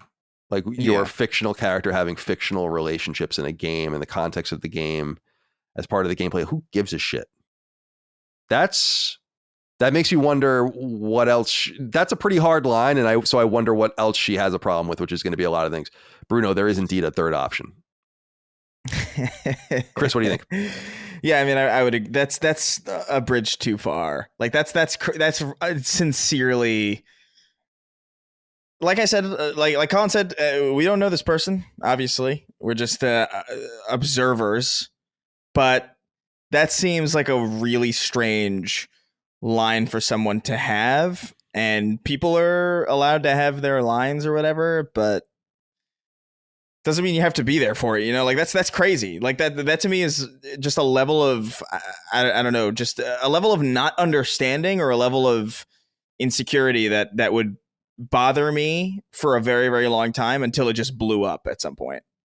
Totally. You know, it's immature, it's possessive, and it's strange to me that you would allow that to happen in your life. I think that I'm sure you love your girlfriend and care about her, but and this isn't an issue that really matters, but it kind of does in some ways. It feels like a little Curb Your Enthusiasm-ish. So it's like, or Seinfeld's like, I broke up with her because she didn't want me to have relationships. It's a little thing, but it's a little thing that speaks to a larger thing. Definitely. You know, it speaks to a larger issue of just like, even just understanding what it is you're doing in the first place. Just basic on like a comprehension of what a game is. Beyond that, again, the level of insecurity that would have to be there for this to even be a problem is staggeringly high to the point where I would imagine there's no shortage of, there's probably no end to the list of things that you would eventually have to give up in order to make this other person happy. And obviously everything requires sacrifice, but there's certain things that, like, I mean, you're going to want to play these games. You're clearly drawn to Cyberpunk and Baldur's Gate and these other games that have intertwined relationships, and you're going to miss out on a lot of that stuff. And that might not be so important, but what is important is that you're going, whether you want to or not, that is going to fester in your brain. You're going to think about it every time you play a game like that. You're going to be like, fuck, I can't do that because then this person has a problem with it. And you know it's a dumb thing to have a problem with, but you can't say that. And it festers for years and years until you fucking explode. And then it was a waste of time anyway. So like the way that I think about it is like, dude, she might be great. You know, you might care about her a lot. I've loved and cared about many people who in the end just turned out to be like, oh, this would drive me insane over a course of many, many years of having to give up poor, like, things that I do that make me happy that literally don't hurt anybody. That's too much for me. Yeah, I agree. Yeah. Man, it doesn't go on, sound off. Well, yeah, this is a thing where these games are not even games that are focused around dating or romance. They're included options. It's not like your girlfriend's mad that all you do is play Japanese dating simulator games day and night. You know, this is seems to be pretty standard stuff. So this just reeks of it feels very of an extreme jealous type where it's like, oh, the people aren't even real. Yeah, you're jealous of my fake character's relationship with another fake character in a video game. Yeah, that's fucking crazy.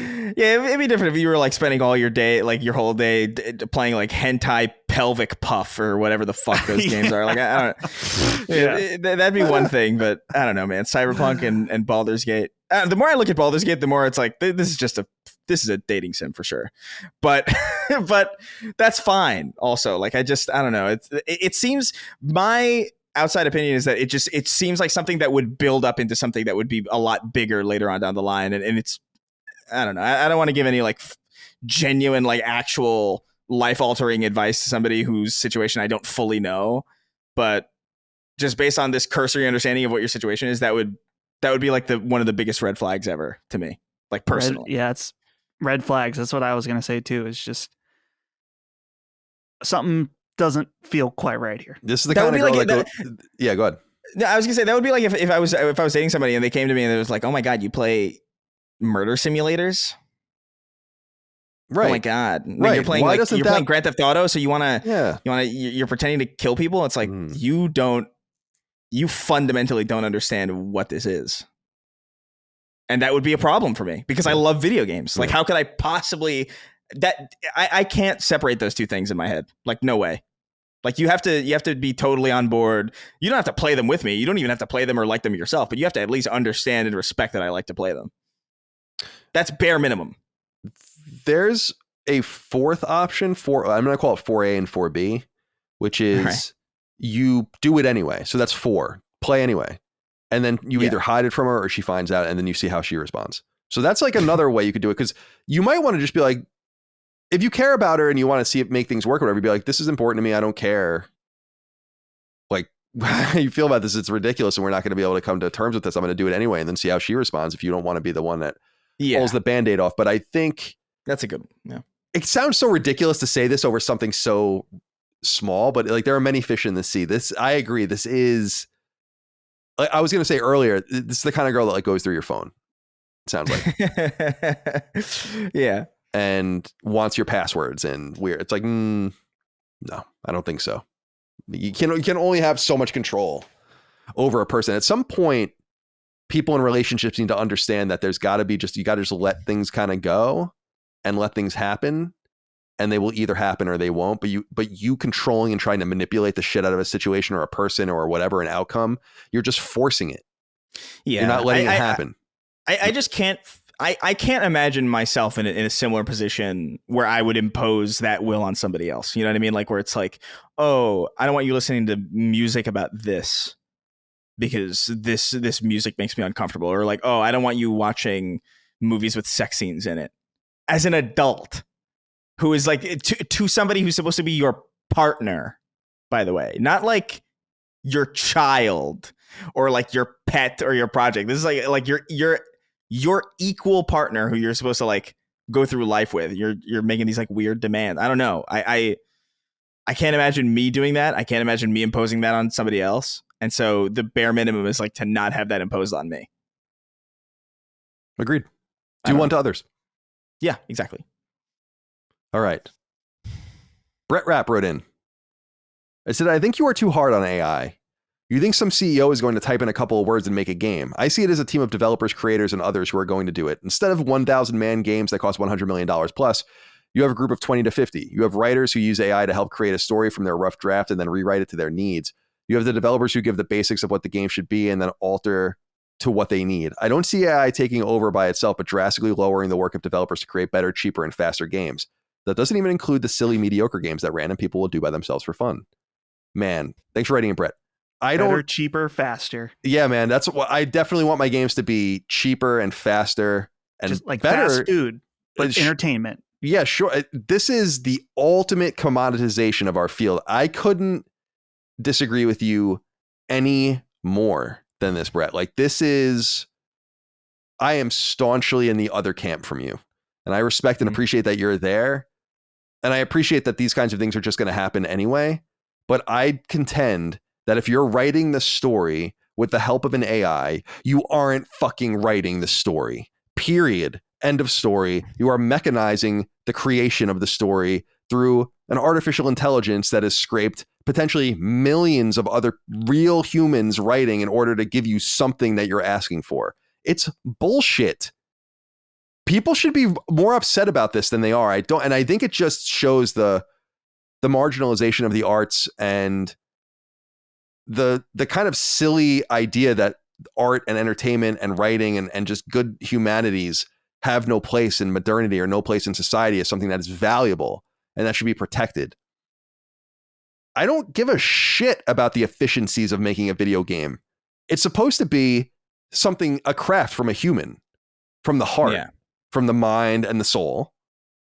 And the efficiency should come through replication and programming and things that are more mathematical or whatever. But you're telling me you want writers, quotes, air quotes, writers to put prompts into an AI and then have the AI spit out the story and then they can refine it. Who's writing the story?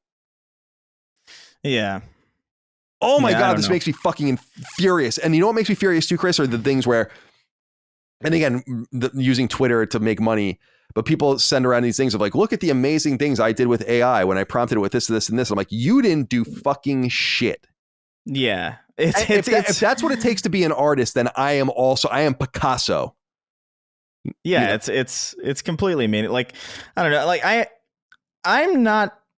AI is a tool, and like any tool, it can be used correctly or used grossly irresponsibly. I think of it similar. I think of it like I think about guns. You know what I mean? Where it's like, dude, like there's a responsible purpose for a gun, and then there's a deeply irresponsible purpose, and that deeply irresponsible purpose, that deeply irresponsible use of that tool with a separate purpose hurts a lot of people. And I think that's kind of, I feel like that's what AI is. It's a tool. Like, I'm not going to complain about people using AI just to streamline their work of what they're trying to do, or like with certain specific things. It's fine. But this idea that, oh, you think some CEO is going to type in a couple words and make a game? Not yet. But dude, like, I don't know if you don't think that's going to be possible at some point, maybe not in our lifetime, but certainly by the end of it, that is real, dude. Like, AI is going to be able to do fucking everything because it's not limited in the same way. And that's kind of what makes art special in the first place, is that it comes from a person that has limitations, that can't spend an eternity in a fraction of a second building something that's incredible. Of course, a computer built through like centuries of innovation of technology, right? Yeah, that is going to be able to make something. Sure, that's going to be like unfathomable, right? That's cool.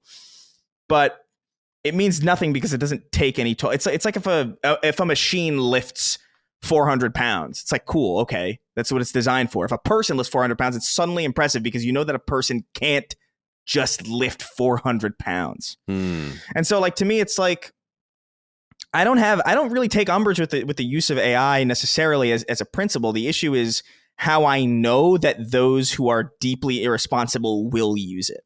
Because there will be a point where you can just AI generate an entire game. That will happen. We're foolish to think it won't. Even just a few years ago, a lot of the AI images that we're seeing now were impossible. And so, like, that's going to keep exponentially increasing at a rate that I would assume would be somewhat similar.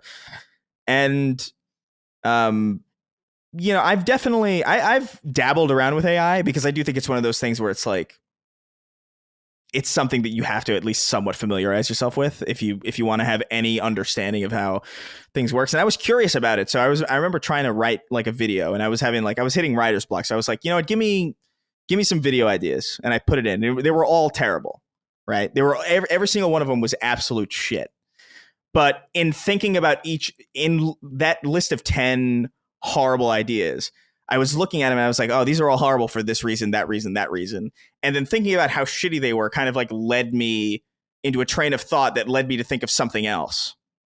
That I was like, oh, that's a good idea. It's not an idea that I got from AI, but it's an idea that, do you understand? Like, it's like there's a way to use it that is still inherently human, and that's still very much not dependent on just computers to write your shit for you, in a way that I don't think people will have enough restraint to use it in a responsible way. And that's really what worries me. It's not the tool, it's not what it does, it's not what it's capable of. It's how people will use it as it gets stronger and stronger at the expense of what we value about the things and the industries that we are utilizing this technology in. And that's really my main concern. And it should be your concern too, by the way, because Brett, you're not you don't want a future where you just have AI generated games. Like, that's not what you want. I don't mind people that aren't inherently creative, and I don't mean that as an insult. There's just most people are not creative. I mean, I think we all know that from just experiencing life with various people. They're good at different things, and some people are mathematical and some people are technical and all those kinds of things. And so being creative is just is a skill set. And I feel like there's always been this race to diminish the skill set, to make it obsolete in some way. And I don't understand why there's such a rush to do that, especially because the only way you can objectively make it obsolete is to train the AI on what already exists. I've said that a million fucking times. There is no way you could tell a computer to make art and then make a Renaissance painting, but give it no context what that means. The context of the Renaissance painting is for it because it scanned every Renaissance painting that we know about, and now it knows what a Renaissance painting looks like. And I'll give you a good example, and Dustin, will go on to you if you have anything you'd like to say about this, is one of these threads were showing like, look at these beautiful pictures. And I was noticing it was something like these women getting old, the same woman getting older. And I was like, that's interesting. And I was looking at it and their hands were fucked up in every picture. And I was looking at that and I'm like, that's so cool. Because I really love surreal paintings. Surrealism is like my favorite. I love it. And I was thinking about just Dali or something like that. Chris is going to get the door, by the way. And I'm thinking about how there would be an interesting painting in the surrealist school where it would be like a very beautiful woman, totally normal looking, but her hands would be fucked up. Right. And then there's this picture of a very normal looking woman with her hands fucked up. And I'm like, well, one is a broken computer and one is person's intent to make the hands fucked up. The computer didn't mean to do that. It's trying to replicate the best it can without any humanity in it at all. And I find this troubling, and the constant defense of this to be troubling. And I'm not really confused about it from people that are more mathematical, technical, whatever, because they don't have a creative gene. It's very similar to me when I was in math, you'd be given a math problem and I try to like write out my explanation as to how I got to it. And it's like, that's not how you solve math problems. And so I wonder how you feel about this. I'm going to keep swinging about this over and over and over again. Like, there's just no way that this is happening without people like me yelling and screaming about it. It's different to think that we're just going to accept being consumed by this bullshit without there being some sort of guardrail. And I think Chris made a really good point that things just a few years ago, remember those pictures we used to make where you couldn't even get the face and all of that? And now they're perfect. So what do you think, Dustin? I think the scary part, Colin, is that eventually you are going to get tricked by AI. And so are Chris and I, where we're going to really enjoy something or think something's really cool or creatively done, and then realize that it was not made by humans. And that's going to be a scary and weird moment. And that's one where I don't want to say I'm in the middle, because I am 100% in agreement with you and Chris as far as like the devaluing of creativity. I kind of think of it like, if Cards Against Humanity is a game designed for unfunny people to pretend to be creative, then AI is for uncreative people to feel creative through other people's creativity. Kind of like Cards Against Humanity is just designed around these jokes that you put together. I fucking hate Cards Against Humanity, by the way. Yeah, it sucks. It's like the worst game ever. It was funny when it first came out. It's like, oh, dead baby joke. That's great. But then it just, I hate it. Anyway, so I think that eventually it will get to the point where it's like, shit, we may end up eating our words to some degree. Well, but wait, I just want to say on that point, because I hear this point sometimes too.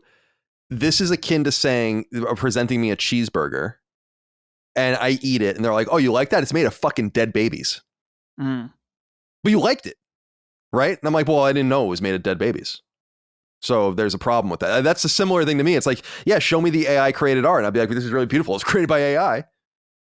Yeah. And I'm like, okay, and I think that's the thing is that they're never going to tell you though that it's a dead baby burger. they're just going to start blending it in, and you'll be like, wow, this was amazing. I have no doubt that that's going to be possible at some point. You know, like I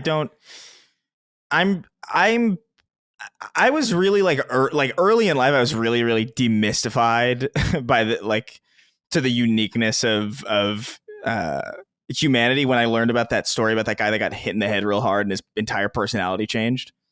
That to me was like, oh, we're just computers, literally. You know, I feel like it's why even just like socially and like politically speaking, why a lot of the trans stuff doesn't bother me either. It's like, yeah, be whatever the fuck you want. I think sincerely at this point we're just really highly customizable things that we just don't have the means to easily customize yet. But to me, it's like, I don't know, when I look at AI, I think of, I think there will be a point where you can absolutely make something through AI just by a prompt that is probably fucking incredible. Granted, it will be trained still on all of that's the thing about it. It's still rooted in all of the human stuff that we've already made anyway. So like what even is the value in it? Like is it even artificial intelligence if it's is it really mechanically created if the only way that it could be created is through the digestion of all of this human made stuff?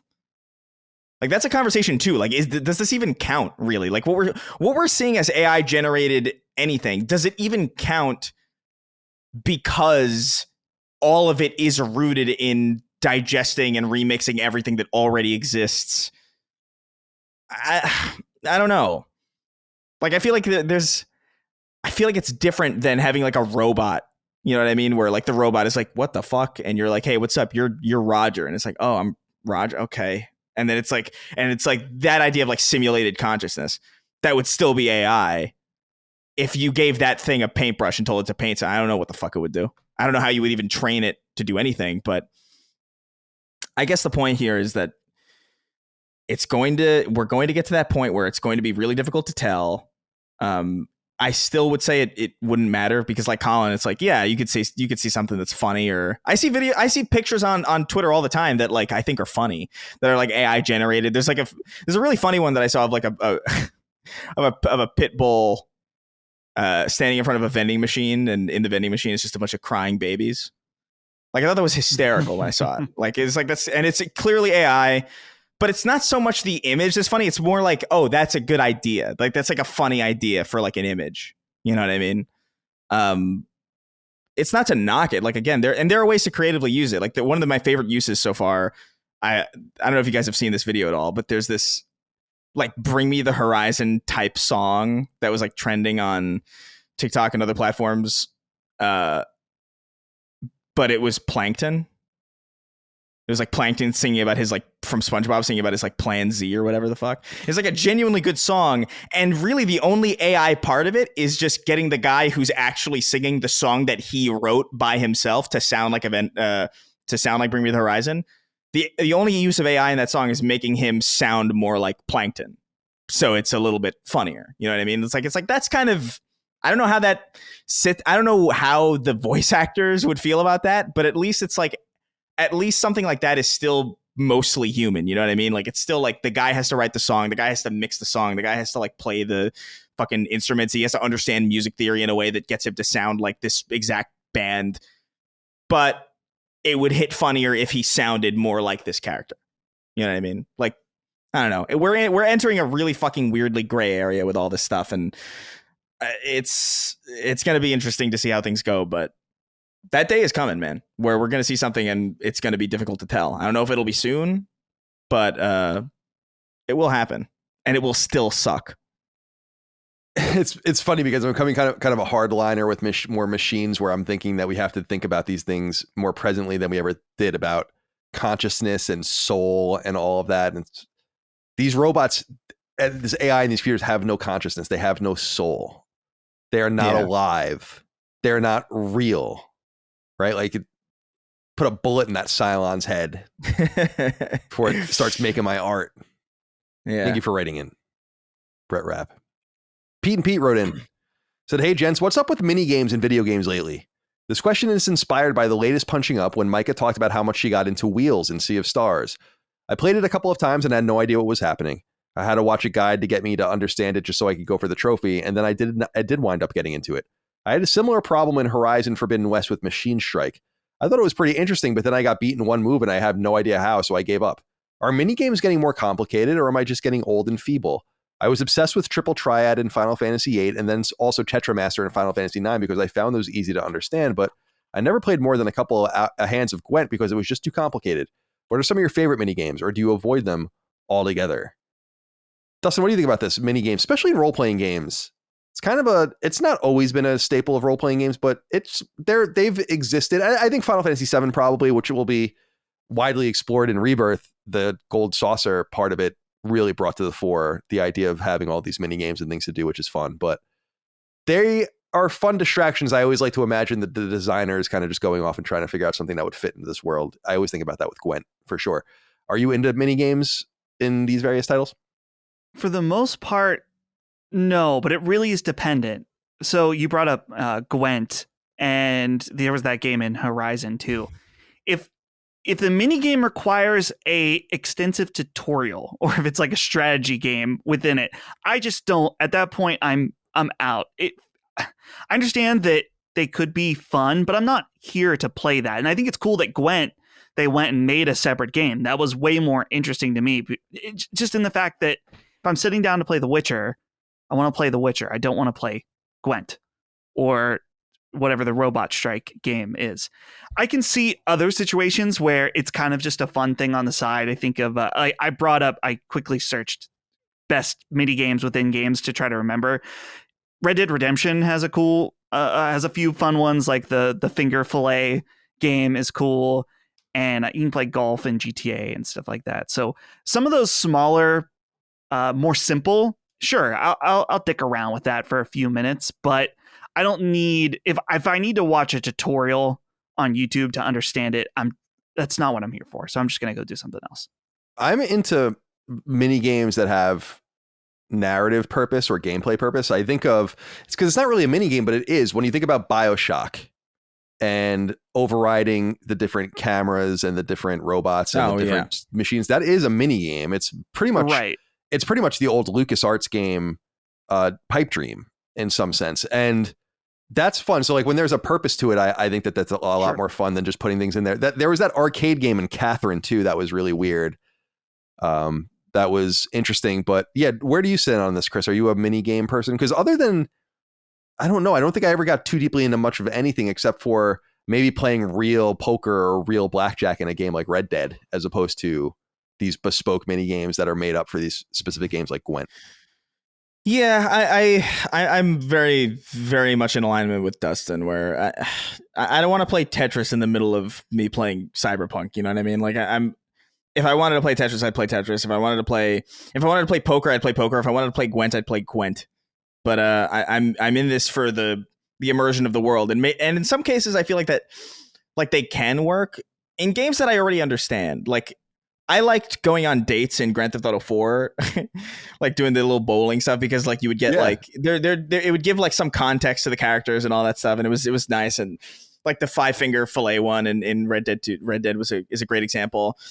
But like those are like actual like games within the world of the game. You know what I mean? Like it depending on the level of complexity I'm either in or out. I always generally like mini games that are entwined with what the game is doing, like mechanically. Like you did that was a good pull with the BioShock Pipe Dream thing. That's one of them. I like, although like it's not all that interesting, the Cyberpunk kind of hacking mini game where you're trying to like match numbers is it's fine. It doesn't bother me at all. It's not hard to understand. I really like Starfield's lockpick mini game. There's something weird. There's something like interesting about it to me that like I get into it. But that's always with the express purpose of like, oh, that's an in-universe explanation for something that I'm doing that you can't really ask me to do through the confines of a controller. So I'm appreciative of mini games like that, like hacking mini games and stuff like in Grand Theft Auto where you can go bowling or play darts in a bar or something like that. But if I'm a cowboy and somebody asks me to play poker for like a main mission, bothers the hell out of me. Like I hate it. Like I don't care. I didn't sign up for this shit. There's like one mission in Red Dead. It's like a really great mission actually, where you're cheating at poker. But like I haven't played poker in so long. I don't remember how to play this shit. Like I'm just like, I'm not here for this. You know, if I want to play poker, I'll play poker.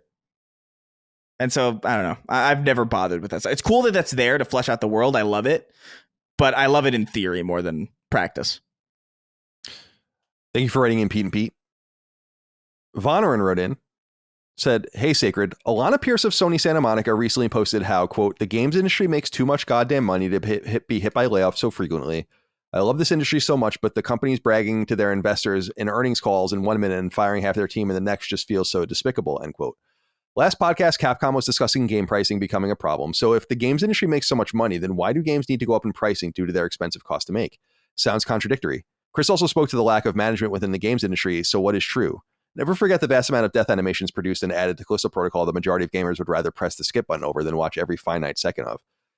Vonner, and I appreciate you writing in, but I think that what you're saying is a little, because you're like, sounds contradictory. I mean, not really. The goal of a business, a publicly traded business specifically, is to constantly grow. And unfortunately, that's what's necessary. So it's not simply paying your bills. People, I think there's a misunderstanding about buying stock and like owning pieces of company.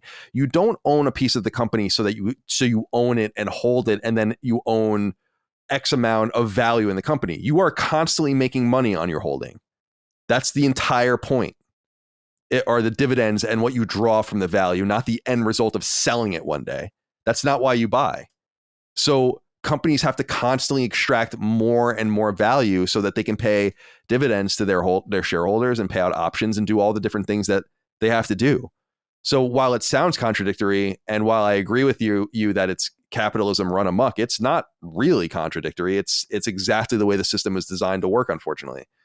That's why I think it's really important I love when companies stay private and really respect that. In-N-Out's a really good example, and others where they're like, no, we'll just do it slowly and steadily. We make so much money. We don't need to do it the crazy way. We don't need to supersize and get nuts with expansion and all the rest. We'll just do it and stay lean.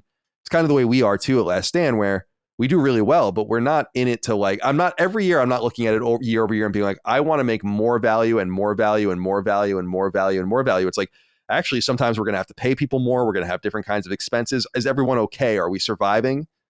And is the product good? And do we still have an audience? Like, that's kind of the way we assess things. So I don't know if you guys have anything else you want to say about this, but I think that it's just game pricing it's not that, because you're saying, why do they need to go up? Like, you're just talking about publicly traded companies.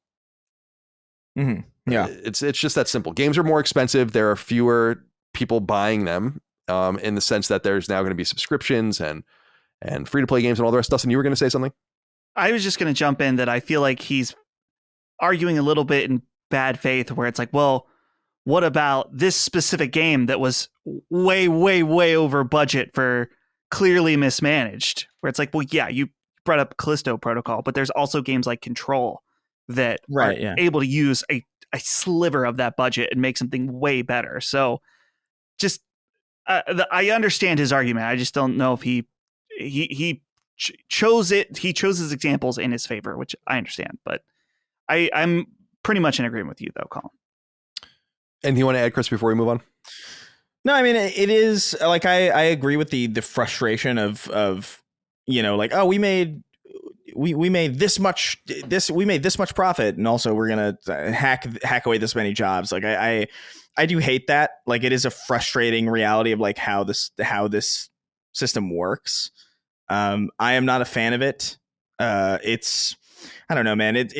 I do feel like there is a lot of mismanagement in the games industry. I wouldn't call it a lack of management, like Vonner and Rodin. It's not that there's a lack of management. If anything, there's an abundance of management. Yeah, too much. It's just not particularly good, and it's particularly short-sighted, or not particularly intelligent, or not well read about like how, like, because dude, there are games. The Callisto Protocol is an extreme example, and we talk about Control a lot, and Remedy in general, who's able to do a lot for very little. Obviously, that has a lot to do with the fact that they're a foreign studio. They're not. They're where are they exactly? Like, they're in like Remedy is in Denmark. Yeah, they're in Denmark. It's a little bit different. Like, I have no doubts that Control, if it were made here, would be a lot more expensive than it is in Denmark to make.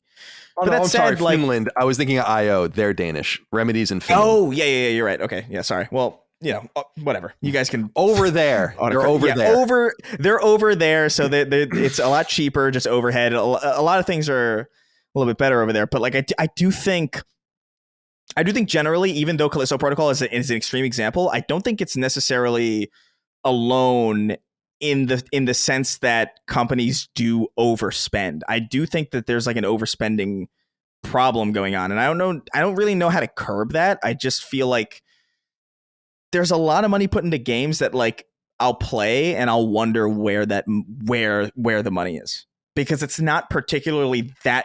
I'm not getting this overwhelming sense of like, oh man, this game feels like $200 million.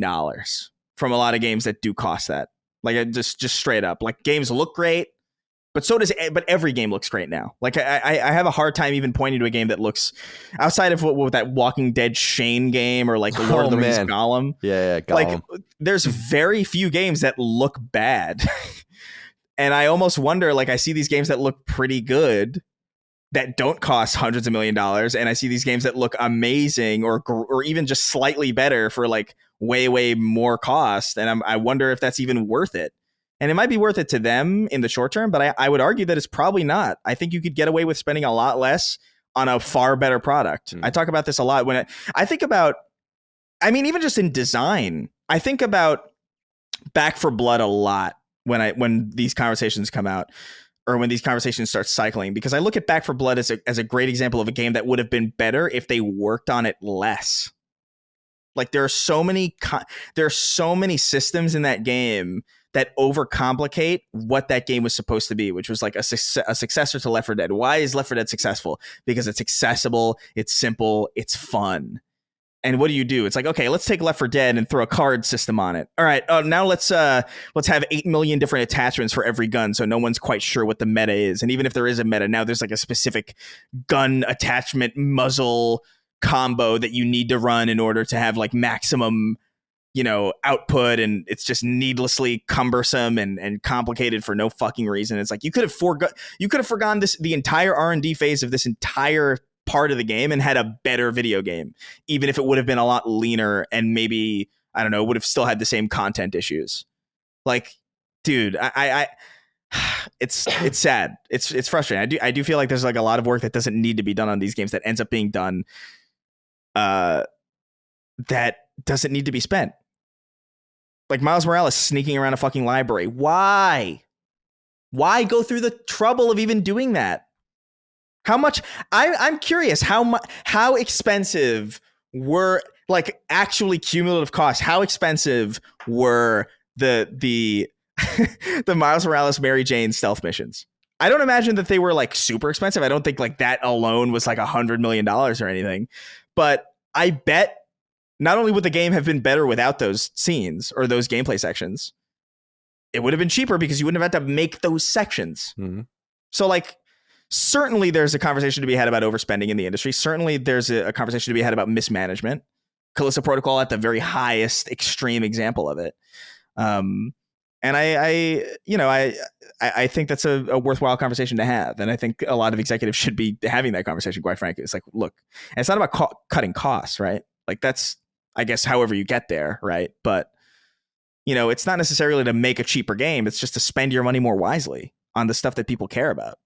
Because undoubtedly, like if I ever replay Spider-Man again, and I'm thinking I might actually, like leading up to it, absolutely am I skipping those puzzles. I'm skipping those puzzles. I'm doing my best to skip those sections. And you got to ask yourself, like, is it worth putting stuff in our game that people want to skip? Yeah, it's true. Yeah, like that you have to, that must be kind of soul crushing. Yeah. In some sense, right? As you're like the designer that on the design team that makes those parts, and people are like, nah. Because even as I'm playing it now, I'm trying to do the puzzles, but I got that one series of pipe puzzles or the circuit puzzles where there's the negative in the I'm like, I don't even know what the fuck I'm supposed to do here. R1, next. Yeah, it feels cheap too. Like that's the thing about it. It's like it doesn't even like add to like I don't know, man. I have such a bone to pick with that. I've mentioned those so much because they stand out in such a great game. I'll be very curious to see what they do to slow us down in Spider-Man 2, or if they do anything at all to slow us down in Spider-Man 2. We'll see. Hopefully they took that. They must know how people felt about that stuff, but we'll find out in the coming weeks. You're gonna have to file for unemployment as Peter Parker in real time. Right. You got to go pay Peter Parker's rent. You got to go to the rent office.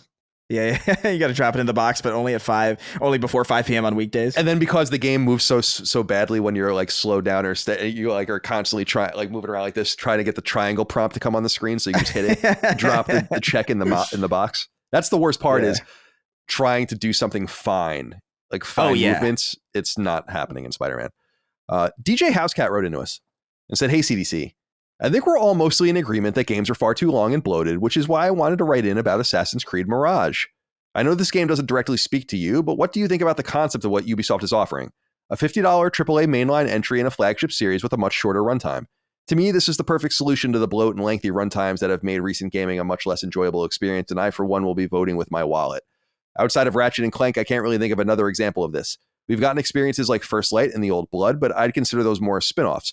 Is this something you would like to see become a trend? Thanks for all the great content and keeping me entertained during long work days. And Colin, congrats on the upcoming big day. Thank you, DJ Housecat, for writing in. We haven't brought up Assassin's Creed Mirage yet, and I don't think any of us is going to play. I'm certainly not planning on playing it, but Dustin's shaking his head no. I don't. Are you going to play it? I was going to, but I think I mentioned on the last show that I got turned off by not even necessarily from like the conversation about it, because I heard people were like, "Oh, it's it's not very good and the story's kind of lame." Truthfully speaking, I would have been fine with any of that, but like the issue is like it's supposed to be classic Assassin's Creed and you can fucking teleport in it, and I can't.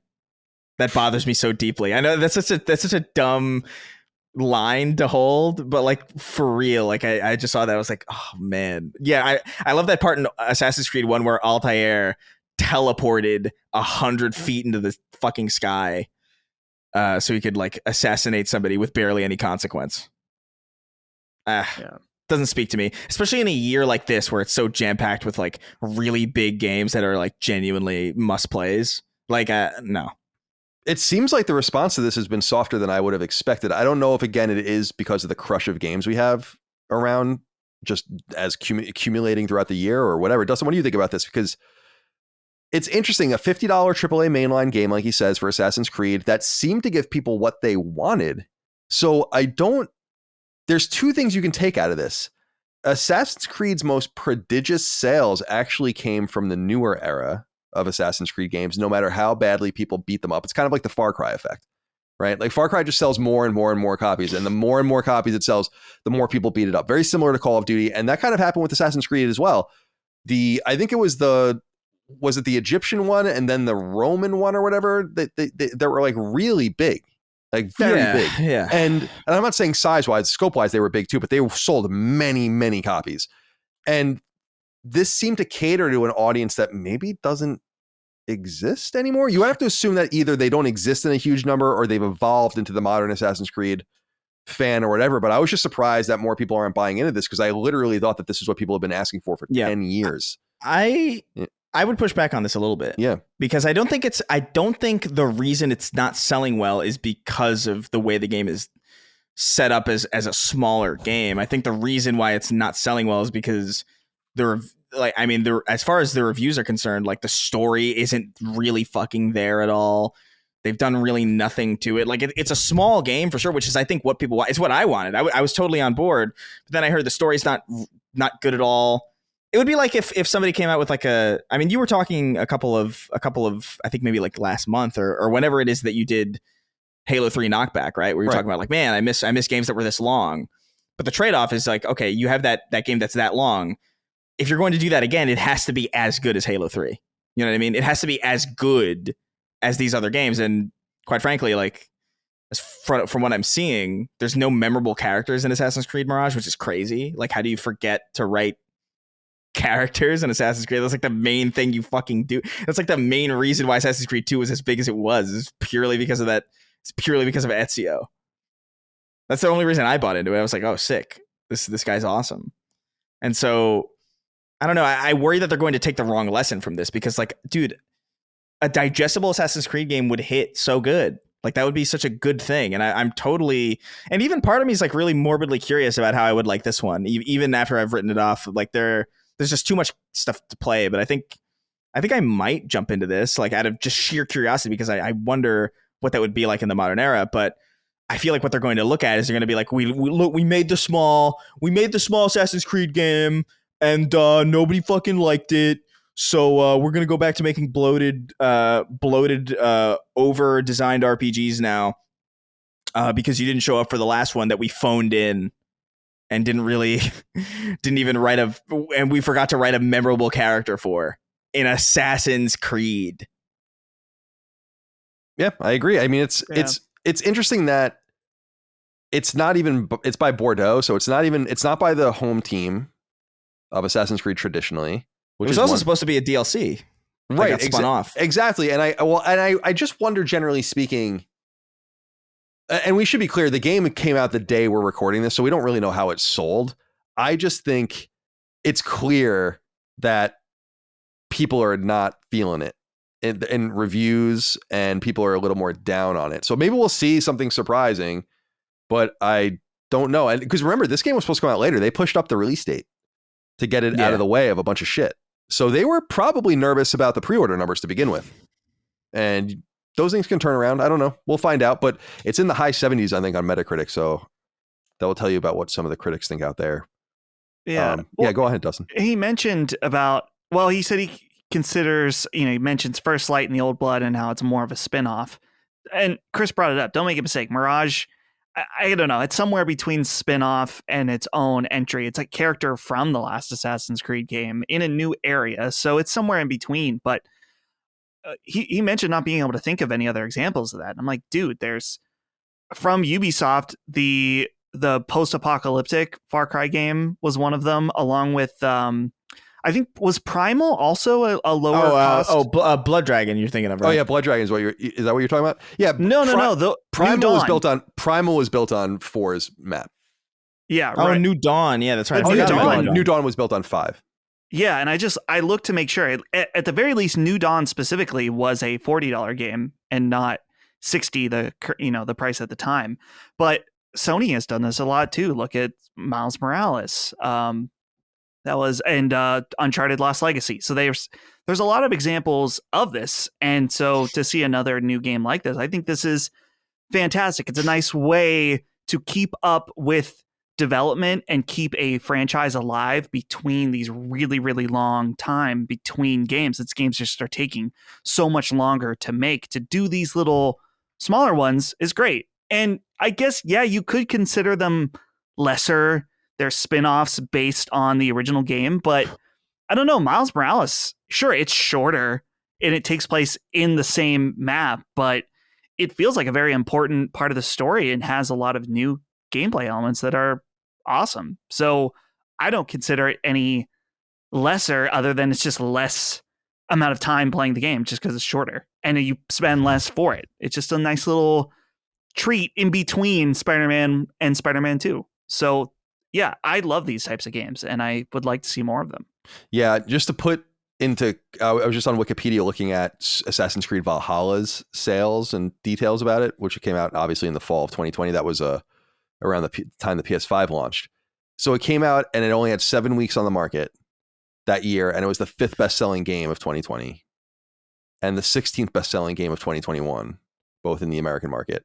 And by February of 2022 had made over $1 billion in revenue. So that's, I doubt, going to be the case with this game. But I think that it could still push a lot of units. I assume it'll still sell millions of units. I just don't know if it just seems, I'm just looking at it from the outside. I'm not an Assassin's Creed fan. I just looked at this game and I was like, I thought that this was what you wanted. So I'm very fundamentally interested in what went wrong here with this one. Because it's almost. Yeah. I think it's almost, but there are core things that people like about Assassin's Creed that aren't just how digestible it used to be. That was definitely a big part of it. But I don't know, man. I don't know how you fuck up a character. That's like the grounding force of Assassin's Creed, really. Well, we'll see. I mean, this time next week we'll have a better idea of what the players out there think, and I'm sure that people are going to like it out there too. So yeah, we'll touch base on it again. Finally, David D wrote in, and I was curious if you knew anything about this, Dustin, or you cared, but I saw this making the rounds. It felt appropriate to end the show with "Hello, Sacred Crew." Despite Square's tweet, the Celtic mythological creature is pronounced Kat-she or Ket-she, like Banshee, instead of Kate Sith.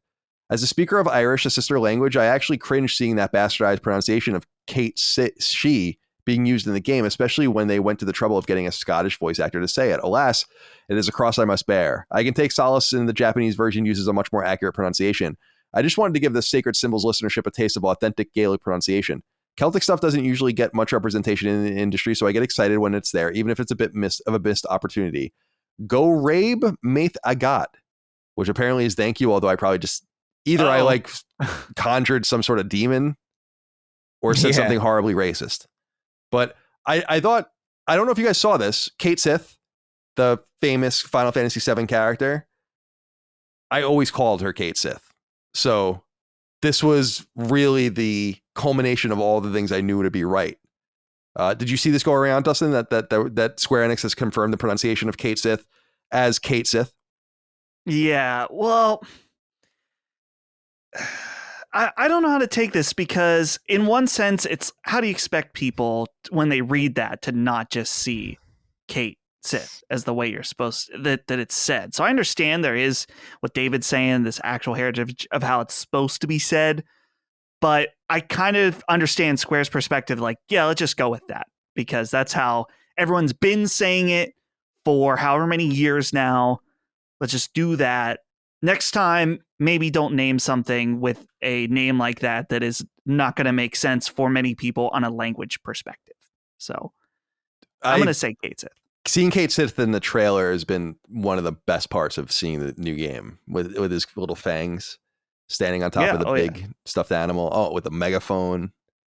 I didn't use Cait Sith very much in Final Fantasy VII Prime, the regular Final Fantasy VII game. I'll be interested to see how they integrate this character, better or worse, but I love the design, and it's just so strange. It's the kind of strangeness you get out of Square Enix or Squaresoft at the time at the very best, and I love it. Just can't wait for Final Fantasy VII Rebirth. Oh my goodness. Gonna be eating well. And I'm gonna be playing Intergrade before that, which will be fun, and we'll do a podcast about that. But that's out in February 29th, of course, the Leap Day, which is a dope release date as well for a game. All right, my friends, let's get the hell out of here. It's time to go. We've been going for a long time, over 4 hours. Chris, do you have any closing comments, my friend? No, I've got to figure out what I'm going to do for the rest of the day. I got my parents here, trying to show them around, do some cool stuff. Good. But I think today we might just we've been going out a lot. Like I took them yesterday to the Griffith Observatory just to see what that place is, and it had this like side effect of, because there's like a planetarium and like all this like stuff with like galaxies and like all this like fact stuff, and I'm like, God damn it! Like, I got the itch for Starfield while I was playing it, because it's just like it's so contagious for me, man. Like the space stuff, I love it. Me so too. Like when I'm in there, so I'm in the middle of that. So I got to figure out something to do tonight. I don't know, maybe take them out to dinner. But yeah, that'd be good. I don't know if your parents like art, but I always found the Getty Museum to be a cool place to bring people. That's right. I haven't considered it. Well, yeah, that's a good idea. We're going down to San Diego on Saturday to go to the San Diego Zoo, and then we're gonna probably I don't know, see some other stuff in San Diego. They have like a plan that they want to do, so we'll figure it out. I love San Diego. So San Diego's one awesome. of the great cities, no doubt. All right, have fun. Our regards to your parents, of course. And Dustin, goodbye to you. Any closing comments? Closing comments, if we were in person, I would offer you a very oddly specific Super Mario 3D World candy in a Wii U tin that I got at the Nintendo store. It was like a blind box. You had the option of getting any of the games. I was kind of hoping for Galaxy, but of course I got the Wii U game. This is a great game, by the way. But I just think it's funny now. I have this very specific tin. That is very specific. A Wii U copy of Super Mario 3D World. So it's one of only 5 in the wild. It's pretty cool. Yeah, this is worth millions now. So, all right, my friend. Well, I hope you guys have a good rest of your week and a good weekend, and hope everyone out there is doing well. Thank you so much for your love, kindness, and support of all things Last Stand Media and Sacred Symbols. You know the drill. Patreon.com/Last Stand Media for early ad-free access and to support us. Submit your inquiries. Sacred Symbols Plus, all the rest. laststandmedia.store for merch, free shipping on stickers in the United States, but we have a bunch of other stuff for you to check out as well. I think that's it. We'll see you next time for more. Until then, goodbye. See ya. Take care, guys. Sacred Symbols, a PlayStation podcast, is a product and trademark of Last Stand Media and Colin's Last Stand LLC, and is proudly recorded in the USA. The show is conceived by, is written by, and is directed by me, Colin Moriarty. My co-hosts are Chris Raygun Maldonado and Dustin Furman. The show is produced by executive producer Dustin Furman. It's edited by associate producer Ben Smith. All of Last Stand's theme music is by my best friend, Ramon Narvaez. As you know, all of Last Stand's shows, including Sacred Symbols, are fan-funded on Patreon at patreon.com/laststandmedia. The following names are at the producer level on Patreon, our highest tier, and we're grateful for your thoughtful and kind contributions to our independent endeavor. Thank you.